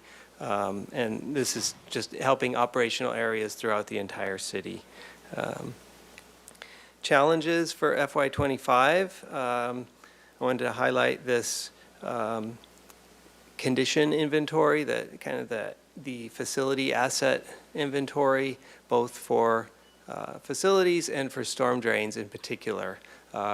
We have work to do to have a better handle on all of our assets and the condition of those assets so that we'll know what we need to invest to maintain those. 26, priorities. I wanted to highlight the last bullet point, which is outreach and engagement. And I would say that that is both internally, when we're talking about our fleet and facilities, which provides internal services. There's an outreach component to that with other divisions and other departments within the city. And then, of course, all the capital work that's going on throughout the city. It's been a busy stretch. It will continue to be a busy stretch, so that outreach and engagement piece is very critical. The next slide, the last one, is water resources. FY25 highlights. This is a project I wanted to highlight. That's the El Estero electrical project. This is, as you see here, it's a 3-year project. It is a very large project. It's basically open heart surgery on a critical piece of infrastructure. We've got to keep that plant operating without any interruptions, meanwhile completely upgrading the electrical components to that facility. That is underway and will continue to be underway for several years. Challenges for 25. I wanted to highlight the middle one, the capital and operational cost escalations. There were rate increases that were approved by the council for water and for wastewater. That did factor in anticipated inflation. But there's another piece to it too. Sometimes capital cost creeps up faster than inflation, and we've definitely seen that with some of the public works projects, especially things that are of more of a specialized nature. And then last, for FY26 priorities, I wanted to highlight, and this is, you've seen it with other departments, it isn't just a water resources thing, but the employee recruitment and retention is especially seen as important for water resources. One thing that makes that division a little bit more unique than other parts of the city is they're competing with special districts for labor. And some special districts are able to offer some pretty competitive salaries and benefits. So we're up against that. We have seen staff leave to go to other districts or to go to special districts. So that's a focus, not just in water resources, but certainly one that they're feeling right now. And that's all that I had that I wanted to highlight. I'm here if you have any questions. Any questions for Director Moore? Very good, thank you. We'll move on to sustainability. Good evening. Director Parenteau. Honorable Mayor, council members, Alelia Parenteau, your Sustainability and Resilience Director. And for FY25 highlights, we really focused on connecting the community with our mission of protecting local resources and achieving carbon neutrality. So this took the form of expanding our Santa Barbara Clean Energy programs with our heat pump water heater incentive, which has been wildly popular, launching our first urban creek trail down in the Lower Mission Creek area, and we plan to expand that this year with 6 additional legs and some docent-led tours. We are launching a regional effort for textile recycling with Homeboy Industries down in the LA region. This is a long sunset program. We're really excited to launch this, and our staff led the charge, collecting other regional partners and also Marburg. Our creek buffer ordinance, which you have been hearing about, is a win and a challenge. It's a win because this has been a long time coming. It's about 10 years in the making. And we'll talk about challenges in a second. And then our Sustainability and Resilience Open House, it was our second annual. We saw over 150 attendees, which was really an opportunity to connect the community with what we do and some fun activities. Many of you joined us. In terms of challenges, many are out of our control. Electrical interconnections continue to plague us. This is something that Southern California Edison controls, and we cannot interconnect renewable projects without their help. Volatile energy markets, we continue to be responsive to. We've been fairly lucky with our contracting, but this is something that we're constantly looking out for. And then we've had severe impacts from DIR prevailing wage designations in our contracting. It has doubled our street sweeping costs, among some other litter abatement programs. We just talked about creek buffer. We are basically battling a misinformation campaign, but working diligently to do so. Granada Garage is in its 6th year of trying to be completed. We are so very close and should be able to get it online imminently, so we're very excited about that. And encampment and abandoned waste enforcement continues to be a big piece of our business that we only took on a few years ago. So this is a big pivot for the department that we're continuing to right size and also make sure we have capacity for. In terms of our priorities for FY26, a big change is coming in solid waste collection, and that is the curbside collection. This is particularly large change for people who get on-site collection. So the collectors come onto your property, get your cans. Now you have to roll your carts to the curb, and so we're doing a lot of outreach to ensure people are prepared for that. Our Creeks Division is looking to be proactive in its stormwater management and developing a rebate program for folks who take advanced steps to collect stormwater and retain it on site. We are expanding our material ban. This is a single-use material ban that we already have in place, and we're expanding it to some other materials like Mylar balloons, similar to Goleta, but also single-use toiletries from hotel rooms, for example. We're launching a private property climate tree program. So this is giving trees for property owners to plant on their property and maintain, and this is part of the Climate Action Plan's 4,500 tree goal. Really excited about that one. And we're continuing to look for solar plus storage opportunities on private property because this is the single best way that people can control their electricity costs today. In our numbers, this year we've had 2 household hazardous waste events that have collected 61,000 pounds of hazardous waste. This is in addition to our partnership with UCSB and has been tremendously successful. We've given out over $350,000 in electric vehicle incentives, over 28% of which is to low-income participants. They get an enhanced incentive, and this has been very, very successful. That's over 220 incentives given out. And we've received $5 million this year alone in access to transportation programs, such as expanded B-cycle memberships for low-income participants and expanded stations on our more socio-diverse areas of town, as well as expanded access to EV charging. We're partnering with the school districts to provide them charging during the day for their faculty and multifamily charging in the evenings, which is a perennially difficult problem to solve. And that is all I have. Very good. Any questions for Ms. Parento? Great, thank you very much. We'll move to the Waterfront Department.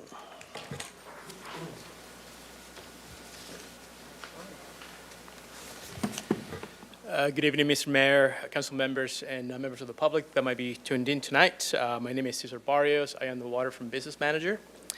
And to just dive in fiscal year 25, at the Waterfront, we achieved significant milestones, starting with the development of the vessel insurance policy, the transition of armed harbor patrol officers to unarmed. This is under the Senate Bill number 2, as well as improvements to our cruise ship program, which was a very public process, which you also partaked at towards the end.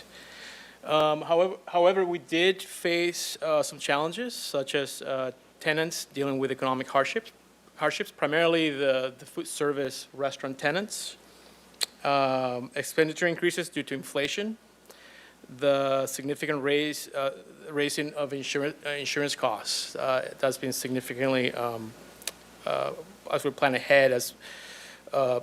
DeMartini mentioned, the insurance for Stearns Wharf will significantly increase the deductible in the next few years compared to how it has been overall.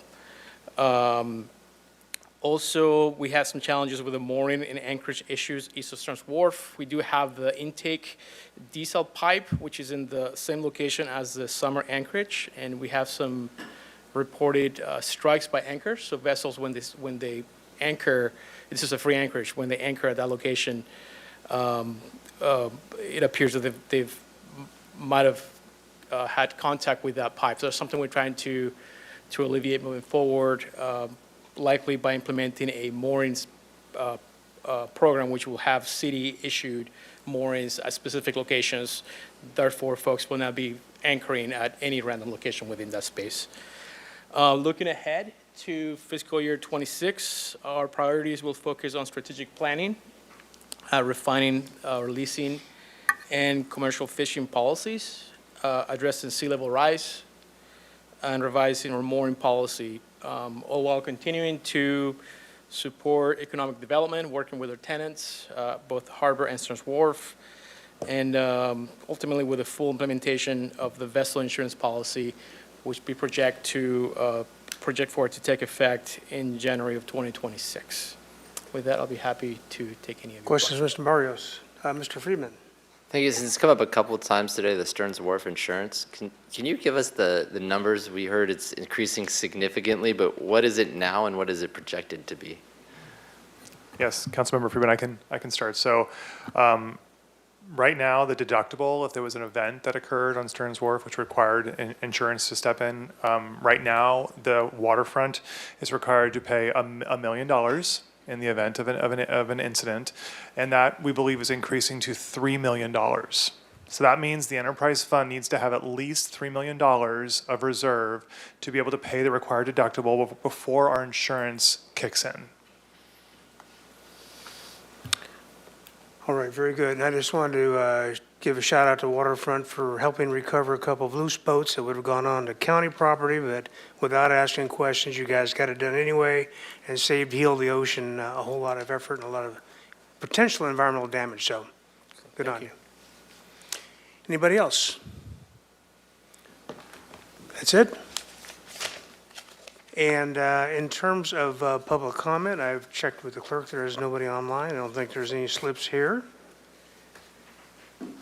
And any questions or discussion by council? Ms. Snedden. Thank you, Mayor Rouse. I really enjoyed this format, the big picture all together, all at once. Really appreciating it, and the way the slides are laid out with, I'm sure it takes a lot to have to think about, well, what are the main priorities down to 3 or 4 bullet points. And so I think this is really appreciate it. I'm just big picture, appreciate that there are no new cuts this year for the first time in years. So that is a huge relief going into this process right now, and it looks like we have some time to look at things. I really appreciate the NHA independent review. I think it's always a good idea to check ourselves, and I'm sure it will just confirm. Congratulations on the Distinguished Budget Award, and I think that's a great idea. I think that was very proactive. This federal funding instability seems to be significant risk across multiple departments, and I think of all the things you said in the opening statements, that's the one that really stood out to me as the great unknown. We just have nothing historically to be able to even compare this to. So I'm on that note, I think we're going to talk about the reserve policy, but that really stood out to me as we could potentially be in a lot of risk with climate change and disasters, and we talked about fire and sea level rise. These are different issues that have come up throughout. So just overarching. Airport, really appreciate what this department's doing and the work with the community and sort of seamlessly. And I'm really happy to hear their priorities, including the hangar and also the flood things. City administrator, I'm just, top-notch. I'm so grateful you're here, Ms. McAdoo.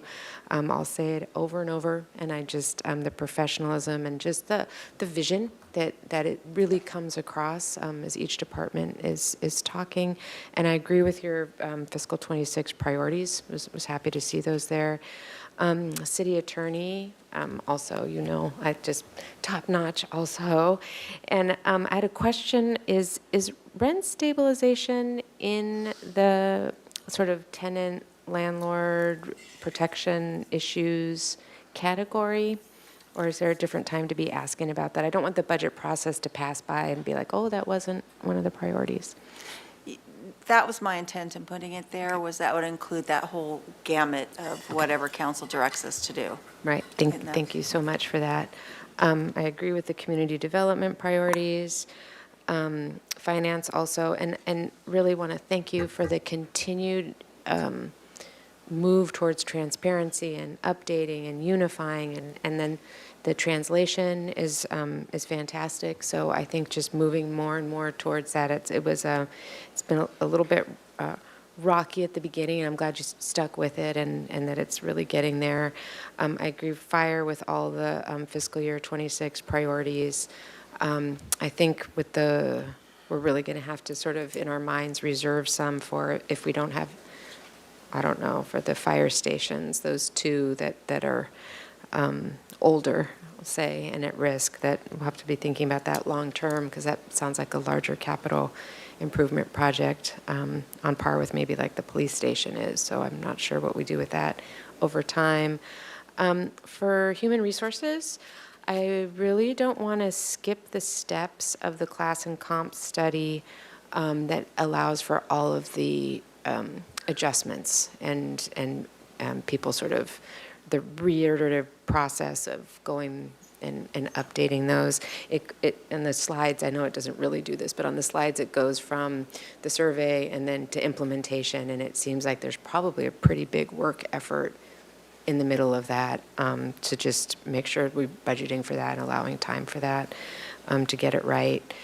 Information technology, I love the work happening, where are you? I love the work happening with GIS, that open house and all the different layers of the city and how they're all interconnected. Really, really, really exciting to see this be an actual platform that we're using as a city, and it's just going to get better and better. That's really, really exciting. And I also love the QR codes and all the different ways there are for members of the public to be able to interact and send in their complaints and concerns and get a response. So that seems to be working really well. I agree with all those priorities. I agree with all the department's priorities. The library, major kudos for those highlights. The plaza's beautiful and inviting, the library open. Really, really happy to see, looking at the regional collection issue solutions. I think with Goleta where they are and they're kind of closed for a little bit for construction, and we have sort of a transition happening here. Seems like perfect time to get that right and be working in partnership with our neighbors. Parks and Rec, you're like a city within a city. It's all of just huge capital improvement projects, really incredible what you've already done, and really excited about the Admiral Park Chumash project. I know that's been a lot of meetings and collaborations, and it's often set up as sort of the example from in the Chumash community. This is the example of how to collaborate and how to bring projects forward, and I think it's really fantastic that that's happening. And the Franceschi House, people are excited about it, and that was a hard feat to do with all those public meetings and getting people to really see the vision of that. Happy to see you're going to have a master plan process in the fiscal year 26 priorities. And I just want to acknowledge that the intensity of storms and sea level rise and this more often, and I think this is across departments too, but it really stands out with Waterfront and Parks and Rec, that I'm not sure how you can just take care of all that funding within your own department. So I think that's something we need to look at systemically, I guess, systematically, that trees take take a beating. And then even with the Anapamu trees, that's a climate change issue, that those trees aren't just self-sustaining. So how we manage that with budgets, I think, is something to look at in the bigger picture. At some point, a police department, just way to go on the hiring. I think that just really, of all the things, it just speaks volumes to the culture in the department and what it is that you're achieving there. And I think that's really exciting. Standards of coverage will be good to hear from. Public Works, I'm glad to hear you mention the financial stability of the downtown parking. It's going to be a big effort to get that right, I guess. And waterfront, I agree with all of the priorities. And again, that's a similar area where broader issues of climate change, sea level rise. I mean, well, something to look at how an enterprise fund can weather all of those, no pun intended, weather all of those changing expenses on that. So just really, this was a fantastic presentation. Really appreciate it. Thank you. All right, very good. Anybody else? Thank you very much, Mr. Martini. Well done. Council member engagements. Mr. Gutierrez. Thank you, Mr. Mayor. Last week, I attended the immigrant rights meeting at the Faulkner Gallery held by the League of Women Voters. It was a really great turnout. I also attended Tacos with a Cop at the Guadalajara Market on the west side in my district. Really well attended as well. The Fire Police Commission meeting, our state senator Monique Limon had a town hall in Goleta over the state's insurance policies, which was really well attended. I attended the UCSB Battle of the DJs. That was really fun. I read to a bunch of grade school kids at Roosevelt Elementary, which was a lot of fun as well. I led a tour to a few Antioch students here at City Hall and went over how local government works. Attended a youth speak out that was helped planned by our youth council. That was a lot of fun. Also attended the Unity March at the De La Guerra Plaza. Attended the youth council meeting, and that's it. Thank you. Mr. Friedman.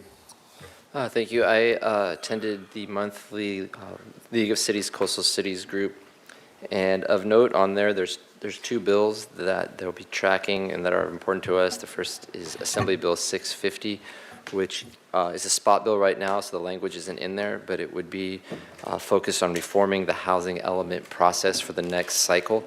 So there's a lot of positives in that that's coming out of the city, and it's something that the League of Cities and potentially us here in the city of Santa Barbara will be looking at.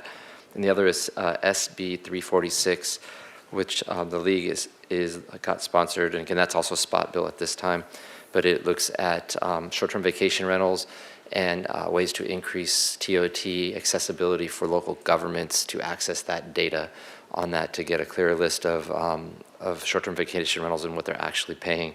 A lot more complex than that, but that's the general overview. Also, some fun events. Attended the Sherwood opening night at the Garvin. Great play on the Robin Hood, and some great fine actors there, and it was a fun time. And then the Library Foundation had a retreat that was well attended. I was able to go there for part of that, and just really looking at priority setting and the future of the foundation.